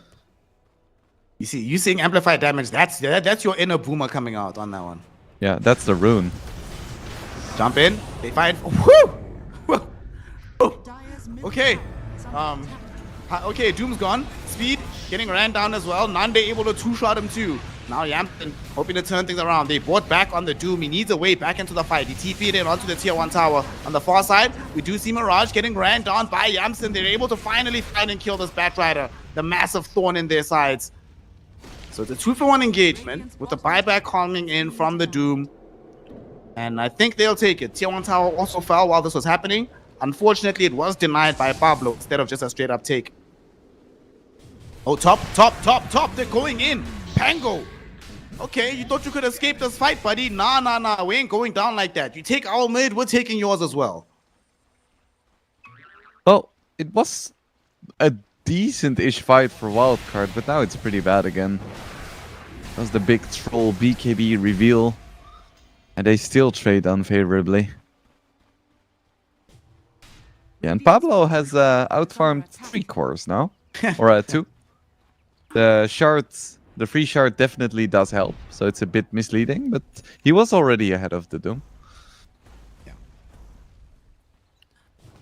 He's also changing his mind. He wanted to get Blink Dagger, but instead opting to get the Yules. Maybe feeling that his team has enough direct hard jump. Let us just get more anti-troll tools. 4-star Yules. If I'm playing Troll Warlord, these are not items I want to see the enemy supports have. Makes my job so much more difficult. Dire's top tower is under attack. Maybe something will change once Doom gets his BKB 5 minutes from now.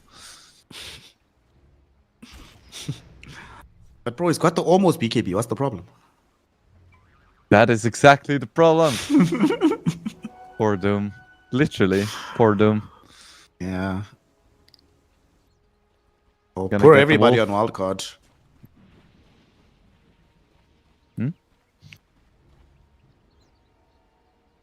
And I they're need going to- for a Daedalus next. Radiant are scanning. I mean, he's already been doing an astonishing amount of damage on Nande. He's been two-shotting heroes when he gets on top of them, so if he gets Daedalus, well, welcome to one-shot territory.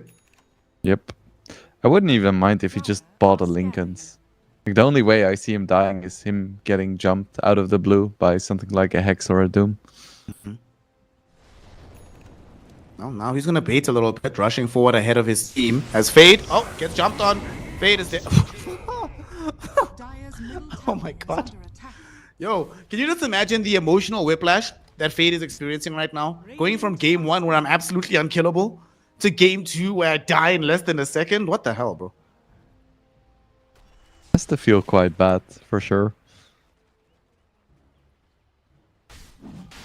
And into Roche they go. And they have a really good Roche lineup as well. Just look at the Roche just disappear. You know, I've been asking some of my people I've been costing with recently, right? Have you ever thought about like the day-to-day life of Roshan? How much that must suck? Radiant's top tower Yeah, attack. yeah, I have, but he's kind of a dick, right? Roshan deserved it. I feel like if you're a dick and people don't like you, that tends to decrease the quality of your day-to-day life. Where they like you to the degree where the moment you wake up in the morning, they show up in the crib, ready to Just run the beat ones. you up, take your stuff and leave. Oh, man. Speaking of, have you ever read the Thomas Nagel essay, What It's Like to Be a Bat? Yes. You know, I was telling Sindrin about it. He didn't believe me that it existed. He thought I was capping him. And I was like, bro, it's one of the greatest essays in philosophy. What do you mean? Imagine you're a co-caster not being philosophically inclined. Could never be me. LeBron breaks the smoke, gets himself back onto the high ground with the Tumblers toy. Beautiful lift back by Pablo onto Fade. They do have to leave LeBron behind as the Rolling Thunder connected onto Nande. He does not have a BKB. He's being held up. He can't get out. The Warlock with his Fatal Bonds has disabled the Blink Dagger. But eventually, he will be fine. Great catch from Wildcard. What a time to go and smoke and get some quick catches for free. Should also be rewarded with a tier 1 tower mid potentially. Radiant's middle tower is under attack. Well, some nice kills for Wildcard.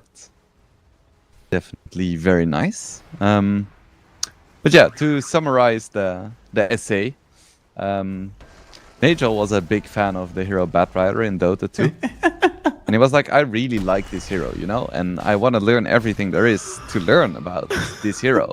So he memorized the base stats, the stat gains, the item builds, the abilities, but still, he knew everything about Batrider, but he didn't know what it felt like to be Batrider. Which is kind of sad. People, you come for a Dota game, you leave with bad Dota existentialism. Phenomenological consciousness doesn't exist except in Dota. That actually might be the funniest thing I've ever heard you say. That's amazing. Oh man. So we need to make the fun somewhere because Wildcard is suffering. Yeah. The poor boys. Yeah. You know, Nagel wanted to know what it's like to be a Batrider. He definitely does not want to know what it's like to be Wildcard in this game because it's a tough feeling. You're 12k behind. Your Pango is slipping further and further behind. Your Doom, bro. Your Doom is the lowest net worth core in the game. Forget being overtaken by Rubik. He's in danger of being caught up to by a Warlock. Yeah.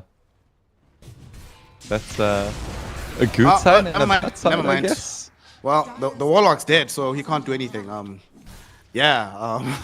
Sven has an amplified damage rune and God Strength. He's right now dishing out 800 damage a hit before crit. Nice and balanced. That seems decent. You think he can... No, he cannot one-shot the troll, right? But he can two-shot him, I think. No, if he has Corrosive Haze on him, he can absolutely one-shot him. Ooh. I can do some math. Dire's bottom tower is See if that actually...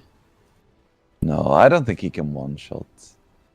Okay, The troll he has 33 armor. So that's 67% physical resistance, which does make the calculations a lot easier. Okay, armor reduction from Corrosive Haze is 20. 20. So what does that bring him down to? 13. Is there any Okay. other heroes running around with 13? Slardar has 15 and it's 48%. So I reckon it's about 45% damage resistance. So we'll say 50% just for ease of calculation. So Dire's top tower has Ben would need to hit for 4600 damage. under attack. Okay. And he definitely doesn't have that yet, so it's 2 hits then. It's 225% damage for 800. So that's 1800 damage. So 2 hits is 3600 damage. So you would need 3 hits if all 3 crit hits. So it isn't that bad. Radiant's bottom tower is under attack. But your carry can get 3 shot by the enemy carry, which is fine.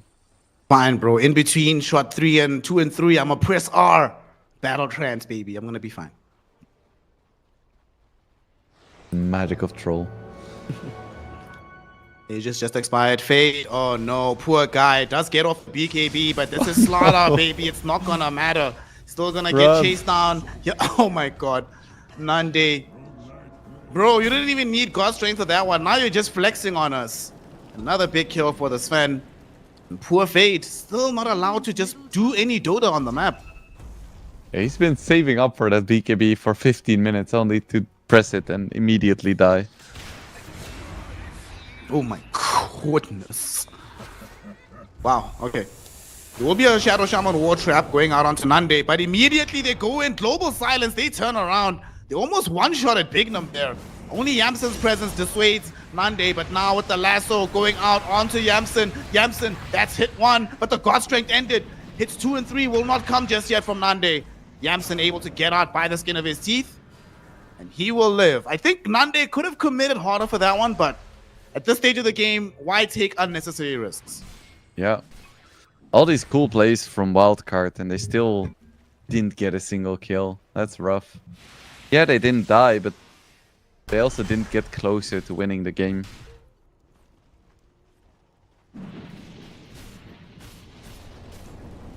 Part of the problem that they have right now is that Yamsen is sort of forced into going for the Satanic next. You need some additional sustain, so you're not completely reliant on Battletrons. But that does also mean he's not going to be picking up damage in the interim. So Datalises, Butterflies, MKBs, they're not coming anytime soon. Doesn't he need a basher as well? Yeah, he does. Everyone is just popping BKB and running away from him. The thing with Troll is the #1 sufferer of what we've coined one more item syndrome. My boy is sick. Radiant Just one more item. And that's always Yeah. Troll's legacy, right? You always just feel, man, if I just had that one more item, I'd be so strong right now. Mm-hmm. I think more important for Wildcard than one more Stroll item is just using Doom. At this point, I don't even care anymore which hero gets hit. He just needs to use it. Oh, man. Even if it's LeBron, who cares? Maybe they'll use it coming through a twin gauge here, but nah, they decided not to make a go. They went back a little bit, and which is the right decision, because it turns out Zero Tenacity were waiting with Pablo and Nefrit to assassinate somebody who wandered to the top side. Dire's middle tower is under attack. Mirage almost has a Lincoln's before Doom even used Doom once. Radiant's bottom tower is under attack. Dire's middle tower. Okay, they're gonna come through the twin gate. Unfortunately, Zero Tenacity already here, already waiting, already stacked up. The Tormi, it's going down. It's gonna fall just as the first one comes through, and now, oh my goodness. Definitely gonna regret having made this move. Bignum already dead, and look at this, RCY. He showed up, he rolled up, he thought that was gonna protect him, but they immediately global. He cannot get off the Rolling Thunder. They kill him off. Neither of these heroes has buyback.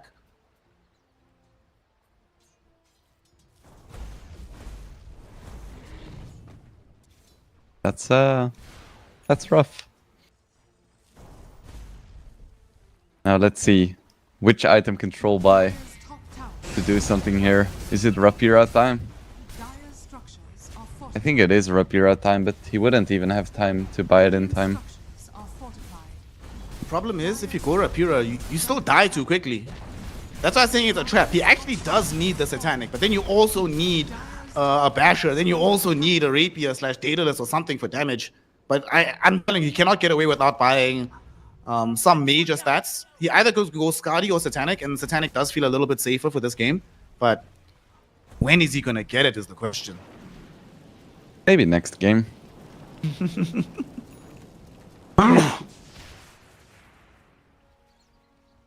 Okay, middle here they come. tower is under attack. Smoke from Wildcard. They're moving out. Radiant's middle They have Doom at the ready from Fate. He wants to drop it onto somebody. They even pop the drums to run faster. Now they link up with Yamsen. Unfortunately, the area that they're going to, there's just nothing but tumbleweeds there. Zero Tenacity are back at the base, chilling very safely. They even scanned them out on the Roshan. Can they get here in time to counter this? The quick Roche, but is it quick enough? It might be. Oh, I think they're Might gonna be. get this right in time. Yamson! Will they take the subsequent fight? Mirage thinking about going forward. They're going on to Fade. They lift him back, but they're getting a bit skittish now. Still sitting on the high ground. RCY rolls up with the Rolling Thunder. Doesn't connect onto anybody as Nefrit went into the low ground. And here comes Nande. Nande looking for the backliners. He's taking out speed and he wants a little bit more. Lift back onto this RCY. Finally with a man fight Troll versus Sven. Who's gonna win this one? Troll is not all alone though. Does have allies. Finally the lasso comes out right behind him, dragging him away from the Sven, right clicking him through. Nande in the meantime going onto the backline looking for RCY, but he gets interrupted by Bignum, who found the shackles of his life. Unfortunately, the Troll did die after his ultimate went down. He gives up the Aegis, then he gives up his life. The lone survivor of the fight is RCY, and he would have died if not for Bignum. Ultimately, though, Zero Tenacity take this in a big way. They lose Nefret, they buy back on him, and they get 4 in exchange. Well, it was a good try, and they did manage to get a buyback out of the Slardar at least. But yeah, now Aegis is gone. It's still 21k gold lead, and the base is starting to take a lot of damage here. Middle tower has fallen. Dire's Bro, Troll is the only one that did any damage in that fight from his team. Yeah, I feel like Doom... Oh wait, they did use Doom this time. That is crazy. Dire's bottom tower has fallen. Okay, cool. Still down two sides right now. One side to go, and there's no Aegis to help you as a 4-black plan. So you're gonna have the map getting taken away from you. They're about to take your next Wisdom Shrine. Game is hard, man.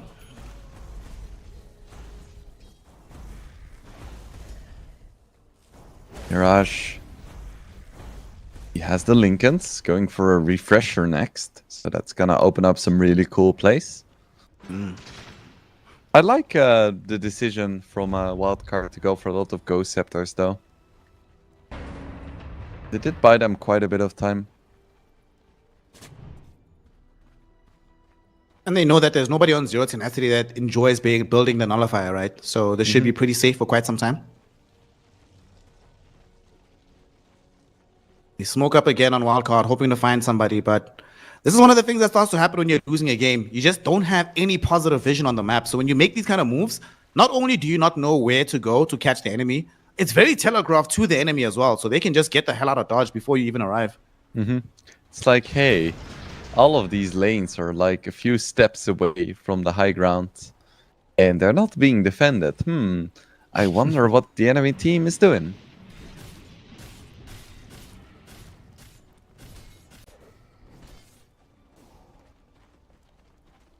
Gonna get Sadly, they some find nothing. neutral. They don't even have the neutral items yet. Are scanning.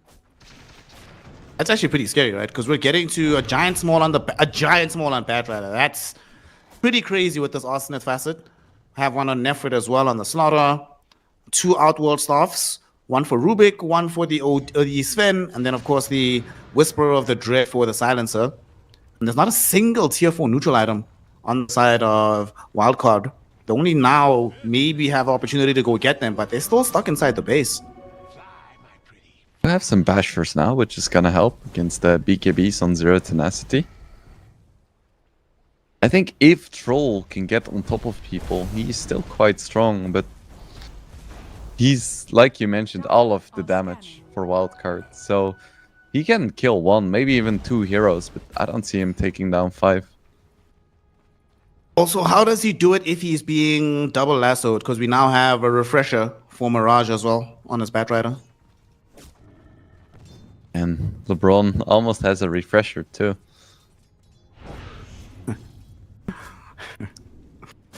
Oh, good old Silencer.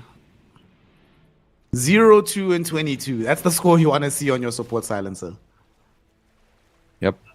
And when LeBron has a silencer, you know you're losing. 'Cause he is one of the most sacrificial supports in the scene.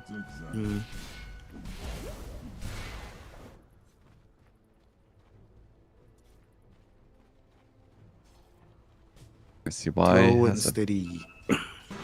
has a solid 2300 HP, which is it's starting to get to one-shot territory. Uh-oh. You know, I was talking earlier about how Sven doesn't like buying Nullifier. Well, Nefrit has one. So all of these Ghost Scepters are not going to provide the protection you thought. And here they come to reveal this. They smoke up. They're slithering up with the Slaughter, going for the big wrap into their own base. Troll is the one that's going to show. No. This is the last thing they need. Here they go. They're going to go on top of him with the Global Silence. Yamson does get off the ultimate, though, with the Battletrons. That's going to keep him alive for now. Mirage, though, they're in time with the Lasso. Make sure they find the kill. That is a dead Bat Rider. Now Lasso, the second one coming in. It's going to be onto Fade on his Doom. They follow him up as well. A little bit of counter synergy because they drag him to the low ground. Speed, though, oh no, he had his ultimate stolen away. The Chaotic offering onto both supports on the Dire side. Speed about to die as his Ghost Scepter expires. RCY getting zoned back into the base by Mirage. Fade buys back, goes forward with the Doom onto Mirage, but he still has his BKB active. Hurricane Pike forward. He's absolutely fine, Wingblade. And now with the Wall Trap out onto Pablo, they're at the very least looking to bring down the Rubik. He does try with the Outworld stuff and self-grab. He cannot stay alive though. And now LeBron might be suffering a similar fate as he gets enclosed upon by Wildcard. They kill him off, and they do manage to get these two heroes down. Unfortunately, it cost 3 buybacks. The crazy part is 3 buybacks later, and it's still even in terms of gold exchange. Yeah, that is crazy. Doesn't really do that much for Wildcard, unfortunately. They don't kill any of the important heroes, just the 2 supports. They don't get any objectives, they don't get more vision. It just delays the inevitable.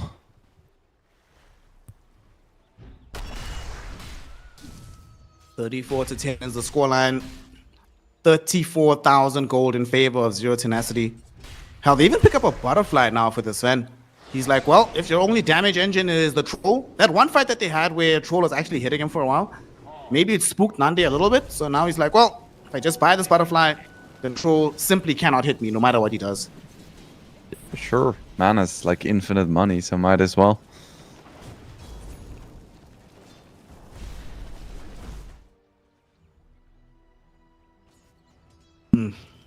So question is, if you're on the team right now, if you somehow had the coaching headphones, what would you be telling Wildcard to do next? Pretty much what they're doing right now. They're sitting in, they have their Pango defending, and if they can find a pick off on an important hero, that could be a way back into the game. Radiant scan, it's gonna trigger on the Troll. It's gonna trigger directly on the Troll. They know where he's at. They're pinging him now. They're coming over. Can he get out in time? Oh no, Yamson, this is a dangerous place to be, my friend. They get the Hex out onto the Slaughter, but here they come. Lasso out onto the Troll Warlord. Nande still hasn't come in to start hitting. He has an AD rune though, and he's gonna beat there with the double damage hits. And the ultimate being on as well means that there's a dead Troll without buyback. Bignum will try his best. Also gets 2-shot right now. They get the shackles out onto the Warlock. He dies immediately as well. And as all these heroes bite the dust, GG will be called. Zero Tenacity will take game 2, and we are going to a deciding game number 3. Very nice. Zero Tenacity does have a little bit of tenacity. And it's not going to be a boring 2-0. We're going to get an epic decider for sure. Yeah, off of the back of that Mirage Batrider, baby. They showed up, they brought him into the lane. They're like, yeah, we can make this work. He was a terror in the lane, dominated RCY just in terms of the sheer laning, managed to get a solo kill onto him as well, involves his team. They start opening up that space, and then Batrider just went around doing Batrider things, man. Like, he was, besides the Sven, obviously who's going to have by far the highest damage output, it's Sven. So here's context, right? Yamson on Troll dealt 16k damage. This Batrider dealt 28,000. My god, this was a showstopper performance from the Mirage Bat. Yeah, he was a true menace. Yeah, and I feel really bad for Fate. My goodness. He had such a good game, number 1. He's been having good games all day, all week. And now he gets this, which is one of the roughest performances I've seen in a while. It wasn't even fully his fault, just the game turned out that way. In retrospect, is there another hero that they could have picked for the offlane or even for the safe lane hero for WC? Probably. I feel like they needed something that wasn't super ulti dependent. Because the lane went kind of okay, right? I remember correctly. And then maybe if you have a hero that can just like throw out a stun, put some pressure on the bat like that. Because like we were memeing, obviously, but the man didn't use it or get to use a single Doom until like minute 25. And when you have a hero who doesn't have an ultimate and pretty shitty basic abilities, yeah, of course you're gonna lose. No, that makes sense. Unfortunately, Fade was not allowed to play Dota in the same fashion he could do in Game 1, and that led to them being unable to use their draft to win Game 2. So now we have a decider. One game will determine the fate of many things. This one game is worth about, what, an additional $3,000. This one game is worth your chance of earning potentially $25,000 in the grand finals. But more importantly than anything else, this one game will be about pride here in the Dota landscape. So let's find out who's going to take it. Will it be Zero Tenacity? Will it be Wildcard? We will find out after a very small break. So we'll see you soon to close out the fireworks.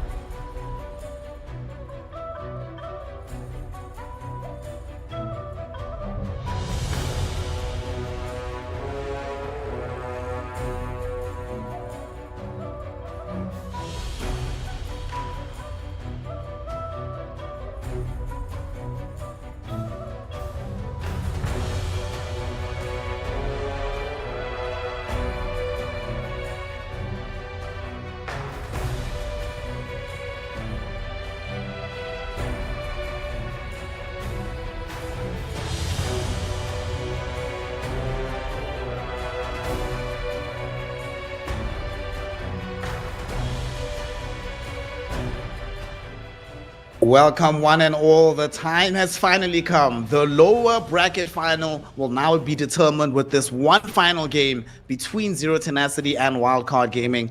All the marbles are on this one, a spot in the grand finals, a chance to go forth and win $25,000, but more importantly, the opportunity to express yourself within the game of Dota. Mr. Wingblade, Coach Wingblade, the man in the skies, the man with the plan. What is the adjustment for Wildcard, and what should Zero Tenacity do now to keep the momentum going from Game 2? Ooh, what a question. What should Wildcard do? Maybe take the Batrider into account, but it looks like in this draft there's not going to be a Batrider, which means that the mid can actually do something. I think the Doom just didn't really work for Fate, so I would like to see him on one of his comfort heroes and potentially just, you know, skip out on the troll. Just don't do that. I think with those three things combined, you can get a coherent draft. And then from there are still really good players. I feel like they just got some bad cards and then they kind of panicked. Like, I still remember them going for that tier 1 S5 when they were like 9k gold behind. And that was, for me, a sign that they were kind of panicking. Well, we'll hope that they don't have any kind of panic in themselves for Game 3. We do see that both of these squads were clearly prepared for this draft, right? Something we spoke about in Game 1, where I was saying that I'm fairly certain that Death Prophet is going to be the contested hero for Wildcard in particular. It was banned out both games. They do get it in the first pick this time around. And I was at first confused. I was looking at Zero Tenacity, be like, hey guys, y'all know the Death Prophet is coming. But then I should have had faith. My bad, LeBron, wasn't familiar with your game. They bring in the Ancient Apparition immediately. So we're going to be seeing the Ice Blasts trying to contain this Death Prophet in the mid game. Sorry, your voice didn't come through completely. So I hope what you just said wasn't a question. But yeah, Ancient Apparition against Death Prophet.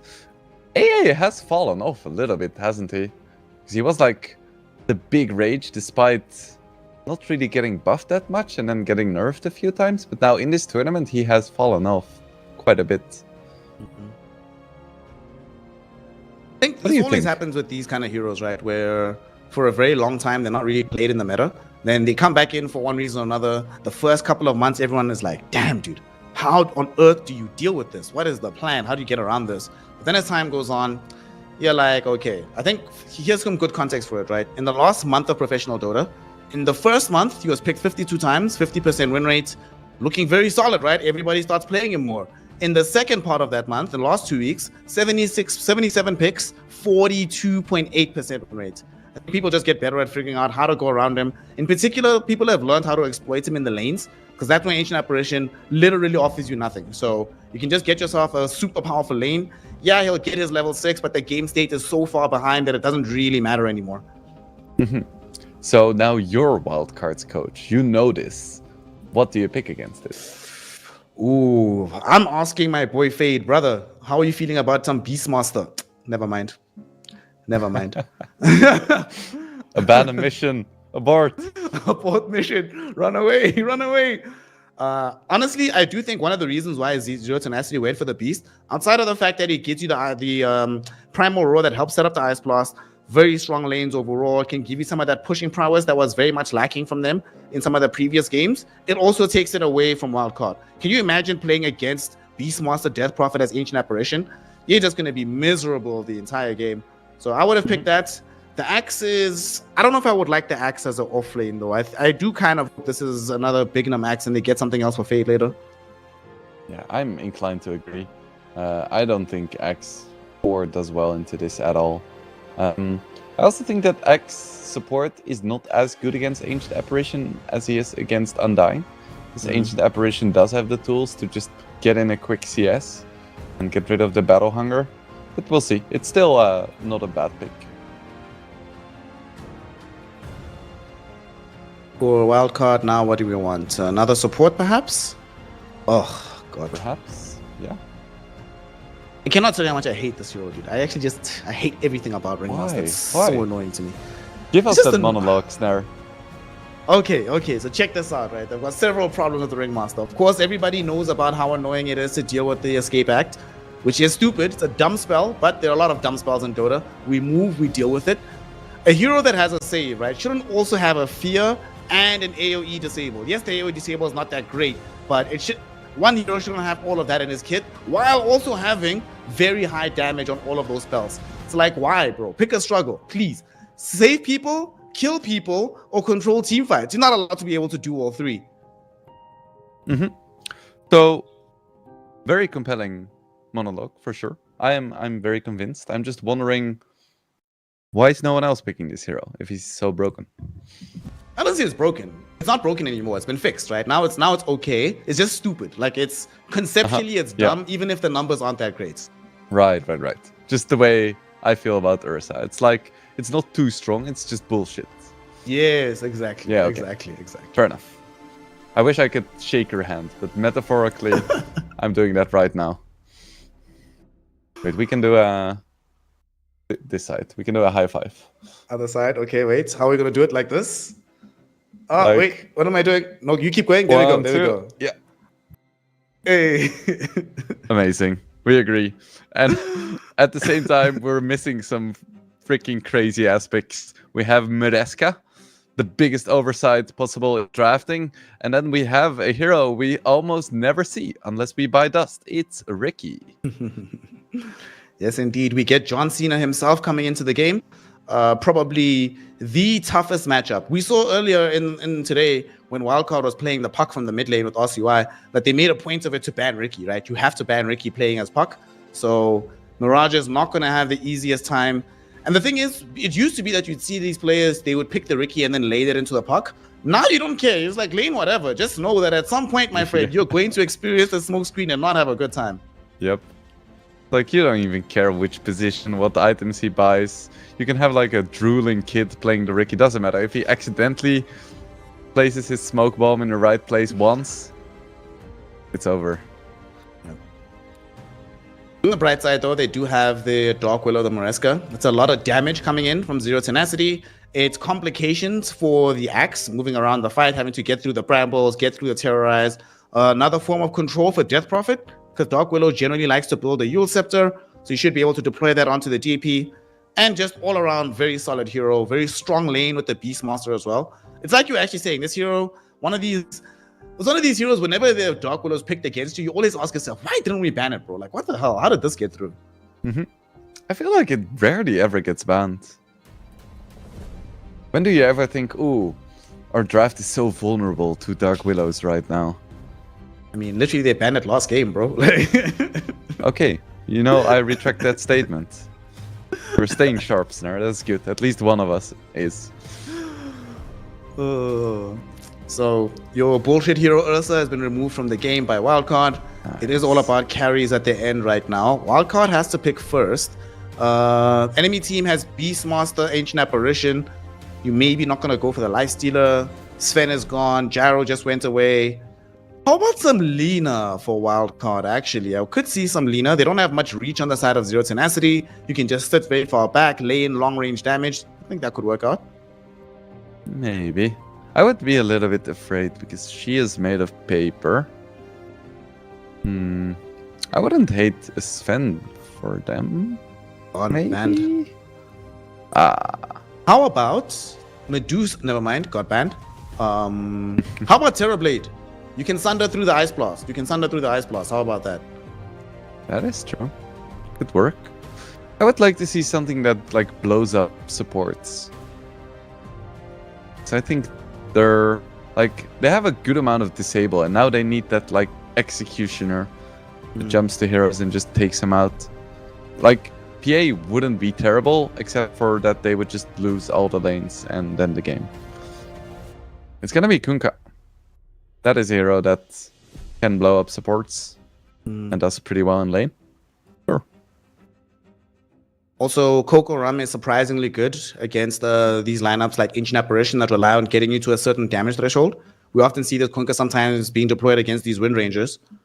I like it here. It does mean that they can blow up these supports, right? And they do have decent scaling damage, but it does feel like their fights are going to take a while from the side of Wildcard as the game goes later and later and later. So for Zero Tenacity, I would like to see them take advantage of that. Pick a carry hero that can sustain himself throughout the fight and still be very dangerous at the end. Yeah, Wildcard's draft is hella wonky, not gonna lie. Like when you have like Ricky's, Ringmasters, Axe support, Kunkas, you know something is happening and you will never know what exactly is happening. Just that something is happening. Zero Tenacity. Oh, they end out with the carry Omni Knight.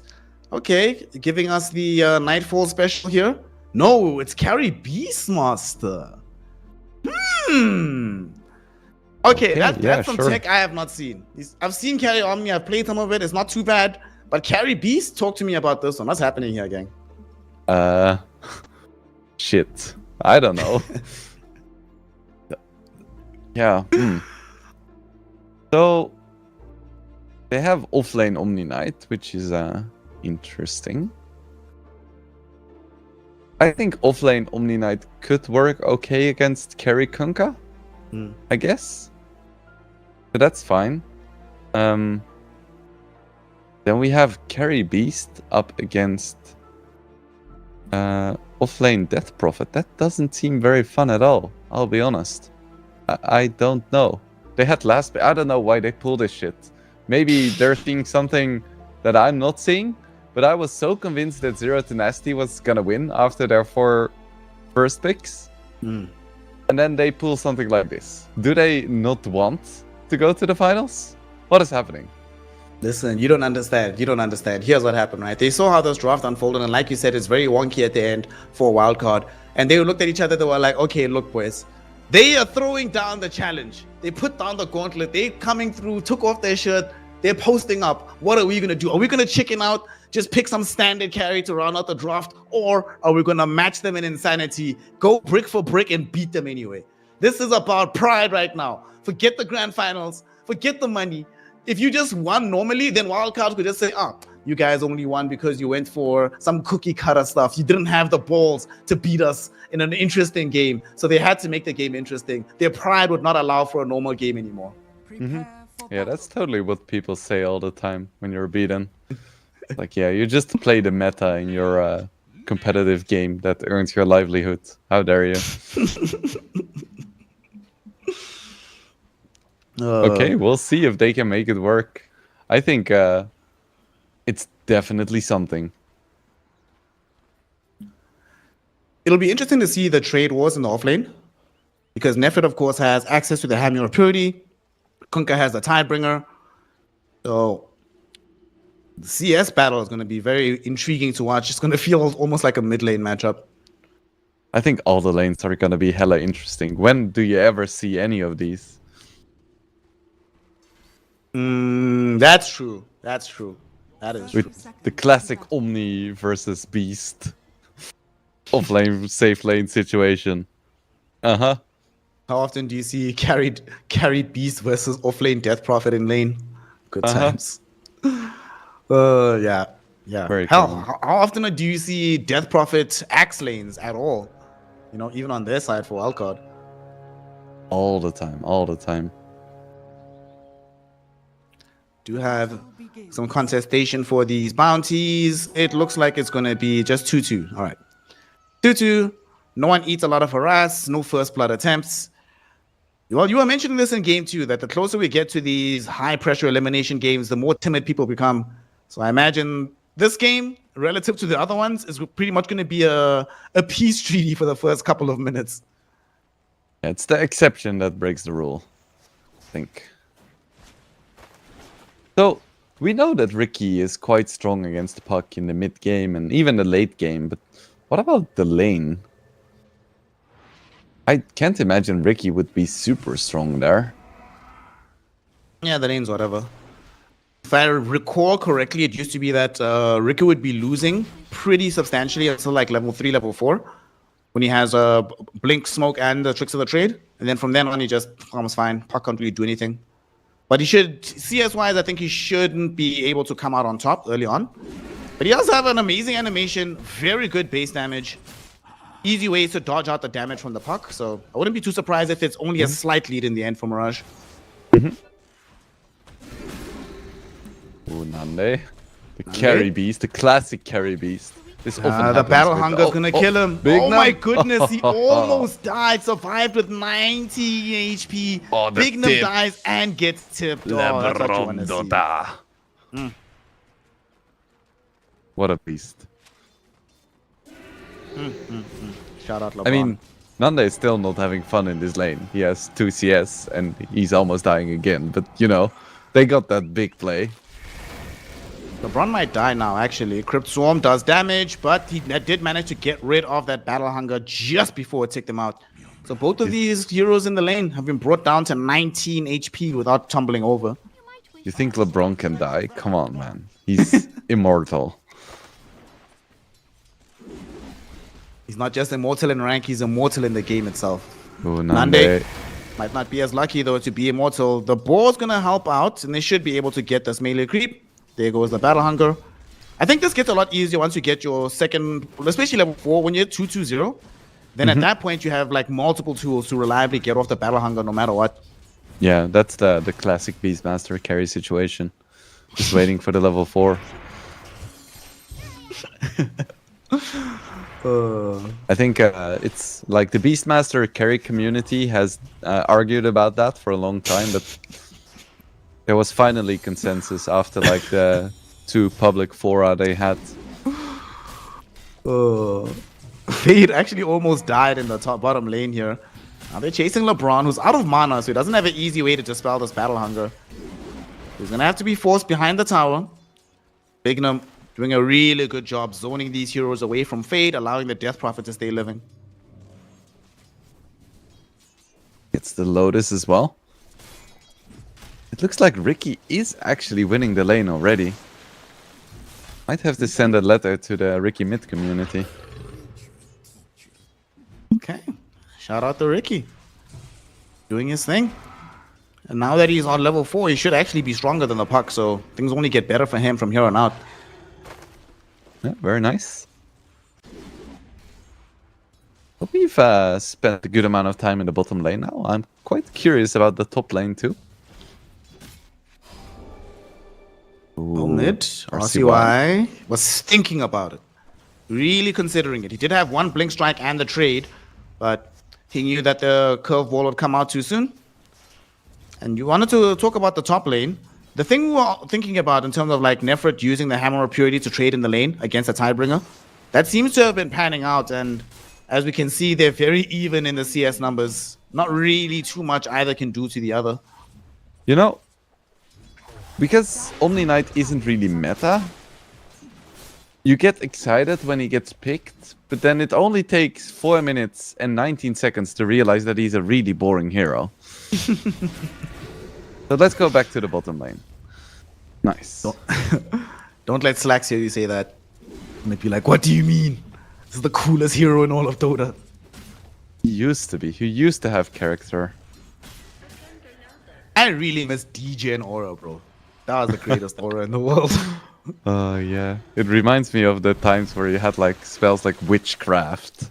Yes. You know, I was actually talking to Lizard about that exact spell just the other day. Good times. Well, Witchcraft, like, when Wraith King had 3 passives. Or when Razor just had a passive that was like increase your movement speed by Oh my 3%. Yeah. Alright, now top lane though. We do finally have a kill. Nefrit and the gang put the damage in onto Yamsen and the Kunkka. Unfortunately, one of the things that Dark Willow can do in the situation that Ringmaster certainly cannot is just constantly put you in those kill threat situations. Now mid lane, Smoke Cloud dropped. Mirage starting to realize that his struggles will compound here in the mid lane, but RCY just having fun, trying to build himself into the power treads, just chilling. RCY is a mean puck player himself, so he knows what's up. Dire's structures are Nande. Looks like he's angling towards having these as Aghanim Scepter. Does make the most sense to have on the carry Beastmaster. Got nerfed so many times and it's still relevant. RCY is gonna miss out on the Invis rune. That is huge. Yeah, but they might get the kill though onto Mirage. Bignum though doesn't have Berserker's Call, so they can't throw it in onto the puck. RCY does have Invis, and there are no sentries in the vicinity just yet. Pablo has one in the inventory. We'll plop it down now. So they will at least have that vision when he goes Invis. I think they find the wards on the high ground as well. Oh, that's rough. I don't know why, as a Ricky, you would place the ward so close to the lane when you know they're gonna get sentries. It's kind of a waste. Oh, Nande, he's in trouble. Does have help from LeBron though. TP'd in on the Ancient Apparition. Gonna put his own body on the line. Making sure that there is no possibility of them diving onto Nande. Nande will throw some axes through, and on the other side of the map though, Yamson dies again. Nefrit able to connect onto him with the help of Pablo. So that's 2 deaths on the Kunkka here in the early game. So what is Nefrit buying with this? Please tell me it's like Echo Saber or something. Or Radiance. Give us... You know, then I might change my opinion about this hero. We'll see. He's still holding his cards close to his chest for now. Other side of the map. Fade is level 5, about to encroach upon level 6. It would be nice after getting 6 on the Death Prophet if they could bring somebody bottom, get a kill on Ande, transition that into damage on the tower. That would be really nice, especially if they could get it before Beast level 6. Some people call you friends, I call you co-stars. Mirage is gonna get his level 7.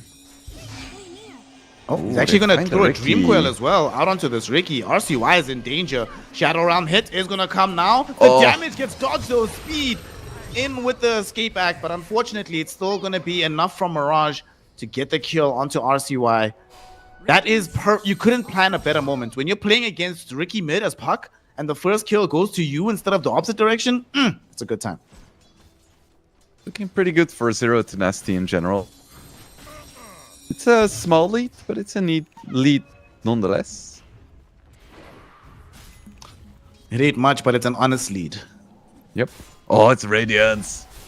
Hey. My man. Oh. This is gonna be awful if this catches on in pubs. Haven't you already played against some Radiance armies before? I think probably like 3 in my 15,000 games of Dota or whatever. Well, brother, all I can tell you is that if you haven't been experiencing Radiance Omni Knight, your MMR must be too high, because this thing is old. Nande getting dove down bottom. He's still alive right now. Fairly tanky, but not tanky enough. He will eventually die after throwing out the roar. Nobody from his team is here to catch up to this one. At the same time, though, the enemy carry is in trouble. Yamson does have the boat out, and that will protect his life. So in the grand scheme of things, Wildcard get the carry kill, and they should be able to secure the tier 1 tower as well. Radiant's bottom tower is under attack. This is quite nice about Kunkka, that even when he's having a hard time, if you have level 4 Tidebringer, you're gonna be all fine and dandy. But now he wishes he had something else, though. Maybe an additional item, because here comes Pablo. Not enough damage on the Shadow Realm. It's only level 2. He even dropped an Observer Ward for that one, so hurts a little bit that he couldn't find the kill. RCY again doesn't get the rune. Oh, they're going on to Axe. Bignum taking damage. One more right click. Mirage is going to get him. Dire's top tower. And he goes down. RCY putting pressure in onto LeBron. They might try to kill him with speed being here as well. He threw in the Impalement Arc. And they get the kill. LeBron goes down. Mirage doing his best to avenge him. But what can he really do? Pablo is coming in, but arrives a little bit too late. RCY working toward the diffusal, but it's not gonna be super fast. So I wonder if Puck is gonna go for like a 4-staff after the Witchblade. That might be in time, even. The weird game of cat and mouse, Puck against Ricky. Is you can buy a 4-staff on Puck, which is gonna be really nice, until Ricky gets Nullifier, at which point it's just wasted money. Actually, I think Ricky with Nullifier Shard might be the single greatest bane for a support's existence in the entire game. It's definitely close.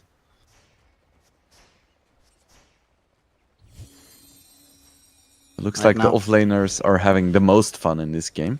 Dire Yeah. are scanning. They're Even chilling. though there's 5 in this game. 5 offlaners. Like, I'm not even kidding. There's freaking Omni, Death Prophet, Beastmaster, Kunkka, and Axe. Yep.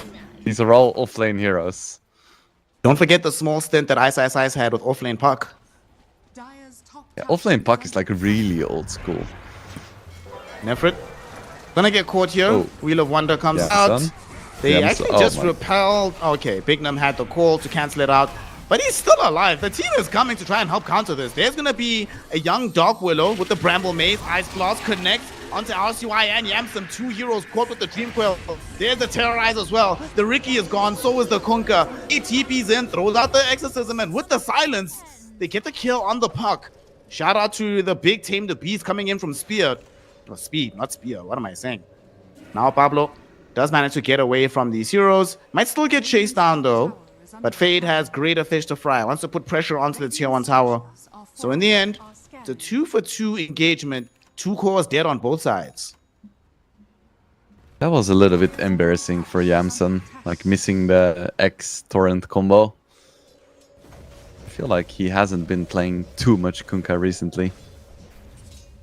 Or maybe it's been a long day. I mean, this is his 5th game of the day, right? Yeah. I will say it is interesting having the lower bracket final be the day before the grand final. Because, you know, normally you do get to this long fatigue point. Oh, RCY, what happened? Did he get soloed by Nande? He did. is under attack.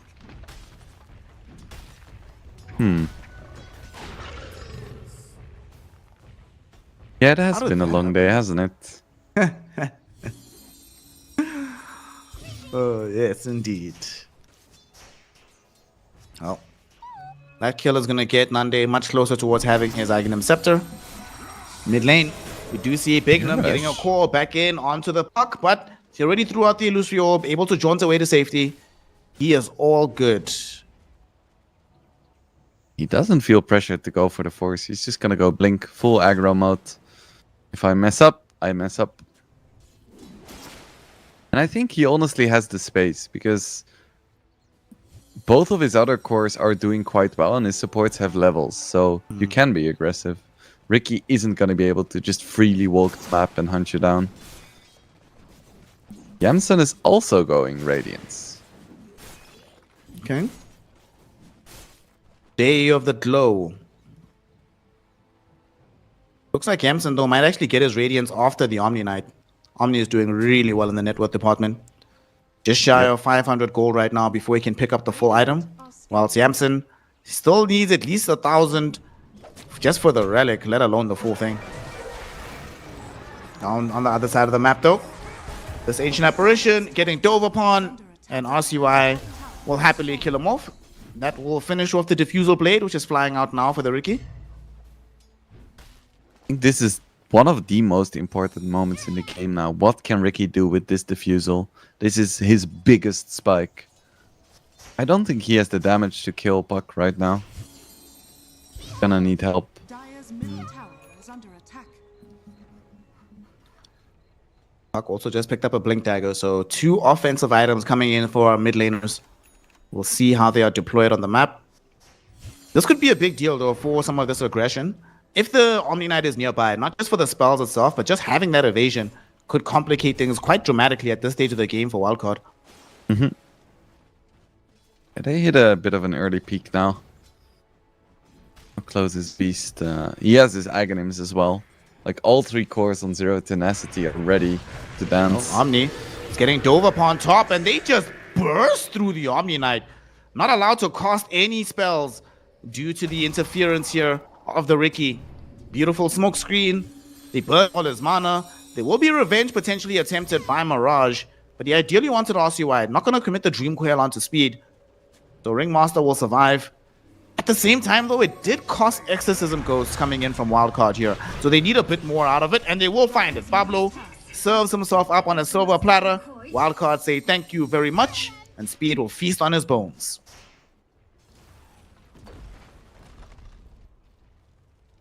Just under a 1k gold lead right now. This game could still go either way. As every single hero in the game is kind of getting what they want in some form or another.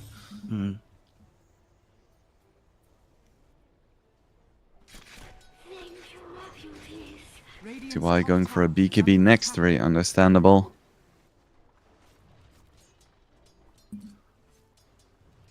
Radiant are scanning.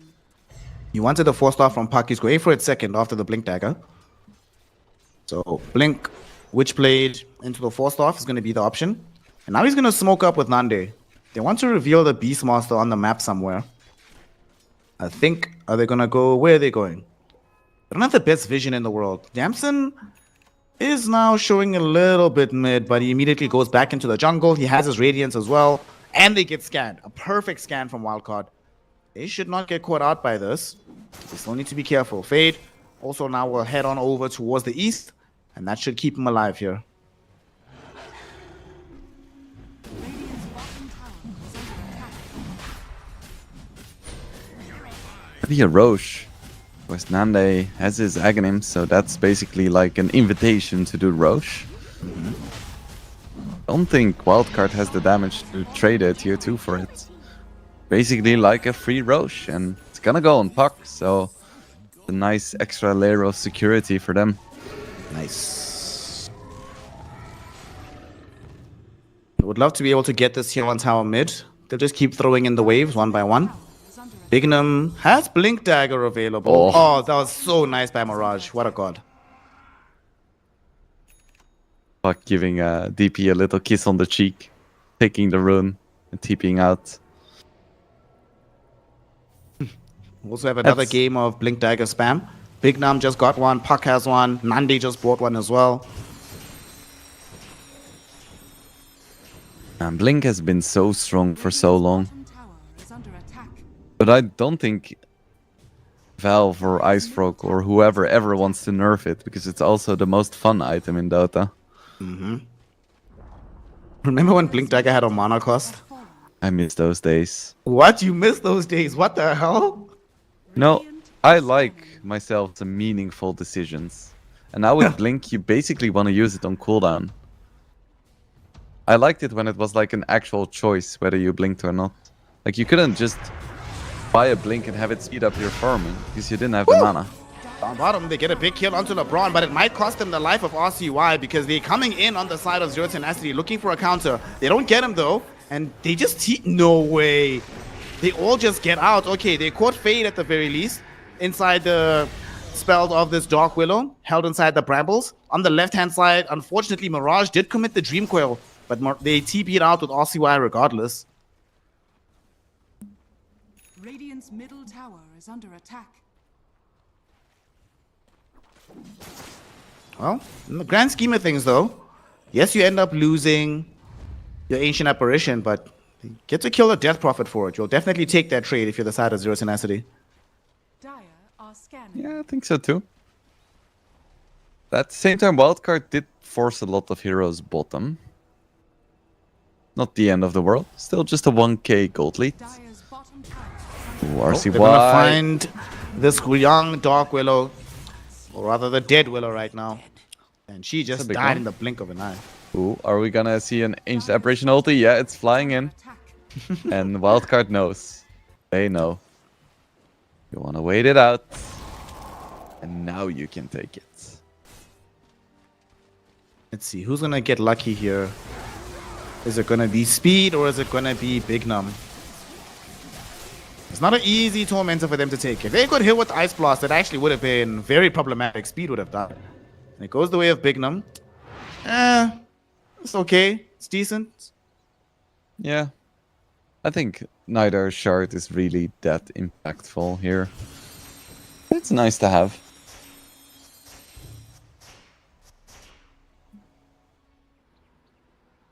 Oh. The one thing that's been interesting about this game is that Zero Tenacity, despite picking a carry hero like Beastmaster, who you would, in theory, imagine be a bit more active on the map, no sir, he's playing like a traditional carry. Just sitting down, farming. He wants BKB as his next item right now. Radiant's middle tower is under attack. You really blame a hero called Beastmaster for spending too much time in the jungle. Hey, damn, your pun game is on one today, bro. Look at you go.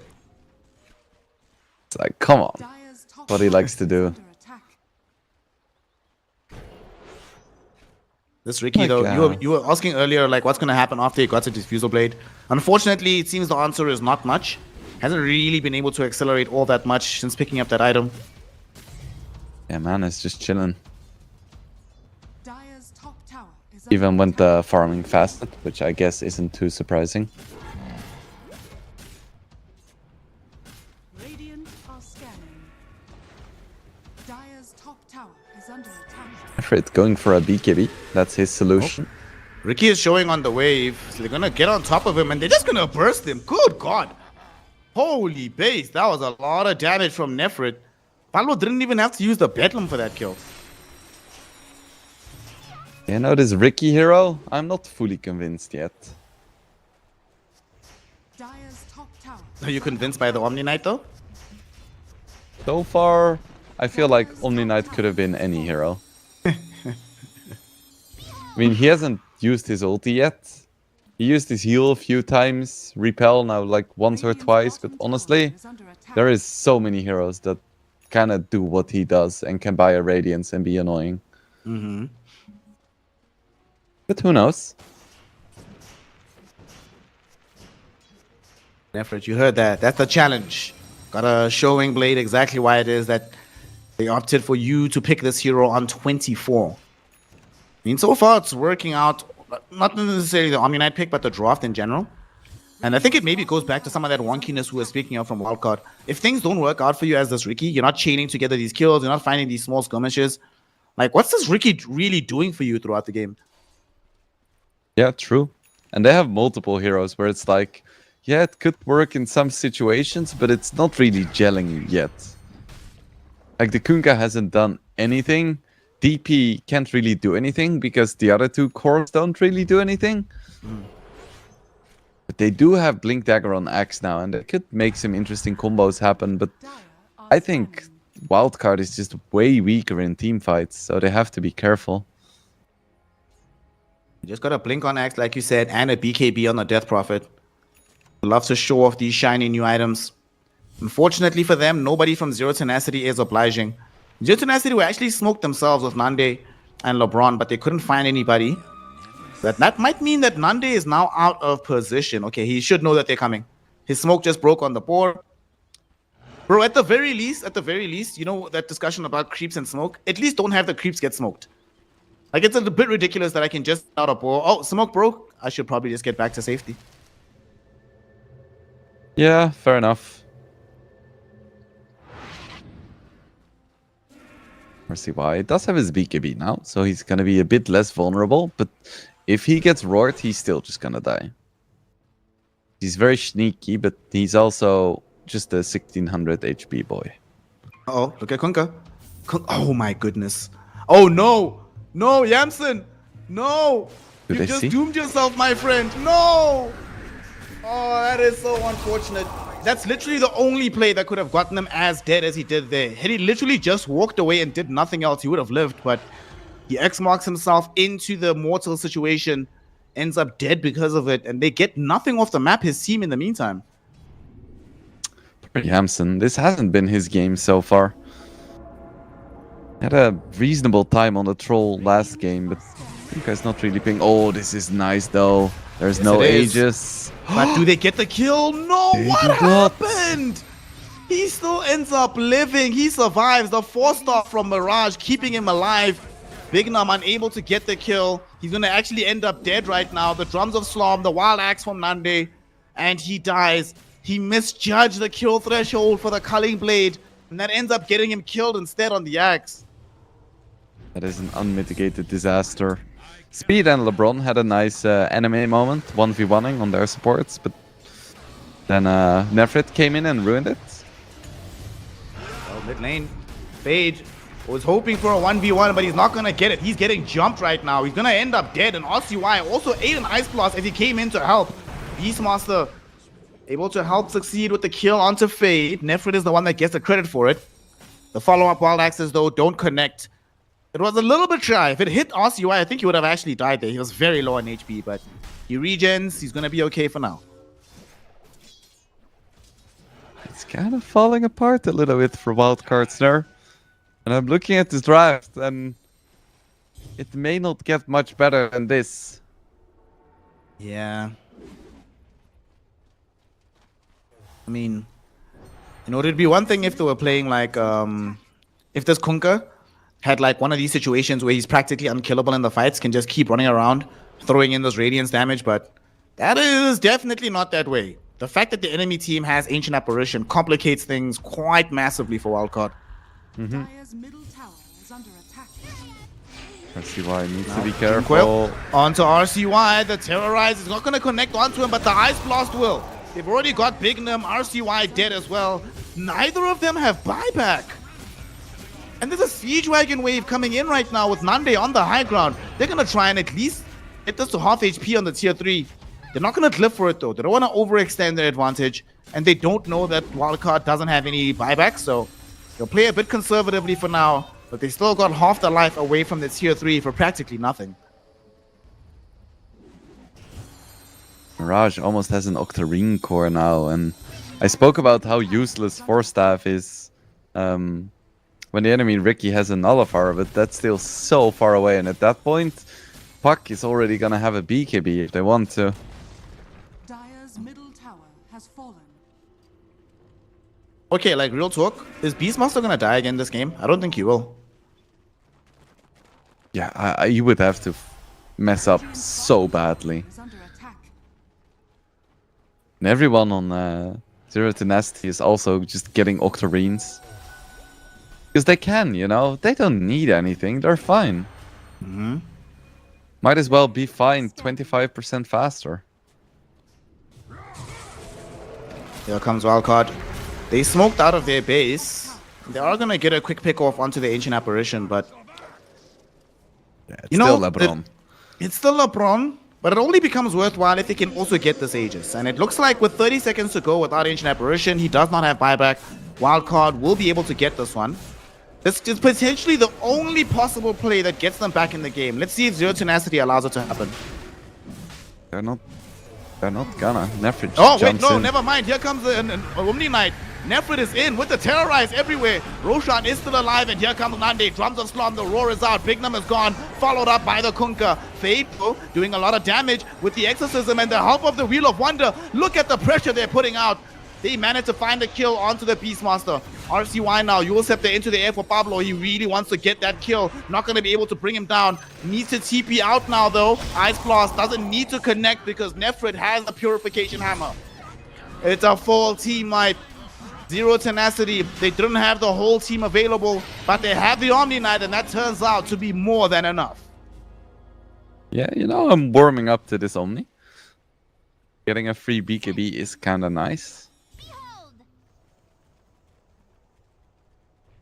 Now Aegis Puck again. Dire's top tower is They could kill Beast. You did jinx him a little bit there. But it just cost them 5 heroes and a Roche and a tier 3, so I think it still counts. Dire's top tower has fallen. Well, and the thing is, you have to remember, he died when the fight was still 5v4. If that was 4-5v5 and earlier Ice Blast, I don't know if they kill him, actually. Green now on Nefrit as well. It's the first set of racks. Dire's top barracks has fallen. I don't think they have to quit here, but they're probably gonna. Yeah. Why stretch things too far? You're already dominating the game, winning by every conceivable metric. 30 minutes, you get a high ground push that succeeds, you take it. But they're actually going to fake back. They're hoping to draw somebody out of the base by Wildcard Gaming. They're forcing the Puck to show bottom, making him a tantalizing target. Let's see if Wildcard decide to take this bait. Bignum just wants to get a shrine right now. The rest of the team is behind them. Here comes the Omni as well. Omni can't get X because he does have the repel on top of him. He will go back in towards Bignum. BKB even activated by this Omni Knight. Look at the damage Bignum is taking. The Hammer of Purity putting in that work. They find the kill. There will be Ghost now being popped out by this Death Prophet. She's trying to have some influence on the back of the fight, and she kills off LeBron. In the meantime, Kunkka in trouble. Terrorize lands in on top of him. He can't get off anything. He just dies. No BKB, no torrent, no nothing. And no buyback in there as well. Raw onto Fade. Nande doesn't have the damage by himself. He'll employ the assistance of Nefrit and Mirage. And with all those three, they do manage to find him. Fade is kept alive a little bit longer by the escape act. Needs help, needs some assistance. RCY going in, tricks of the trade, kills off Nefrit, but he dies for it in the process. Maybe, no. Staying alive, they ran out of being able to target him, but the Wild Axes with the Witchblade burn damage supplies the damage necessary. That's another death on the Ricky, another death on the Kunkka. And each fight here, Wingblade, they get one core, but it costs all of theirs to achieve it. Yeah. Now they're gonna lose another tier 3. Probably another set of racks, because only the Death Prophet appears to be in possession of enough gold to buy back, but doesn't have Exorcism, so there's really no point. Puck still has Aegis, still has everything. It's just gonna be another set of racks. They just don't have damage on the side of Wildcard. I mean, this is a concern outlined earlier in the draft, right? The nature of their damage is all continuous throughout the course of the fight. Blowing up heroes initially is basically impossible for them, and they're struggling now. Just can't deal with all the sustain being provided by this Omni Knight, by this Beastmaster. It's too hard to punch through. Wildcard, they started off the day so well. And then the first game looked amazing as well, but then they just kind of fell apart. They started picking such weird heroes. I spoke about how they had a certain style that just really worked. And it did. But then for some reason they start picking another style and it doesn't. Well, they might be able to get this pot kill. That's going to be life one taken. Oh, that Ice Blast with the Terrorize. Axe already gone, and here they come. Dreamcoil enables the kill as well onto the Ricky. Yamson has to pop a BKB to keep this fight going as Nefrit also shows up on the Omni Knight. They want to try and end the game here and now, Wingblade. Yamson getting a drag back with the X marks the spot. There was almost a very nice catch with the Wheel of Wonder, but it won't matter. Puck caught up to speed and killed him. Yamson's gone. Fade is dead. It's a team wipe. It's a GG. It is Wildcard out of the tournament, and Zero Tenacity going to the grand finals of CCT Dota Season 2. And this best of 3 ended a lot differently than I think either of us expected after game number 1. Yeah. Yeah. I'll be honest, after game 1, I thought this was going to be a very fast 2-0. I'll be honest. What a performance by Zero Tenacity though. They picked some wacky heroes, but it really worked. Yeah. I do think the wackiness came at the end, right? Because their first 4 picks up until the Omni Knight was very standard Dota from what you see right now, you know. Solid lane, what looked like it was going to be Beastmaster plus the Dark Willow. That's a very solid lane for the off lane. Playmaking mid, as more far back, not saving, but like facilitating support like the Ancient Apparition. All that was missing was this turret style carry to go into the safe lane. But I will say this adjustment at the end was a really good one. They just identified that, okay, enemy team has issues with damage. Let's just pick to make sure that they never are allowed to even dish out damage, and then we'll be okay. And it turned out they were in the end. Yeah.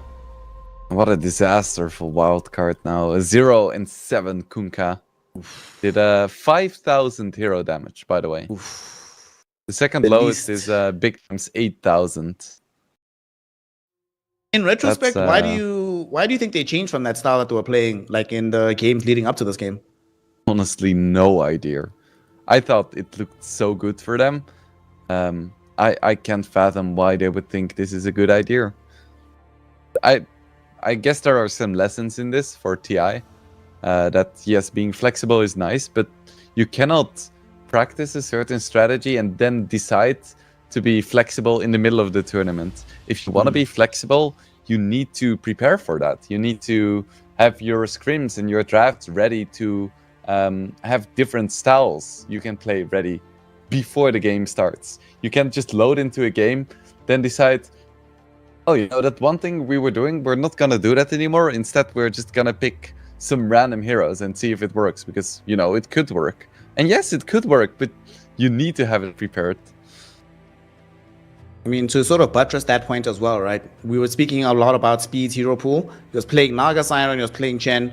He didn't get to play those today. He played Batrider earlier. However, in this game, game 3, neither Naga Siren nor Chen were addressed at all in the banning phase. Only Batrider was banned out, so they could have fallen back on the old faithfuls, on the old reliables, maybe make that work for themselves. Hell, you got Death Prophet.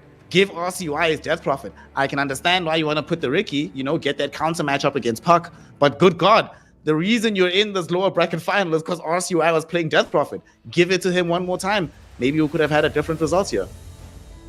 Yeah, fully agree. But I'm sure Wildcard will take their lessons away from this. More excitingly, we now have our 2 grand finalists. Runa team, which I guess for me was a little bit unexpected, because they didn't do super well in the groups, but then dominated every single game from there. And then, of course, Zero Tenacity, who had a really nice upper bracket run and then only lost to Runa team, and is now going to get their revenge after getting 2-0'd in the upper bracket final. Could not be more excited for that matchup. Unfortunately, it will not be happening tonight, Wingblade. We'll have to temper our hype and our excitement for one more day. So tomorrow, we will, of course, be coming back with more CCT action, as it is the grand finals between Runa team and Zero Tenacity. Until then, we will see you. We'll be signing off for this evening. Monsieur Master Wingblade, since this is our last run on the mic, leave the people with some nice words, some words of encouragement to take home with themselves. It's kind of hot where I live, so be sure to drink enough water. Be mindful of the sun. The sun is very dangerous. It's very pleasant, but make sure to wear a sunscreen. Okay, you see, I'm what happens if you don't wear enough sunscreen, you know? You're gonna end up looking like this. So Gorgeous? Okay, I'll stop then. Oh, Mr. Wingblade, as usual, always a pleasure. All of you at home, thank you so much for being with us today and across the entire qualifier run, the tournament run itself, and we will, of course, be seeing you tomorrow for the grand finals. Thank you all for your time, your attention, and your love. We'll see you then. Peace out. We love you.